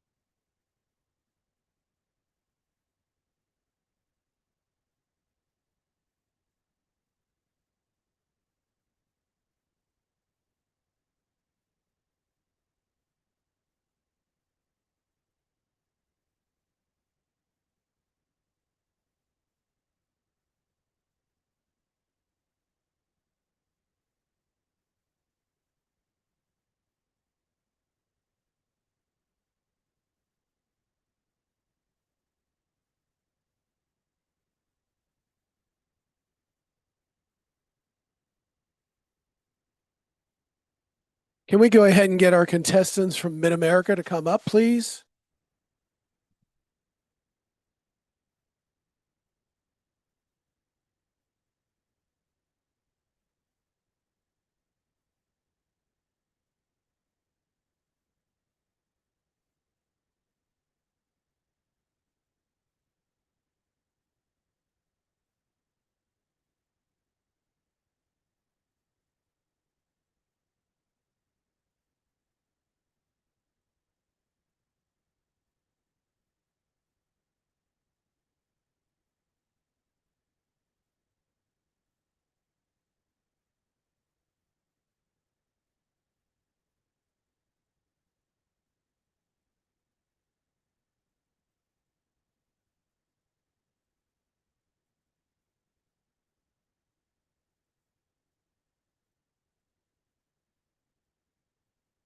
We're missing one contestant, Kansas.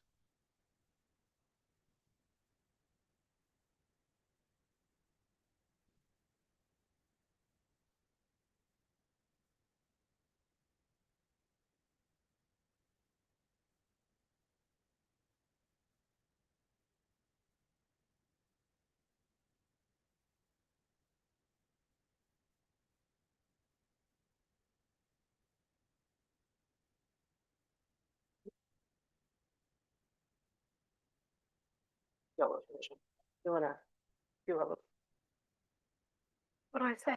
I. Okay. S. A, B, C. Okay. What? This is why I don't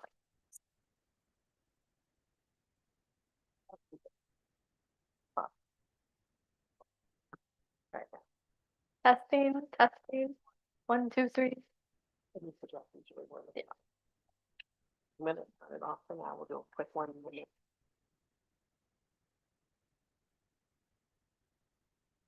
We need all of the speakers from the Middle America region to please come and sit here in the chair.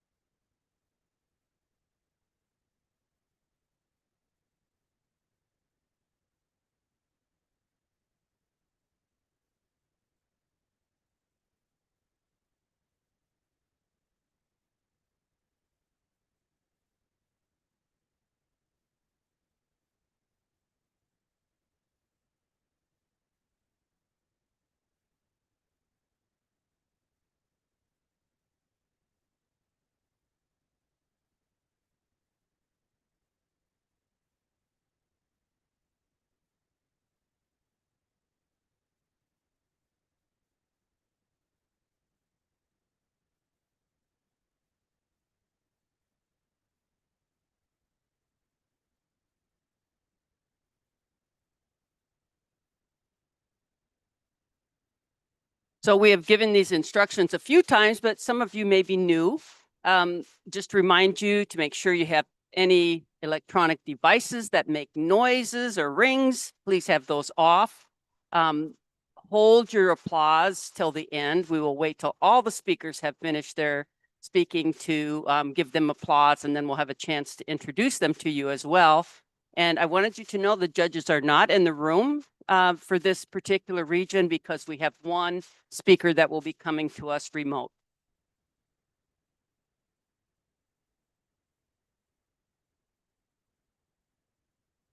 Okay. 1, 3. Same.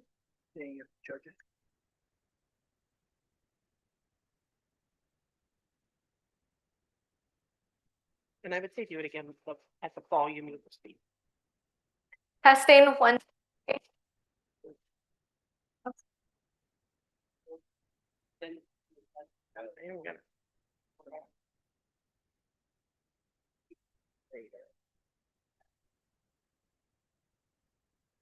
Good. All right, try that again. Testing ABC 1, 2, 3.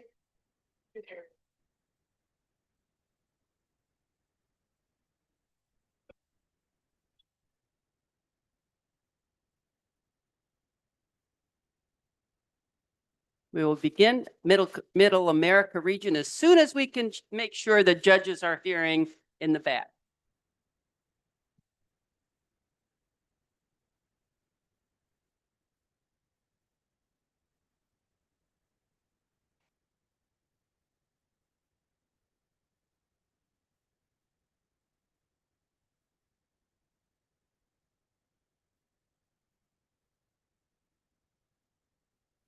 Speaker A.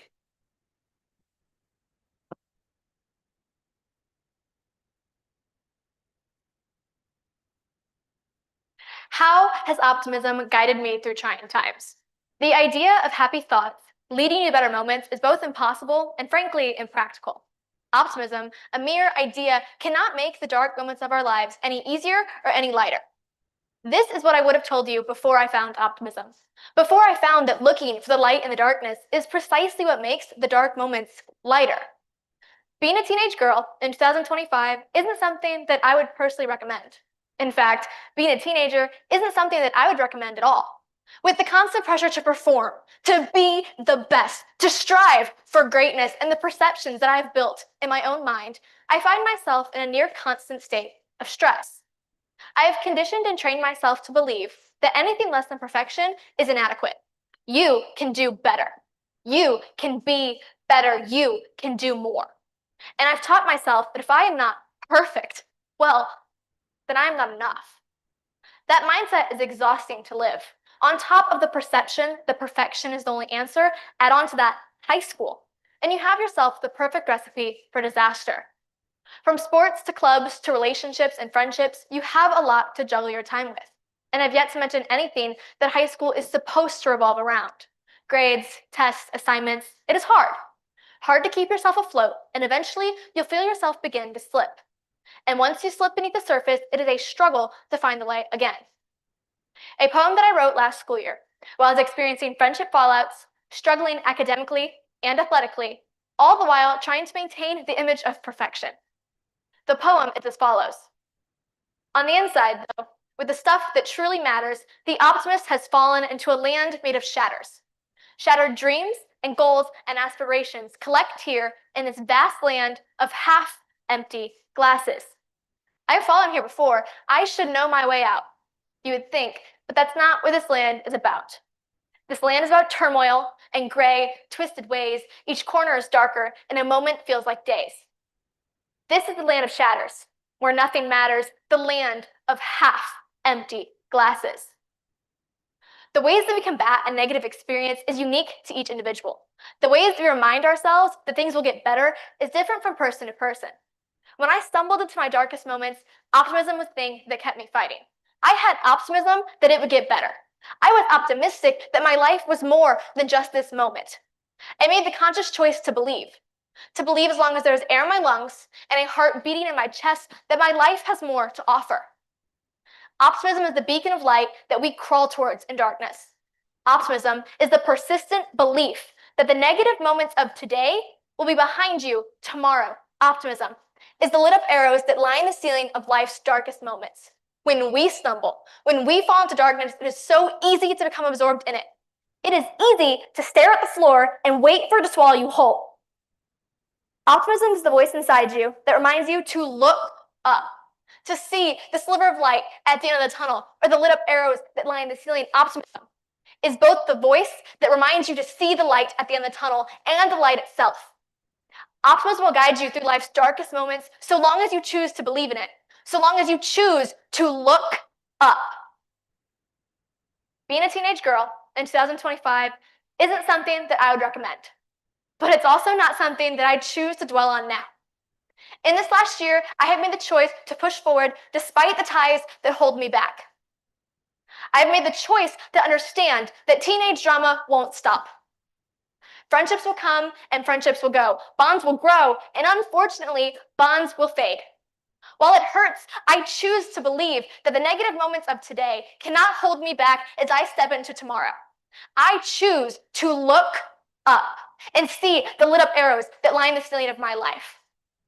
I ask you all to leave with the same hope and optimism in your future. To choose to believe that there is a light at the end of the tunnel that you will see as soon as you look up. To choose to believe as long as there is air in your lungs, a heart that beats in your chest, your life has more to offer.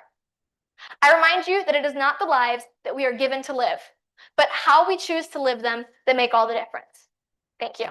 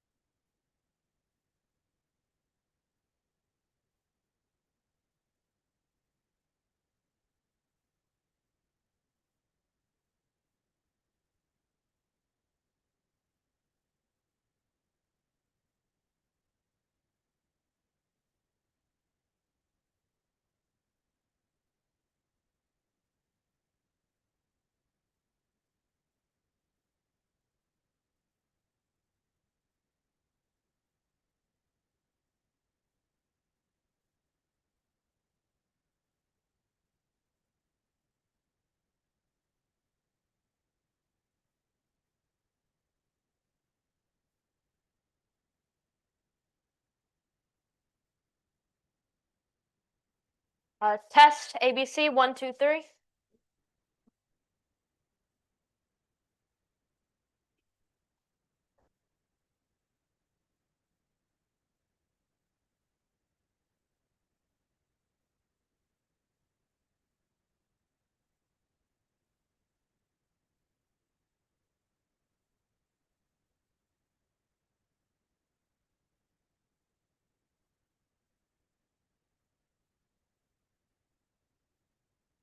Test ABC 1, 2, 3.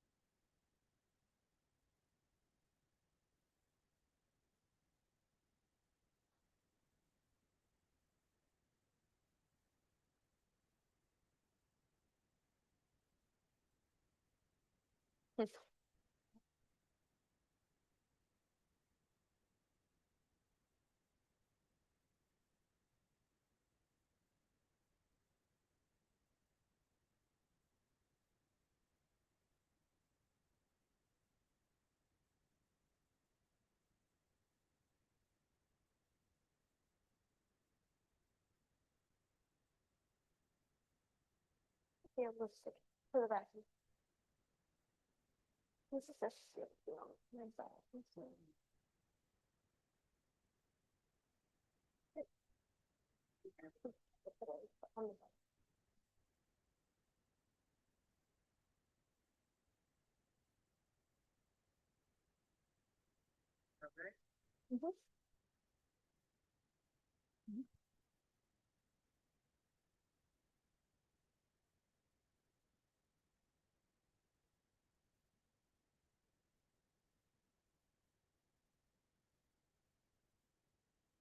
Speaker B.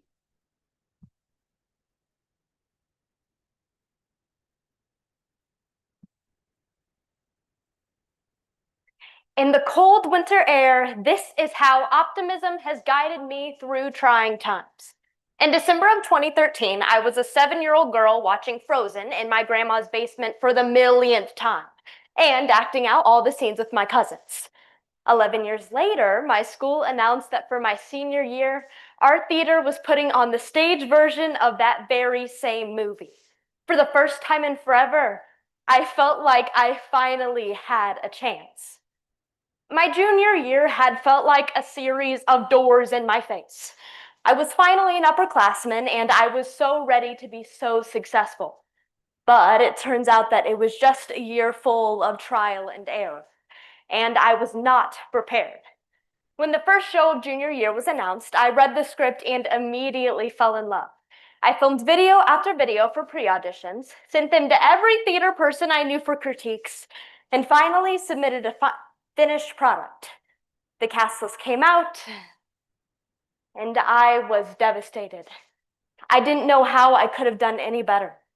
This process repeated for the next 4 shows of the year, and I viewed every cast list with the same result. I felt like a failure.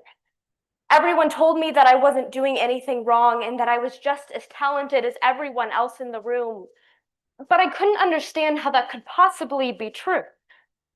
Until I realized, maybe it's just not my time yet. I felt like I had been struck by Elsa's ice powers and stuck with a frozen heart. I was so close to giving up. Everyone told me that if doing theater in high school was hurting me, that I just shouldn't do it anymore. But that's the thing. It wasn't the shows that were hurting me. It was my mindset.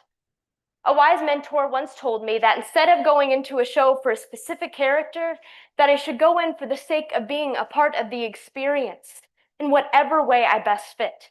Or, in other words, those high expectations I had for myself, I had to let it go.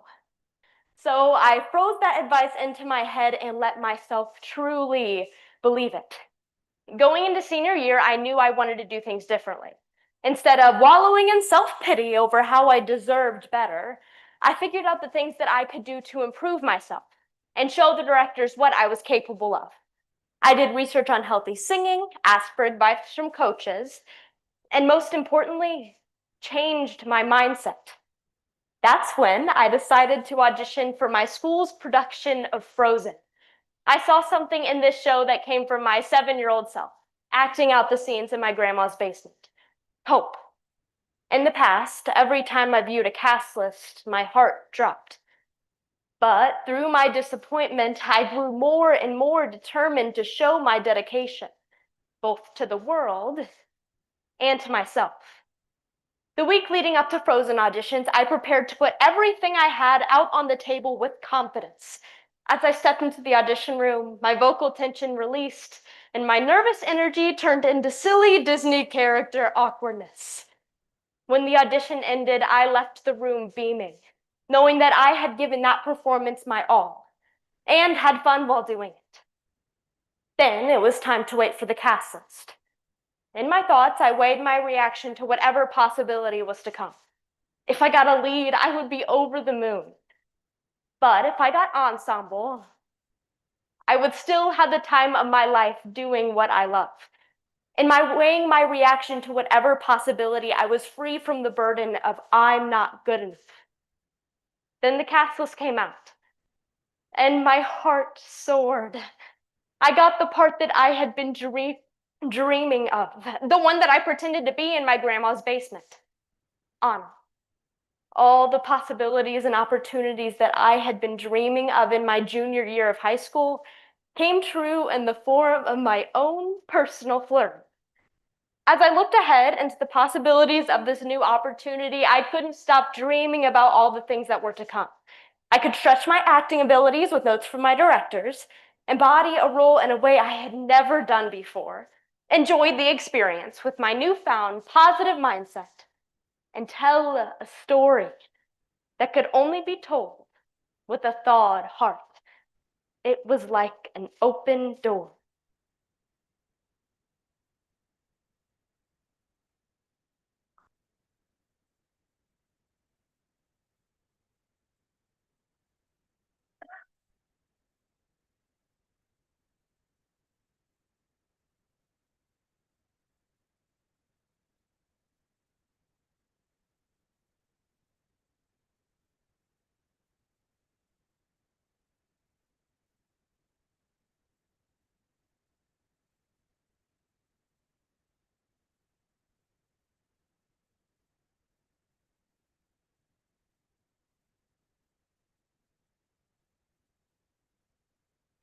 Test 1, 2, 3, ABC.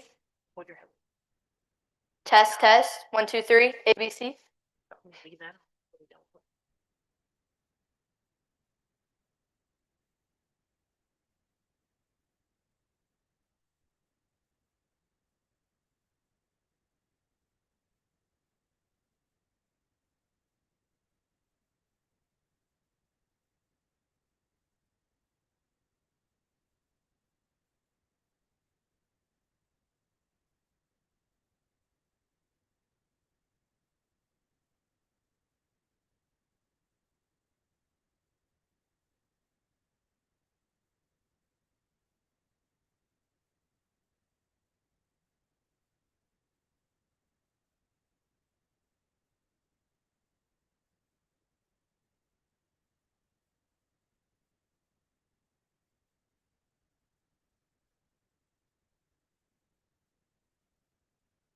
Speaker C.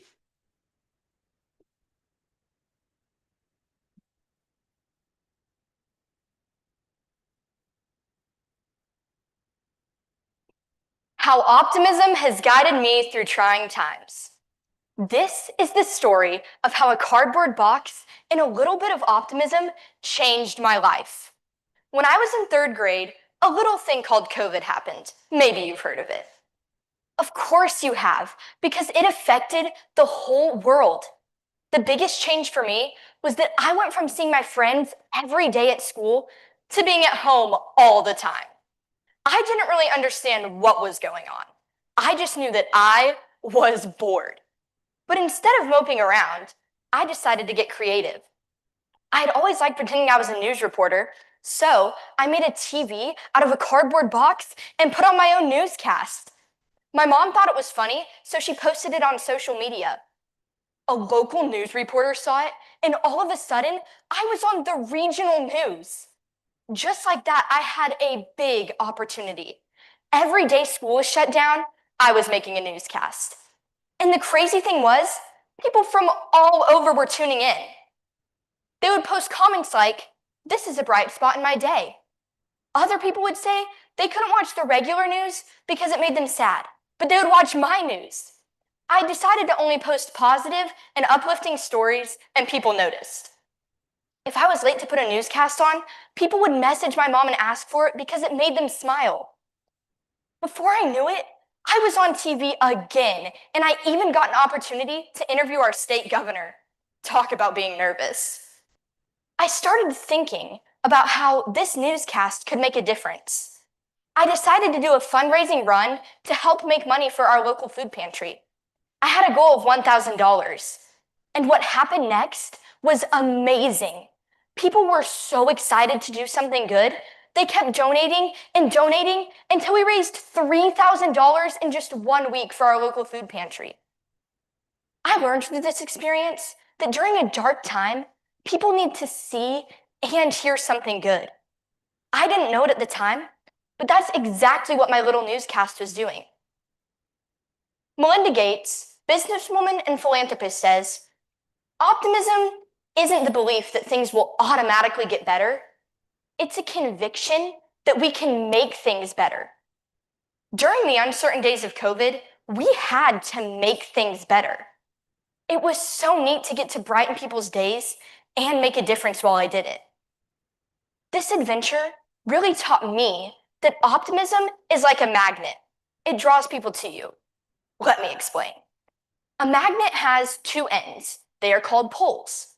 Each magnet has a north pole and a south pole. If 2 magnets won't connect, all you have to do is simply flip one around. A north pole has to connect to a south pole and vice versa, and then one can draw the others in.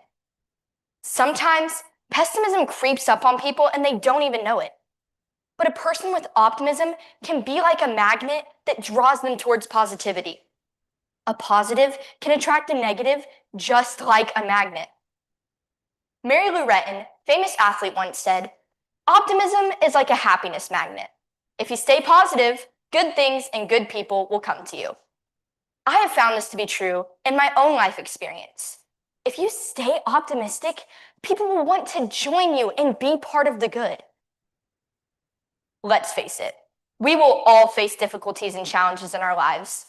Winston Churchill once said, "A pessimist sees the difficulty in every opportunity, but an optimist sees the opportunity in every difficulty."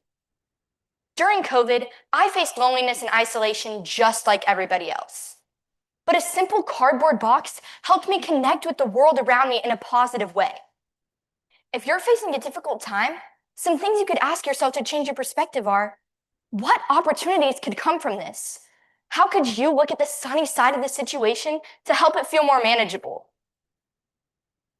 Here we are, 5 years after COVID, and still so many struggle with anxiety, loneliness, and depression. But during these difficult times, we have opportunities to be like that magnet that draws people towards positivity. The question I ask myself, and I would ask you today, is what is the cardboard box in our lives that we can use to draw people towards a more optimistic future? Thank you.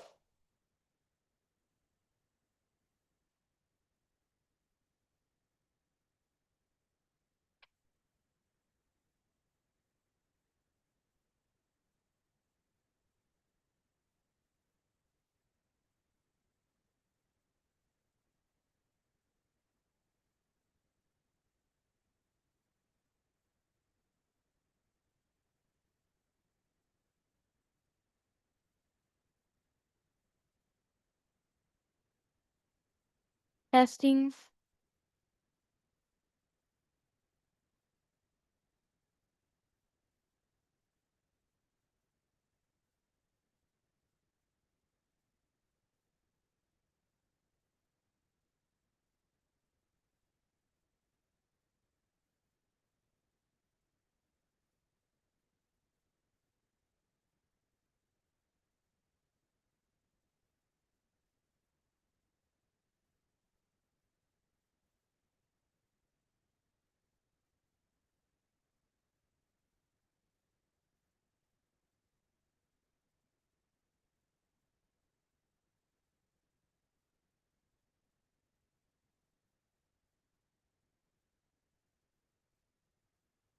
Speaker D.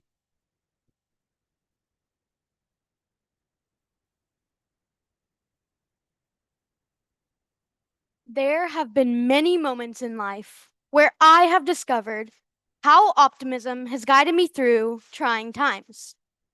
Now, you might be wondering, what is the definition of optimism? Well, optimism means hoping or believing that good things will happen in the future. However, being optimistic during trying times can be difficult. But optimism is always with you if you try to keep a positive attitude. One of the most difficult things in life is losing someone you care about. In this situation, I'm not talking about death. About a year ago, I got the news that my best friend was moving to Japan. I was very heartbroken because we had been best friends since 3rd grade, and she was always someone I could talk to. I cried for months, knowing I may never see her again. Then I realized she would not want me feeling this sad because she is such a positive and optimistic person. I realized I needed optimism to guide me through this trying time. Optimism is one of the best ways to deal with a tough situation. By looking at the positive side of things, I realized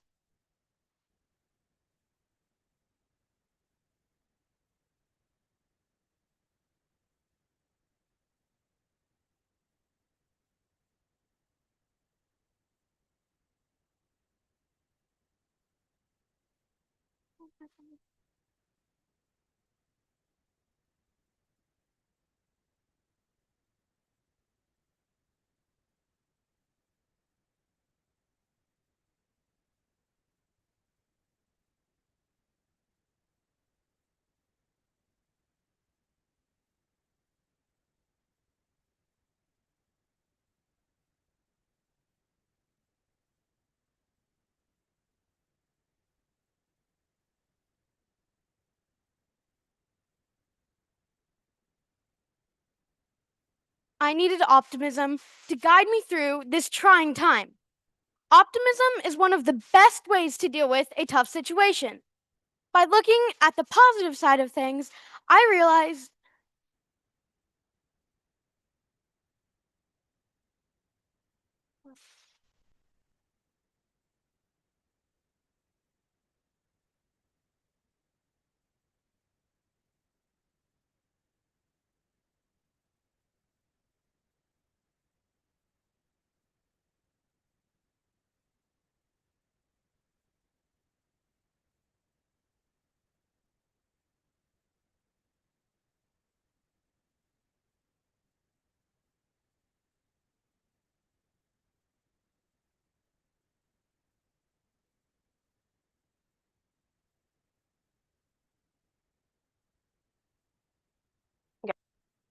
Testing, testing. All right. Yes, this is one of them. And then Okay. Jan will let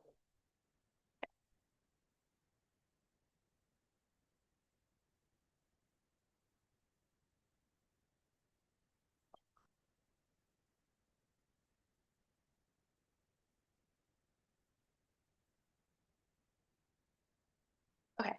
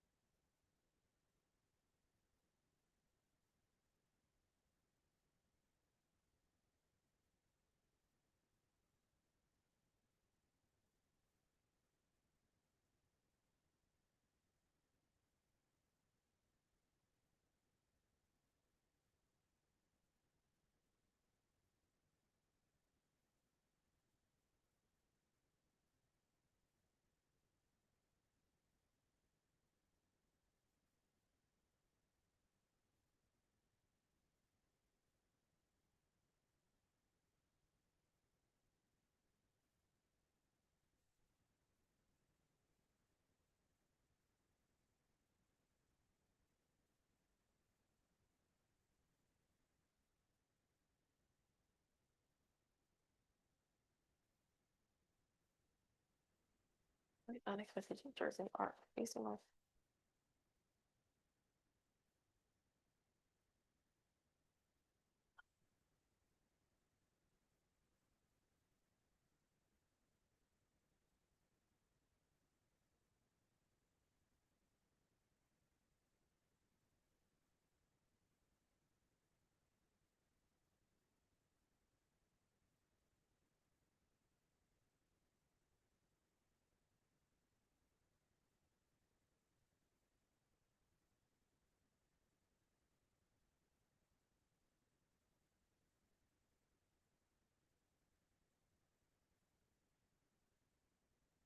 Okay. Testing, testing, 1, 2, 3.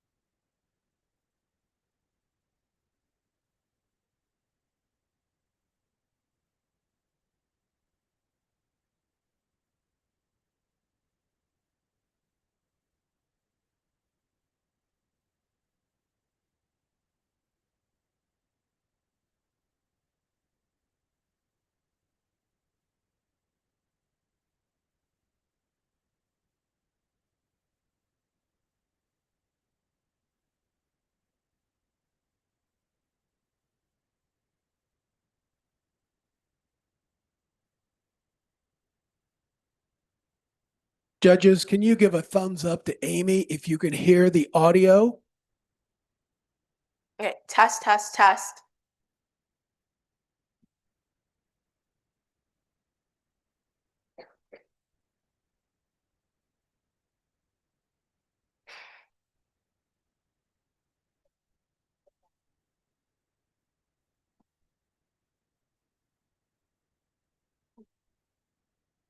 Yeah.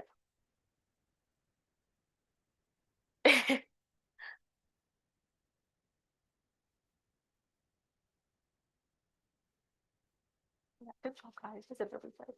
That's a good job. Speaker E.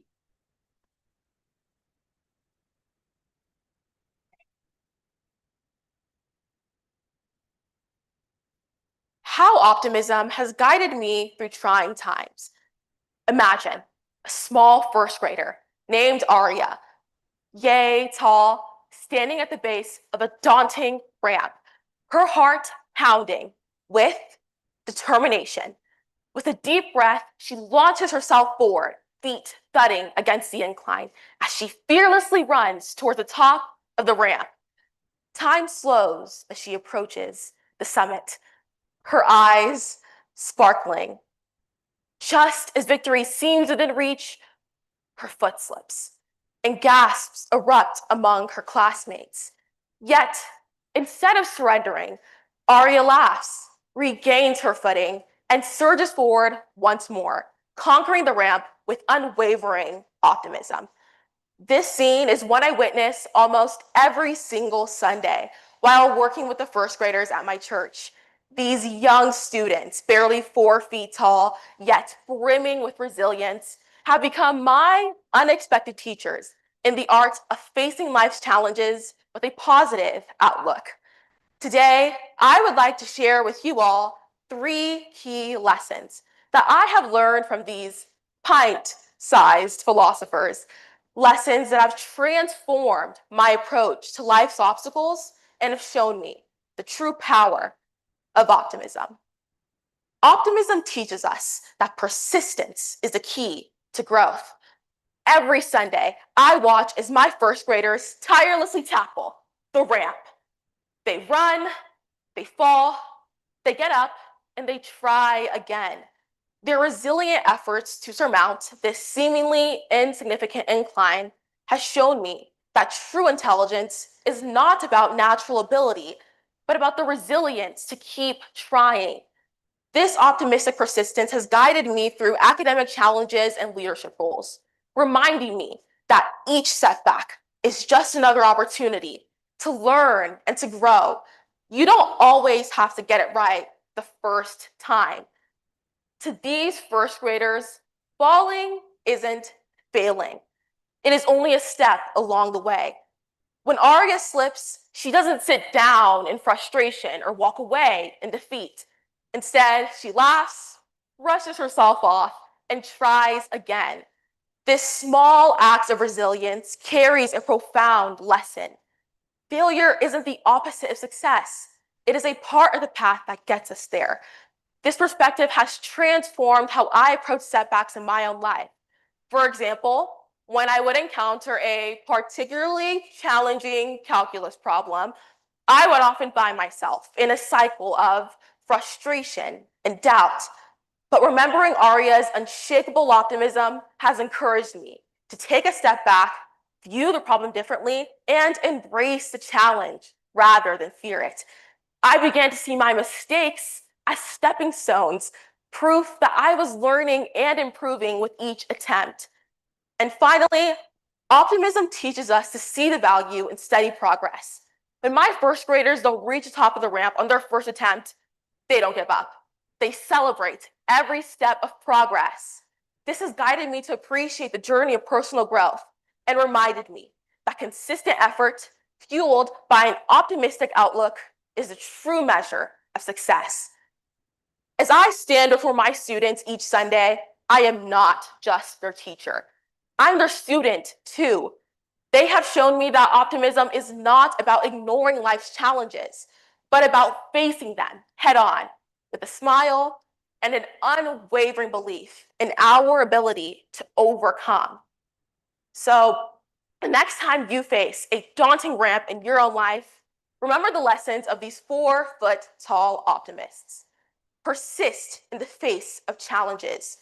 Reframe your perspective on failure and celebrate every step of progress. For in the end, it is not about how tall we stand, but how high we can climb with the power of optimism guiding our way.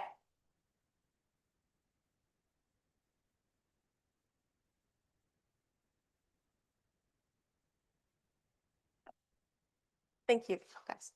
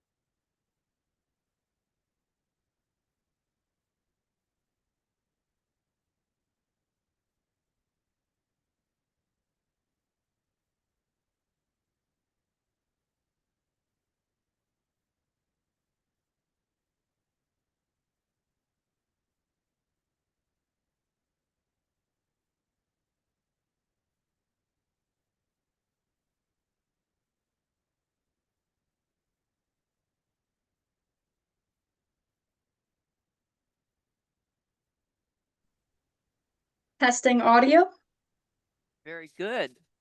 We have on the screen contestant F. Welcome.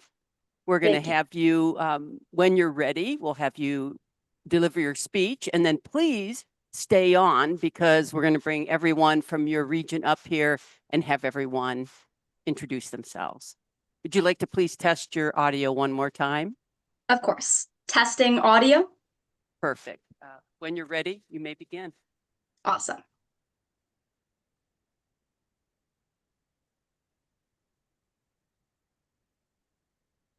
How optimism has guided me through trying times. Optimism is the faith that leads to achievement. Optimism, it's not just a mindset, it's behavior. It takes no more time to see the good side of life than the bad. Isn't it beautiful that tomorrow is a new day with no mistakes in it yet? When you're positive, good things happen. Helen Keller, Larry Elder, Anonymous, L.M. Montgomery, Deep Roy, great quotes, great people. Because we are surrounded by stories of success, books that teach us how to think, how to act, how to be, people who preach positivity through story after story after story. But those are intangible, are they not? They're tall tales, living legends, one in a million examples that do not apply to people like you and me. Every day in elementary school, I'd walk past the same signs in the hallway. Be happy. Middle school, look on the bright side. High school, seek out the silver lining. And yes, I like the posters, but I also taught myself that optimism had to be all or nothing. I had to laugh, I had to smile, I had to look on the bright side, because if I was going to be optimistic, there wasn't room for the emotions that made my stomach drop, my throat tighten, and my heart pound in my chest. But that's the thing. We aren't storybook characters waiting to ride off into the sunset. Optimism doesn't and cannot always manifest in those picturesque and predictable ways. Over the past 18 years of my life, I have issued my fair share of swear words. Mom, you didn't hear that. I have cried. I have argued. I have looked on every side but the bright side, convinced that things would never take a turn for the better. But without even realizing it, throughout it all, I was looking forward to my parents asking if I was okay, my friends coming over to spend time with me. I was still excited for whatever next adventure my future could hold. Because when we focus on cookie-cutter optimism, we limit its ability to impact our own lives. Yes, our losses are literally twice as memorable in our minds as success, but look at us. Despite everything we've gone through, we're here. And something in the next day, the next week, the next month is going to put that big, bright smile on our face. When I was a baby, I laughed far more than I cried, to the point where my mom thought there might be something medically wrong. Don't worry, I was and am okay. But even now, years later, I haven't lost that sense of childish optimism. That is what lifted me up after my first college rejection and got me to keep writing those essays anyways. That is what got me through years of dealing with my own mental and physical health since I was 13 years old. That optimism is what stuck with me. Because optimism has no specific way, shape, or form. It manifests differently for you, for me, and for all of the success stories that we hear about. It's commitment, dedication to the life that we want and are willing to work for. It truly is, as former American commentator Larry Elder says, a behavior that we must embrace. And so I stay optimistic, not because I'm going to give the next hit TED Talk, not because I want my autobiography to be about my smile, but because there are so many things in my life and our world worth celebrating.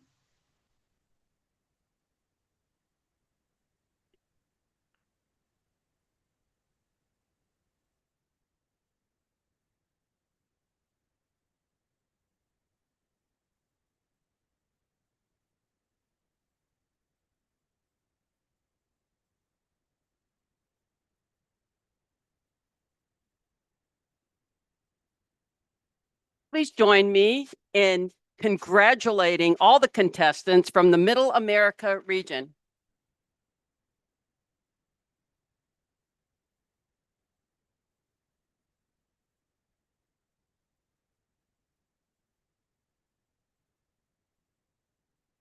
We'll wait to introduce ourselves until we're sure. Okay, we're good. Okay, so Great job, everyone. And we have our contestant also virtually. We're going to have you introduce yourself as well. So we'll begin right here. And if you would tell your name, where you're from, who sponsored you, which club, and perhaps some of your aspirations, and anyone that you might like to thank that's here with you or even online. So we'll start right here. Hi, my name is Olivia Blair. I'm from the Twin City Area Junior Optimist Club, and I'm representing the East Missouri District. I have my family here. I have Miss Phyllis Neff and Mrs. Stormont here, as well as other members of the Twin City Area Optimist Club. I would say that my main aspiration is to have an impact on everybody that I meet and to be able to share my ideas and thoughts with the world.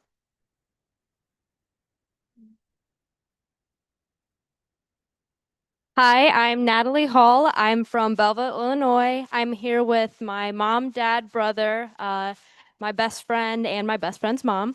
And I want to keep an optimistic outlook when I go to Bradley University in the fall. And yeah, have a good time.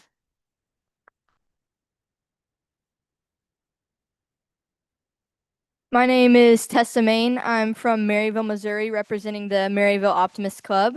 And I brought my parents and my speech coach, Mrs. Nolte, and her husband. And I would say my aspiration is just to inspire everybody with the words that I speak.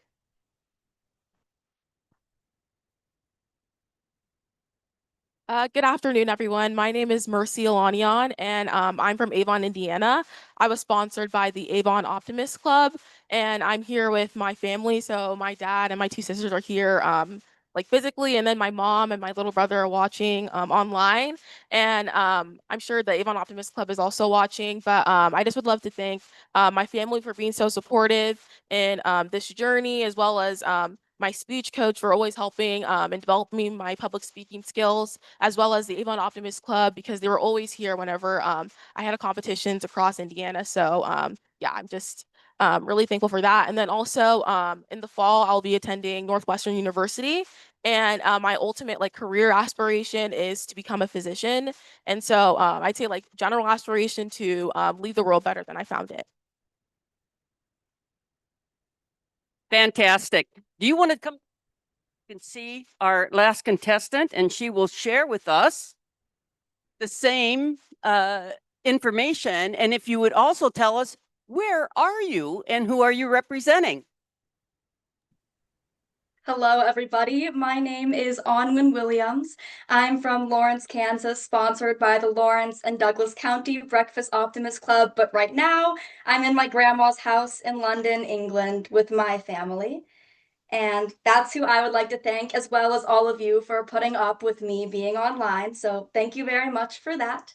As for my aspirations, as I attend Georgetown University this fall, I hope to be able to make an impact on others, not just through my words, but also my actions as I volunteer through the school and the DC community. Thank you. Wonderful. Thank you. And don't leave, because we're going to take some pictures in a minute, and we want you to be in the pictures as well. Ladies, you can head back up. And I also wanted to say we had a wonderful, very young speaker from Indiana North, London, and she did a fantastic job at the beginning.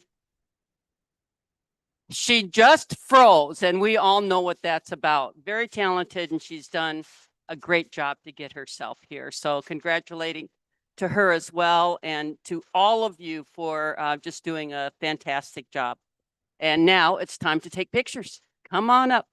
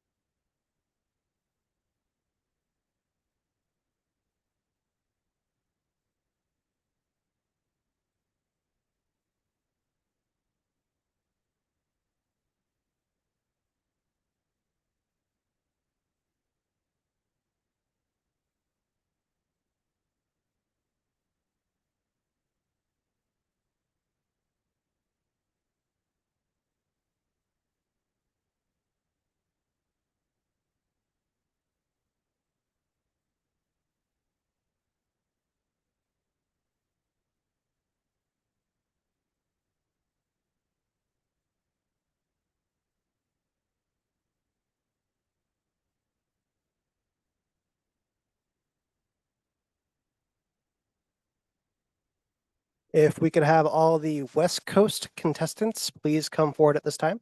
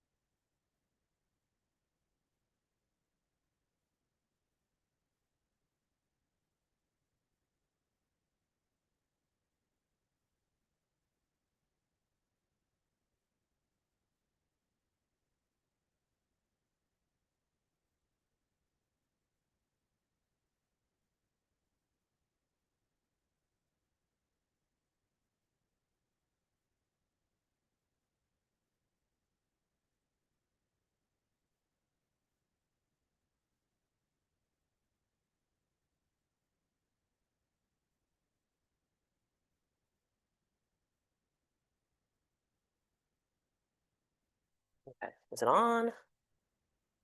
Give me a good afternoon. Good afternoon, Optimists. Okay, perfect. It's on. Yeah, thank you.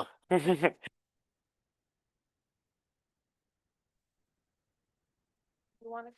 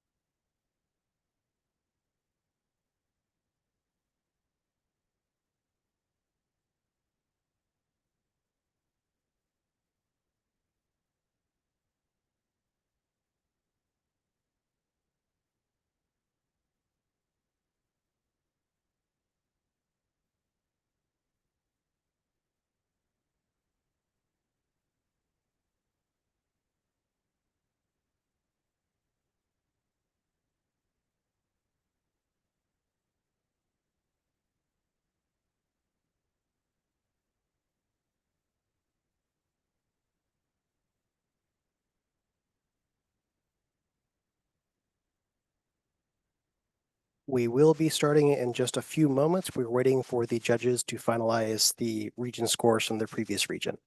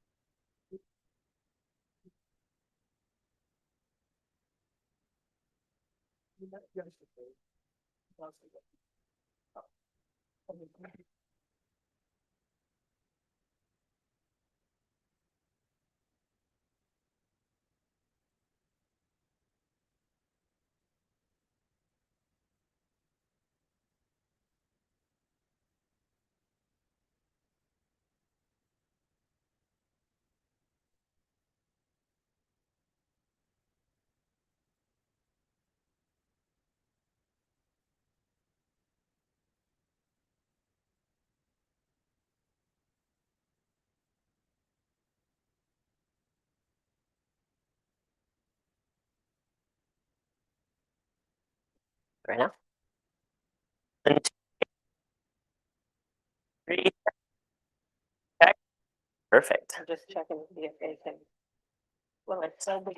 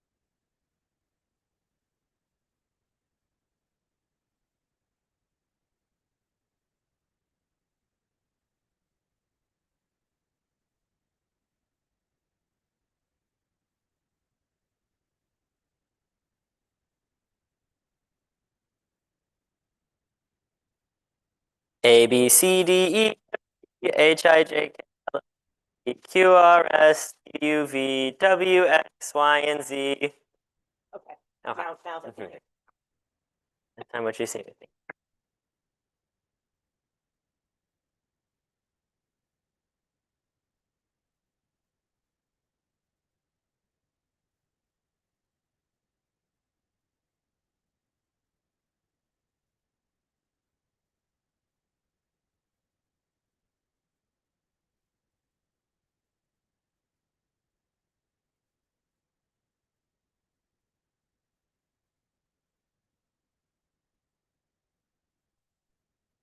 ready to go.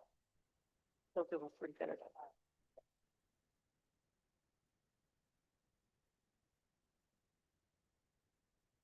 Good afternoon, everyone, and welcome to the West Coast region of the Optimist International World Oratorical Championships. This region features contestants representing the Pacific Southwest, Pacific Southeast, Pacific Central, Arizona, Pacific Northwest, and California South Optimist districts.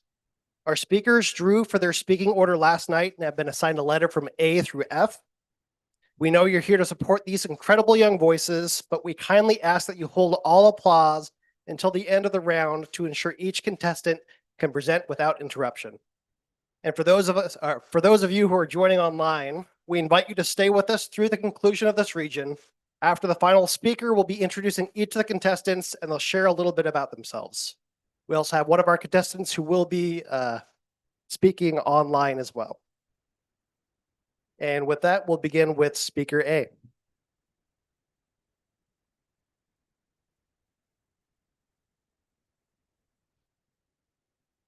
How optimism has guided me through trying times is a story that I was afraid to tell.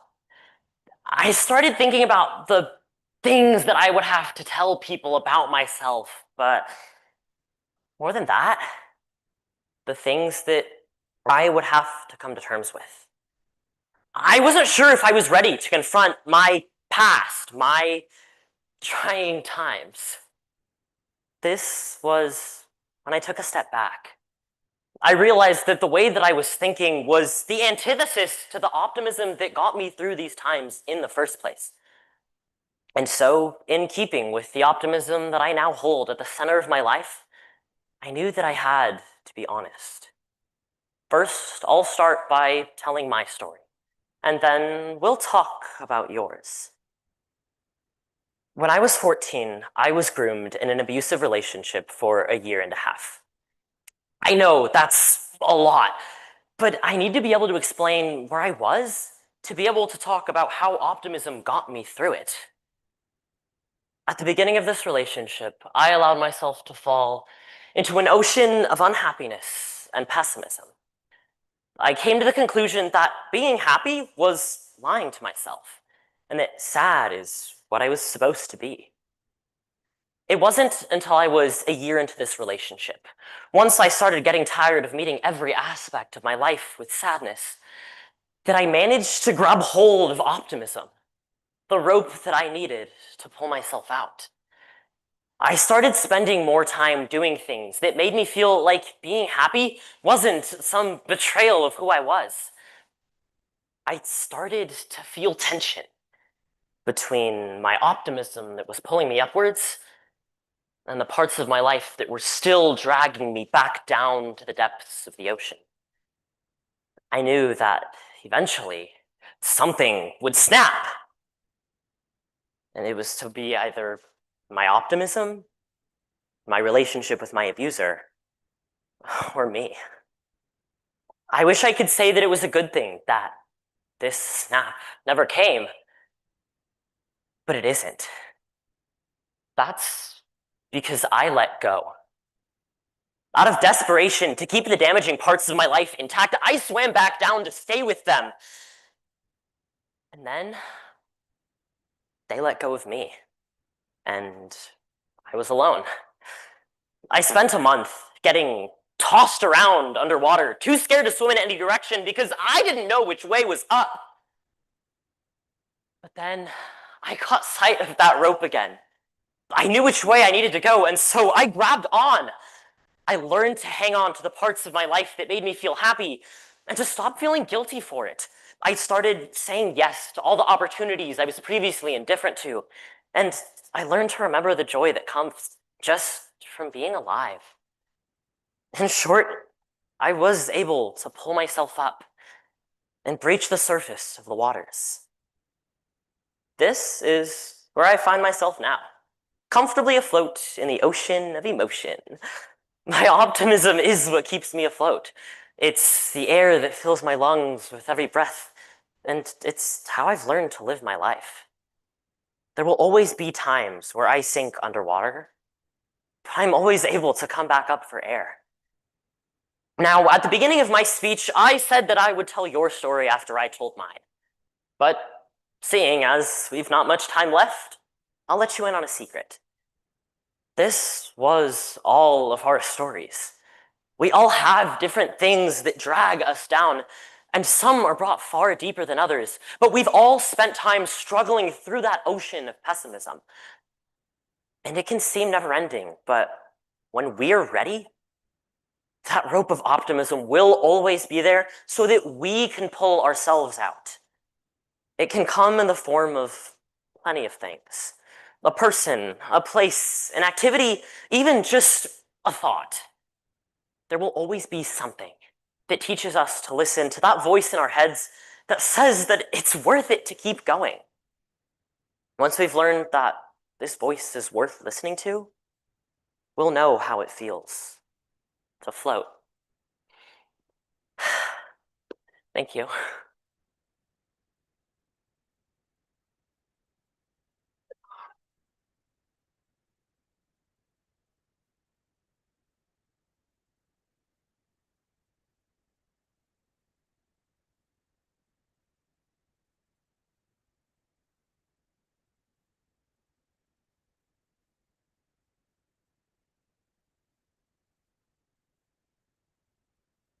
Testing, testing. Testing, testing. Good afternoon, Optimist International.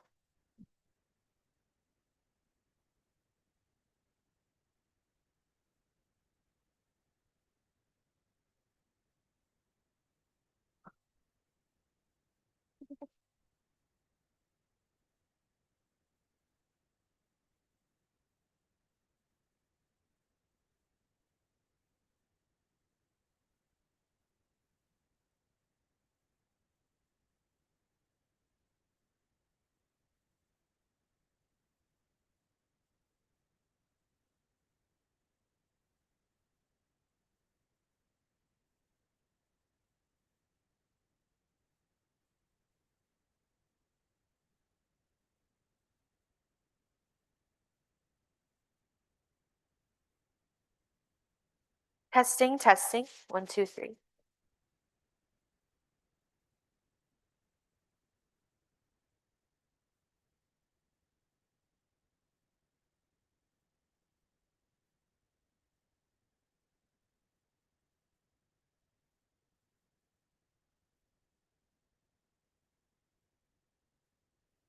We're just in a short pause while the judges write things down that none of us will ever read.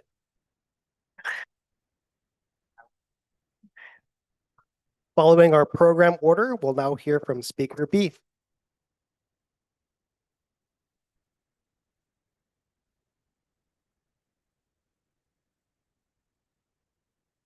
How optimism has guided me through trying times.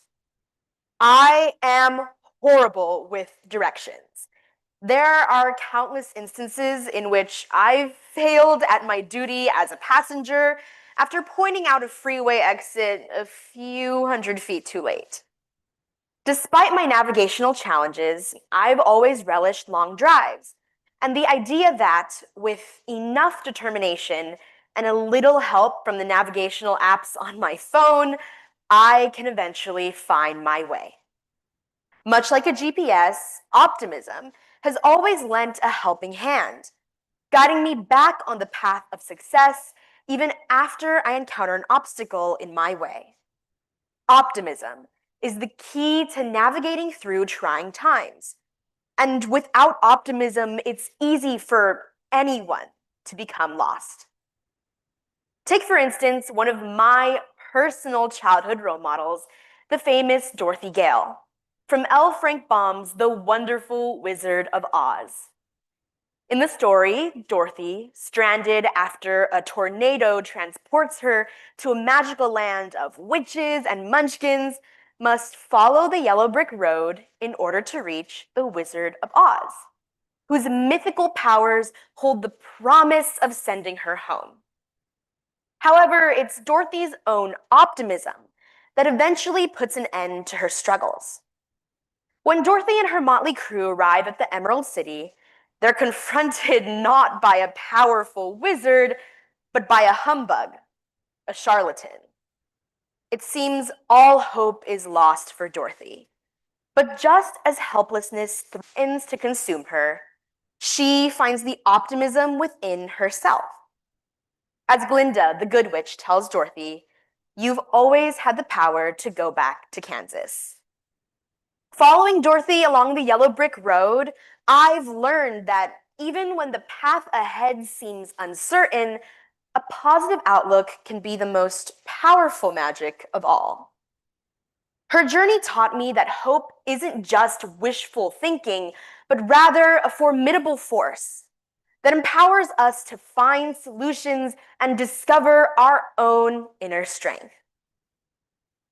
Just as Dorothy's belief in herself ultimately led her home, I realized that my own optimism held the key to navigating challenges in my life. Earlier this year, I was appointed president of a club at my school, a club I had dedicated the past 3 years of my high school journey to. However, shortly after my presidency was announced, a petition crossed my desk. The petition called for me to resign, stating that I was unfairly robbing others of the opportunity to lead our club. I was left heartbroken and began to obsessively doubt my own capabilities as a leader. What had I done to warrant such a reaction? Did I deserve to be president if people were so passionately calling for my removal? Just as I was about to give up, I turned to optimism. I was positive that by communicating with members and strategizing ways to turn their feedback into tangible improvements, I could prove that I had what it took to lead the club to success. I had plenty of meetings with my club's advisor, as well as the members who had signed the petition. Through months of hard work and a lot of open communication, I was able to establish a sense of trust between myself and my club's members. And I can now say with confidence that optimism guided me through one of the most difficult times in my high school journey. Although I remain directionally challenged, optimism is still my guiding star. Like Dorothy and her ruby red slippers, I've learned that the power to resolve problems often resides within me, fueled by a belief in a positive outlook. And just as a GPS can recalibrate a route, optimism allows me to recalculate my approach, adjust my course, and continue moving forward, confident in my ability to reach my destination, even if it takes a few detours along the way. Thank you.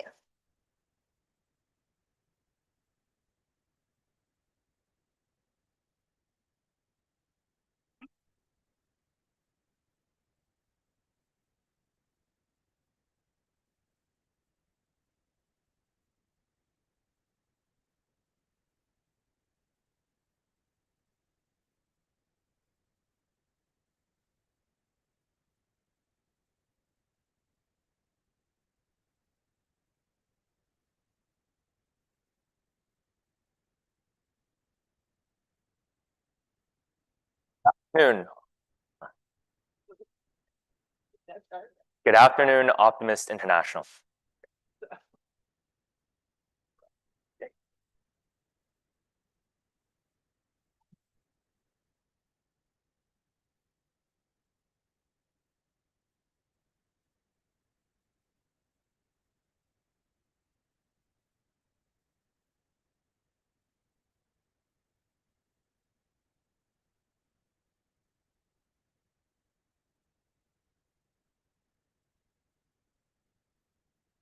This is the part where I pretend I'm not reading off of a very detailed sheet of paper.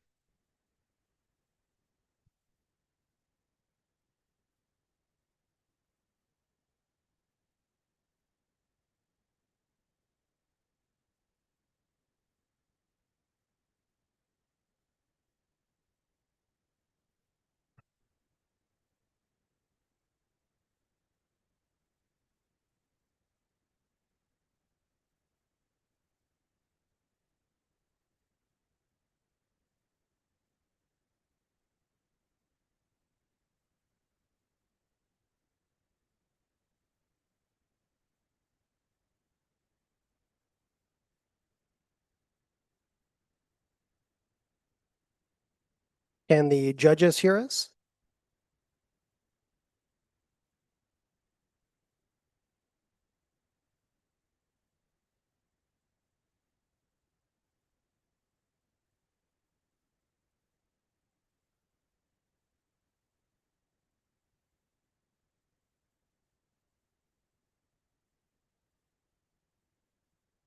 Keeping things moving along, we'll now hear from Speaker C.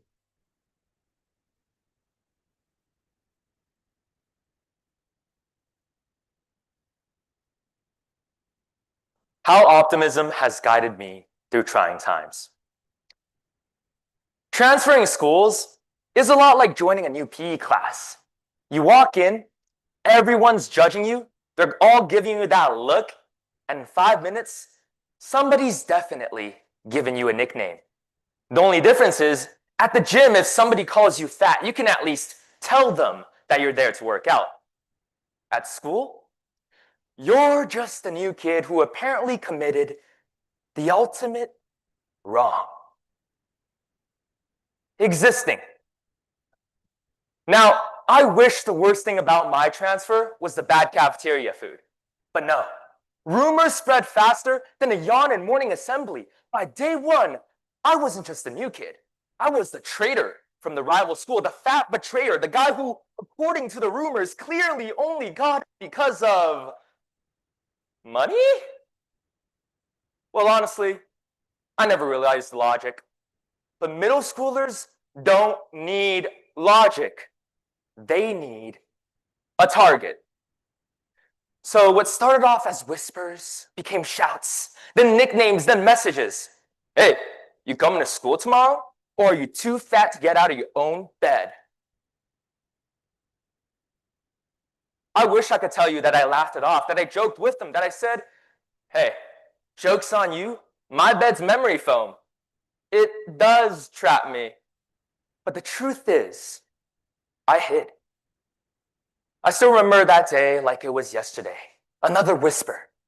Hey, I can't see the whiteboard sitting behind him. I cracked. I bolted to the washroom, and the moment I closed that washroom stall, tears started flowing. The silence that followed was louder than any insult. I would look in the mirror and I would ask myself, am I like what they said? Am I so ugly? Am I that unlikable? I stayed in the washroom for 3 weeks. I didn't go to any of my classes. Heck, I didn't even eat. And then came the day when my mom found out. When my mom heard that I was being bullied, heard that I was skipping school, I was afraid she was gonna be mad. And she was mad, but not at me. Because when she heard about how I was being tormented every single day, she was furious. Sitting across from the principal, she didn't shout. She just fixed him with a cold, hard stare. Where were the teachers when my son was getting bullied? Were they out for lunch? The principal responded, "Look, ma'am, I understand you're concerned, rightfully so, but you can't blame us. Kids will be..." And before my principal could finish talking, my mom interrupted him again. No, no. I understand that kids can be kids, but it is your responsibility to make sure that things are under control. You have an obligation to my child. You have an obligation to every single child who comes to this school, and you failed. This whole school failed. Damn! Go get him, Mom! Like, honestly, I've never felt so validated in my life before. And that's when I realized something. You see, optimism isn't just saying, "Oh, you gotta have a good attitude." Optimism is disagreeing when people say things can't get better. Watching my mom shut that principal down showed me just how powerful disagreement could be. Now, when I look at that mirror, I don't see their words anymore. I see a guy who, despite their effort, said no and persevered. So, if you ever find that somebody is creating a negative narrative or painting a picture that just doesn't fit, decide to disagree. Because when we choose to say no to those who disbelieve, we create a more optimistic future. Thank you.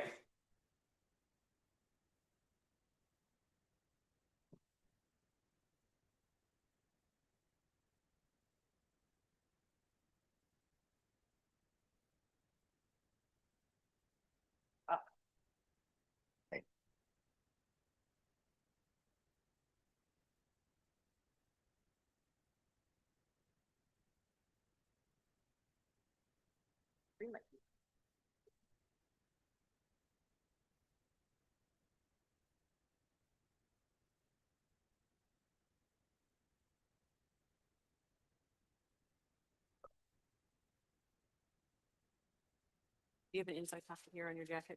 You do. Oh, I do. I didn't know that. You do. Interesting. It's okay. Right there. Computer, so I deal with it. Let's see.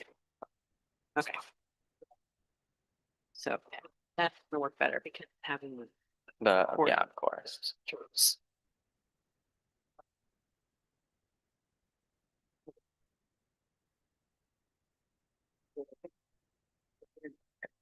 Good afternoon, International. Okay.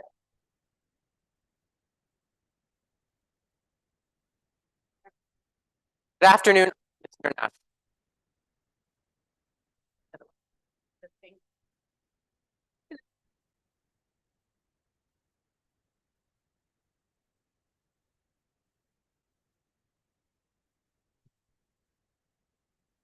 Just giving the mic a few moments to bond with its contestant.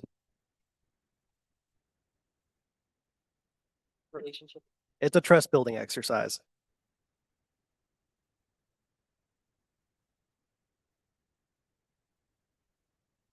Afternoon, optimistic. Okay, well, we handed the pant pocket and that was. You need to bond with your microphone. Talk nicely to it. My bad. Good afternoon, Optimist International.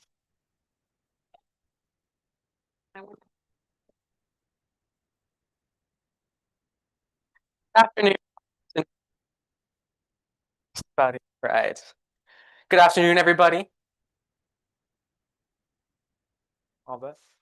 Can the judges hear us? Yes. We're ready for our next presentation from Speaker D.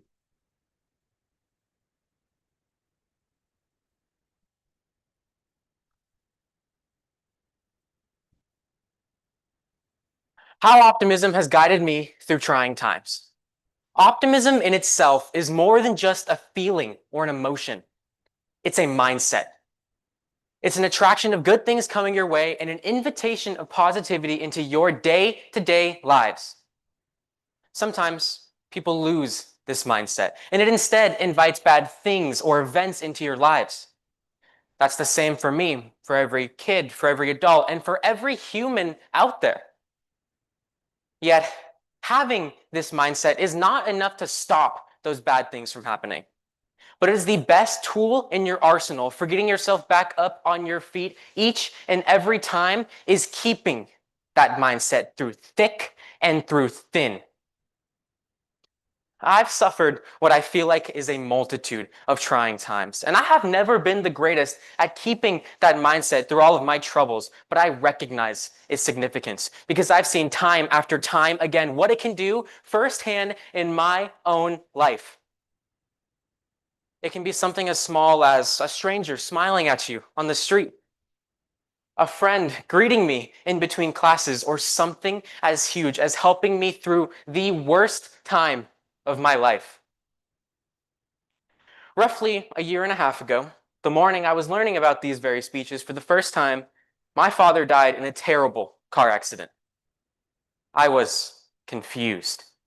I did not understand how something so terribly ironic could happen.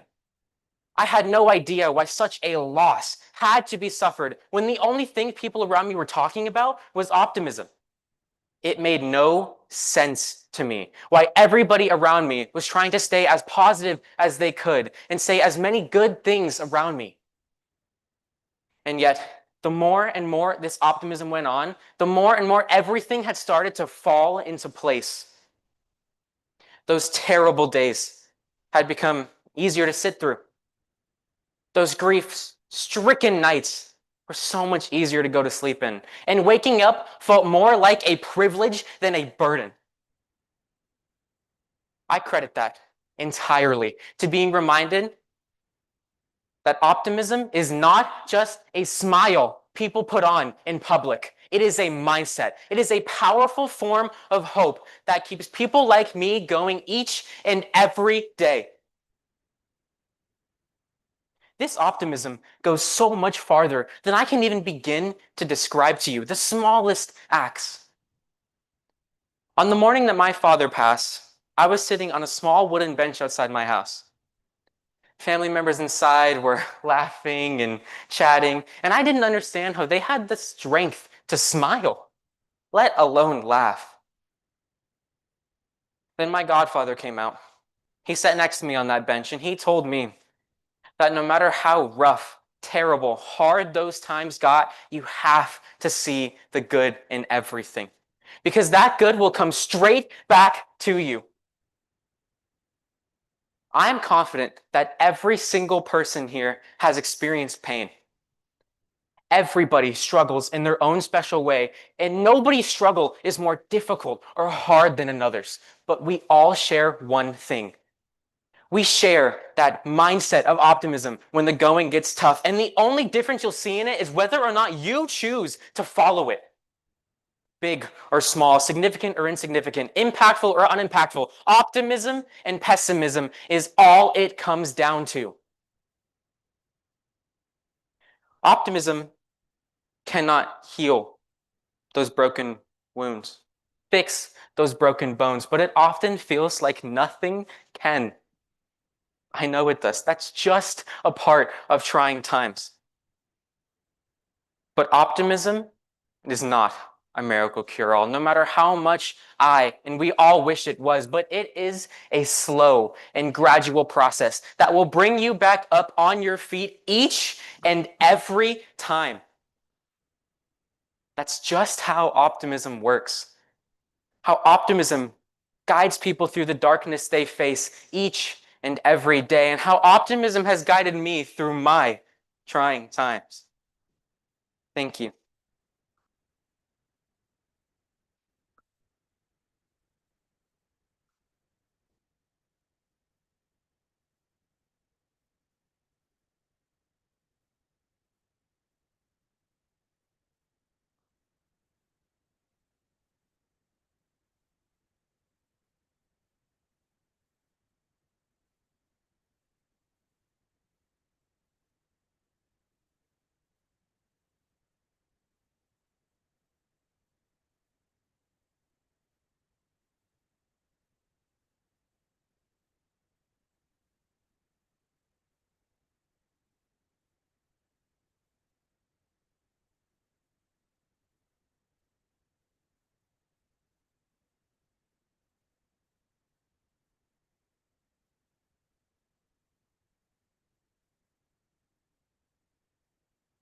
If you're wondering if I practiced this transition, I absolutely did not.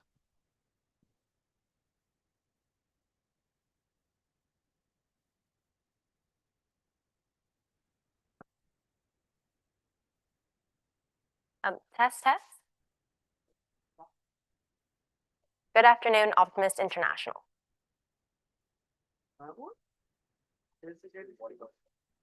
Okay, give one more.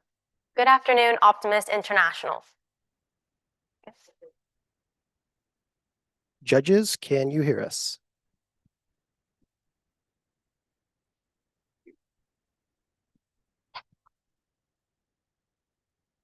Bringing us forward, we now move to Speaker E.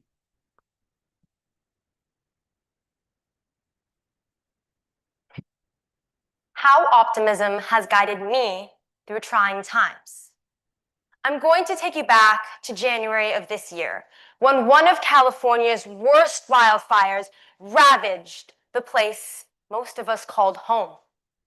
As I sat there watching flames tear apart the place I spent most of my adolescence, I knew my future could never be the same.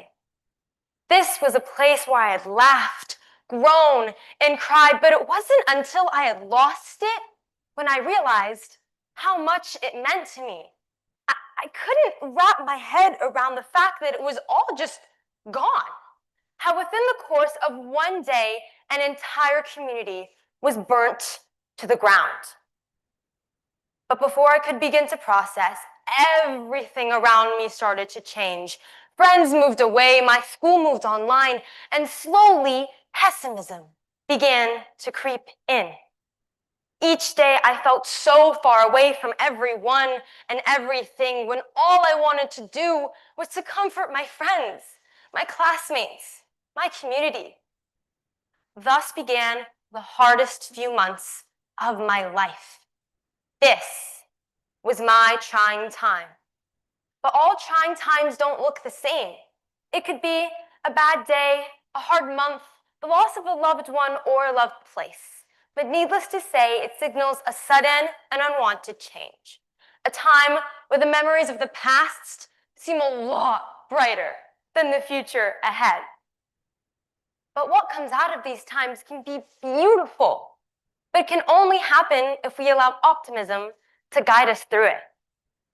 Optimism is a mindset that, when obtained, can make any situation, no matter how bad, seem somewhat bearable. But optimism doesn't just swoop in when you're down and bring you right back on your feet. Some things we can't just shake off. Optimism is slowly built over time to make something feel as big and as scary as a growling bear seem like a small little puppy.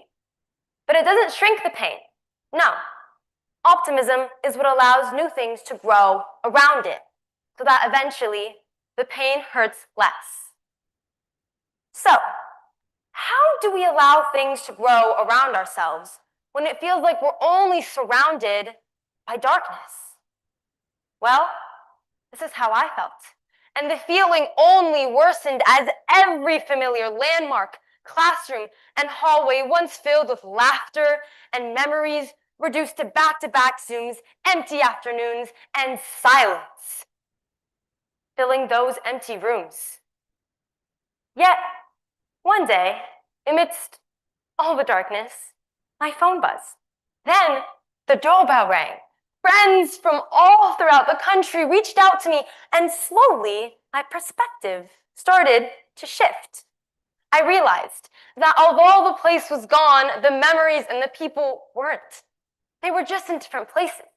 And that although we were heartbroken, we were all going through it together, no matter where we were.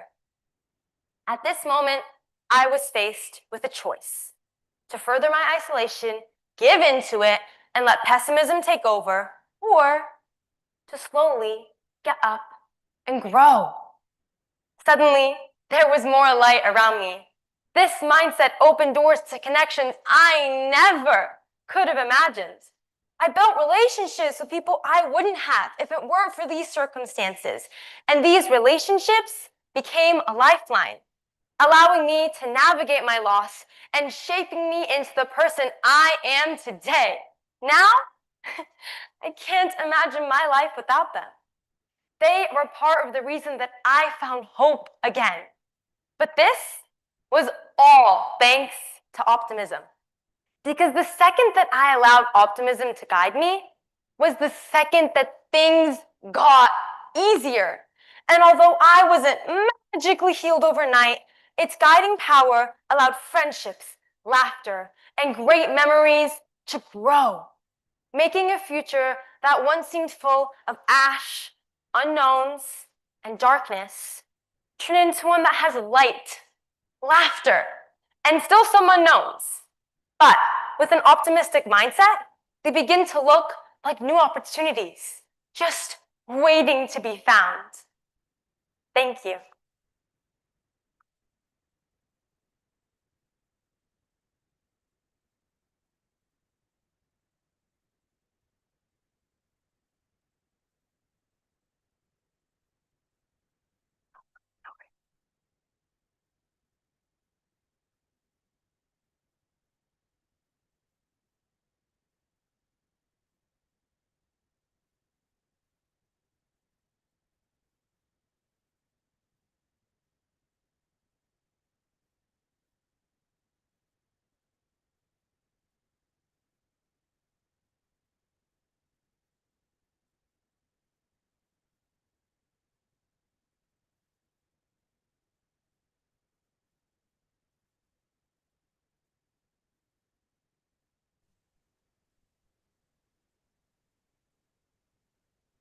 Testing, testing, 1, 2, 3.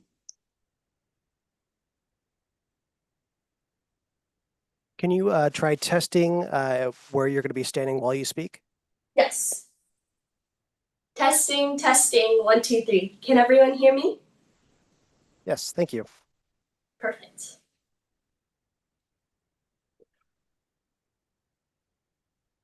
Am I all set? Can I begin, sir? We are just waiting for the judges to give us the go. Of so course. I will call your speaker letter off, and then you'll be set. Perfect. Thank you so much.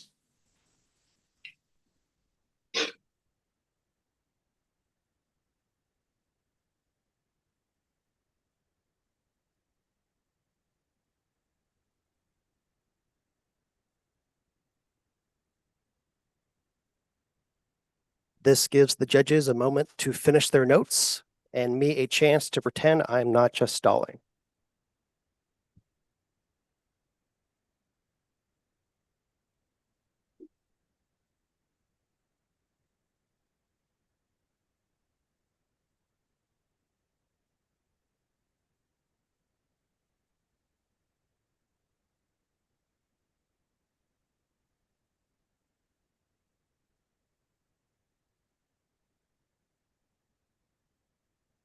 This is also the quietest part of the program and the most nerve-wracking for the people with the pens.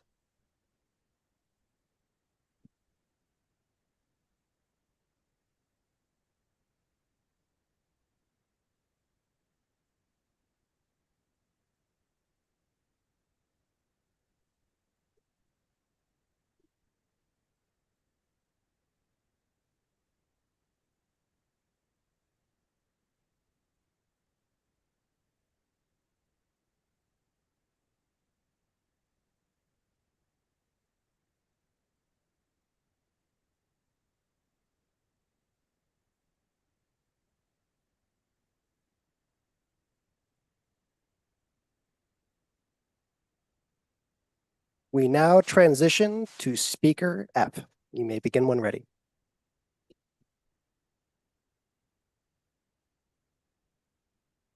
How optimism has guided me through trying times. When asked this question, I like to picture life as if walking through a forest at night. Some paths are clear, some are rocky, and sometimes it's so dark you can't even see your own 2 feet. Now, in moments like this, we have 2 options. Stand still and wait for the sun to rise, or light a lantern and keep going. For me, optimism has been that lantern. It didn't erase the darkness, it didn't clear the obstacles, but it gave me just enough light to find my next step. And sometimes that's all it takes to find your way forward. But I'm not going to pretend that it's always been easy, as some seasons of my life have felt like wandering through this dark forest.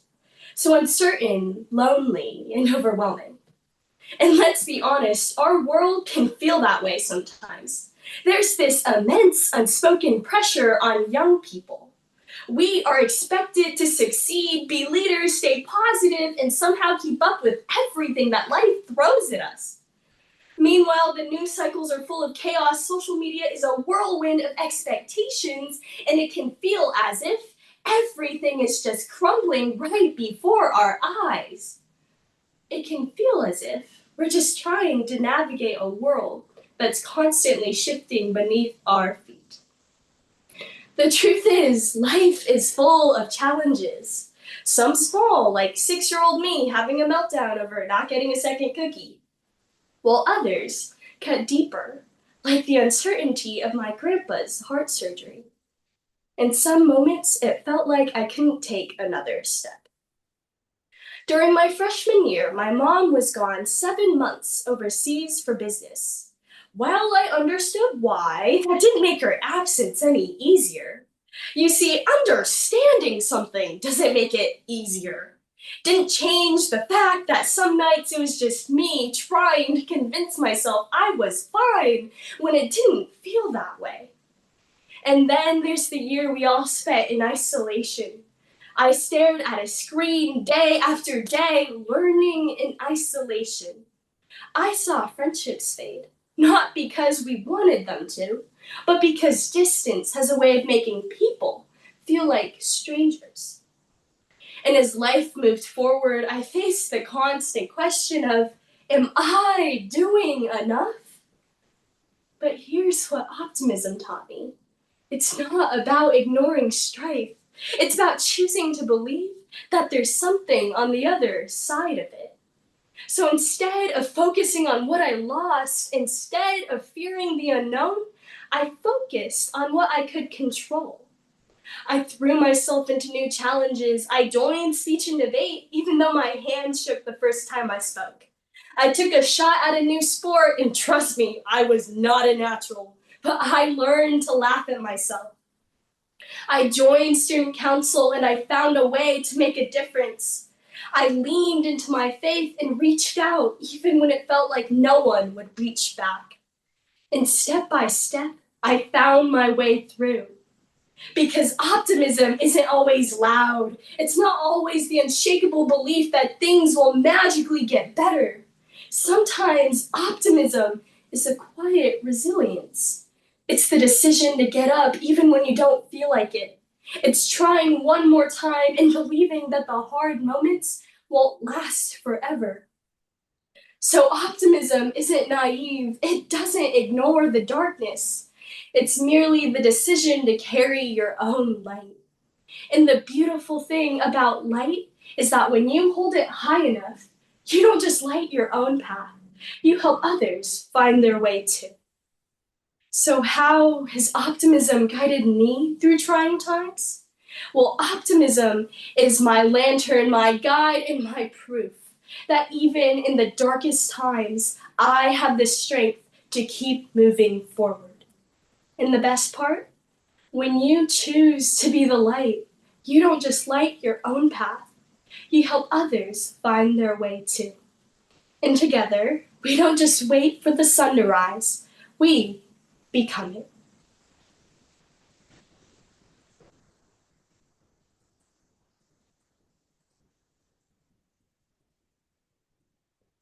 Thank you. Thank you, Speaker F. Perfect. Thank you so much.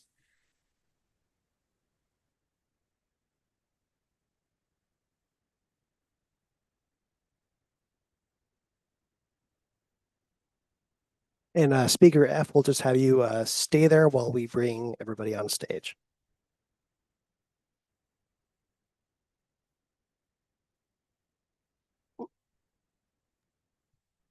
Thank you to all of our phenomenal speakers in the West Coast region.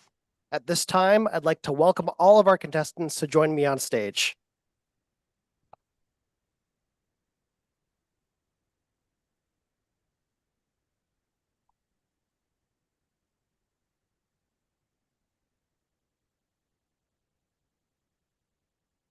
And again, let's show them some well-earned appreciation for the outstanding speeches they've delivered here today. Their insight, presence, and passion were truly something to witness, and they've given us all a lot to think about. Now that we've heard from each of them, we'd love for you to learn a little bit more about the individuals behind these speeches.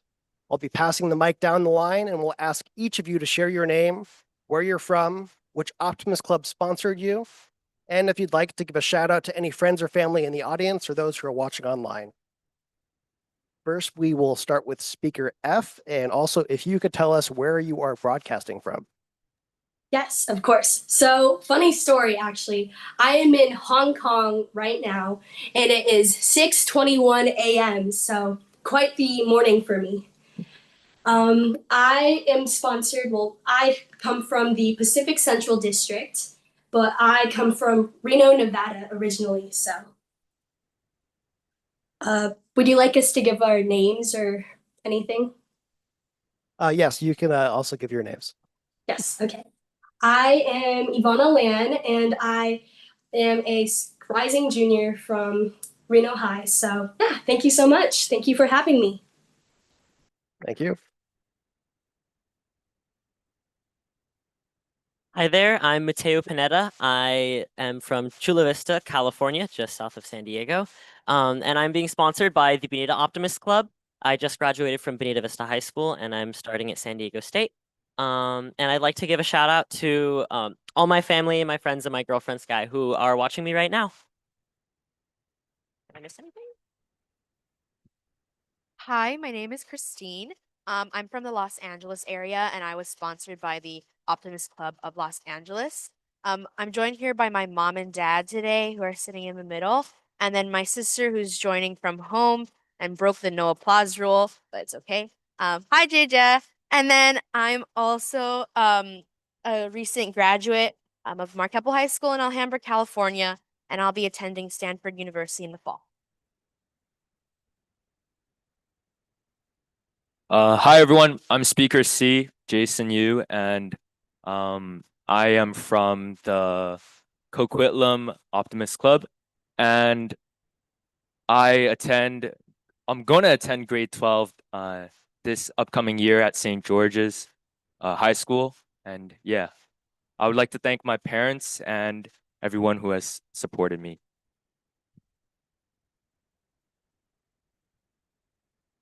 Hi, my name is Renee Cruz. I'm from Tucson, Arizona, right below Phoenix. I'm sponsored by the Heat Optimist Club. I'm a rising junior at Tanque Verde High. I'd like to thank my family, my friends, and my girlfriend for watching me here today. Hi, everyone. I'm Lana. I'm from the Pacific Palisades Optimist Club. I'd like to thank my mom, my dad, my sister for all being here. Another shout out to Susie DeHuis for introducing me to this and coaching me to get here. Thank you.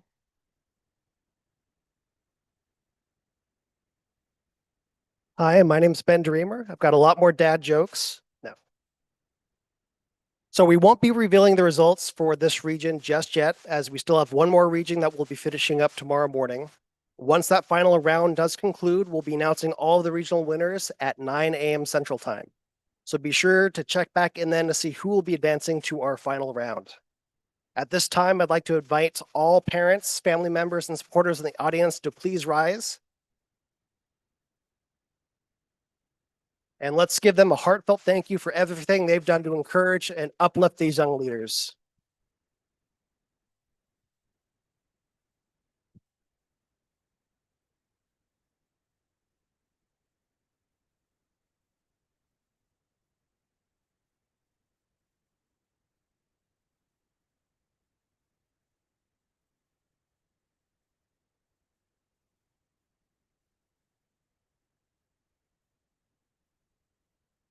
Slight technical difficulties, but we're on our way.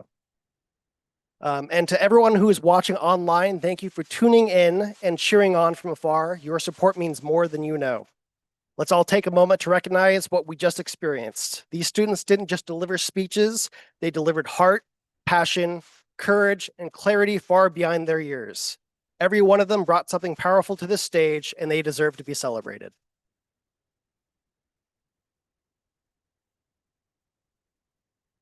And perhaps just as inspiring as the words was the way that they supported one another after each round. Their encouragement, their smiles, their quiet nods from afar, it all spoke volumes. They weren't just contestants, they were motivators, teammates, and a shining example of what true optimism looks like. I'm honored to be a part of today's program, and by part of, I mean I stood by nearby while greatness was happening. And contestants, if you'll please stay on the stage, as well as Speaker F. Those who will be taking photos, please come to the middle here. So that way we can get some photos where everybody's staring in the same direction, hopefully.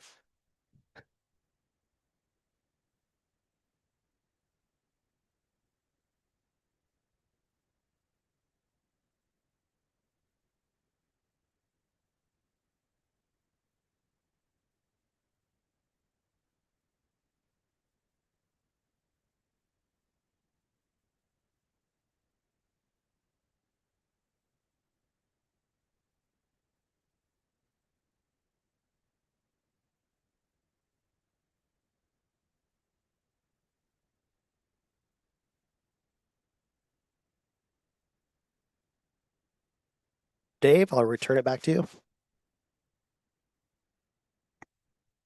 Just a couple of announcements. I want to make sure that you all know. 6 p.m., the Oratorical contestants and the Joy members will have a mixer here in the Global Center. And the best bet about that is there's pizza. So that's always a good thing. And then tomorrow morning at 9 o'clock a.m., and for those streaming online, 9 o'clock a.m. Central Time, we will have the awards ceremony, announce the regional winners. We'll be presenting certificates to all of our contestants, and we'll have a big group photo as well before those are announced. So I'd like to get everybody here about 8:45 if you could in the morning. And so hopefully share the word with other contestants as well. And with that, it's been an excellent day. All of our speakers have been fantastic. Go home or back to your hotel room, rest up, and we will see you in the morning.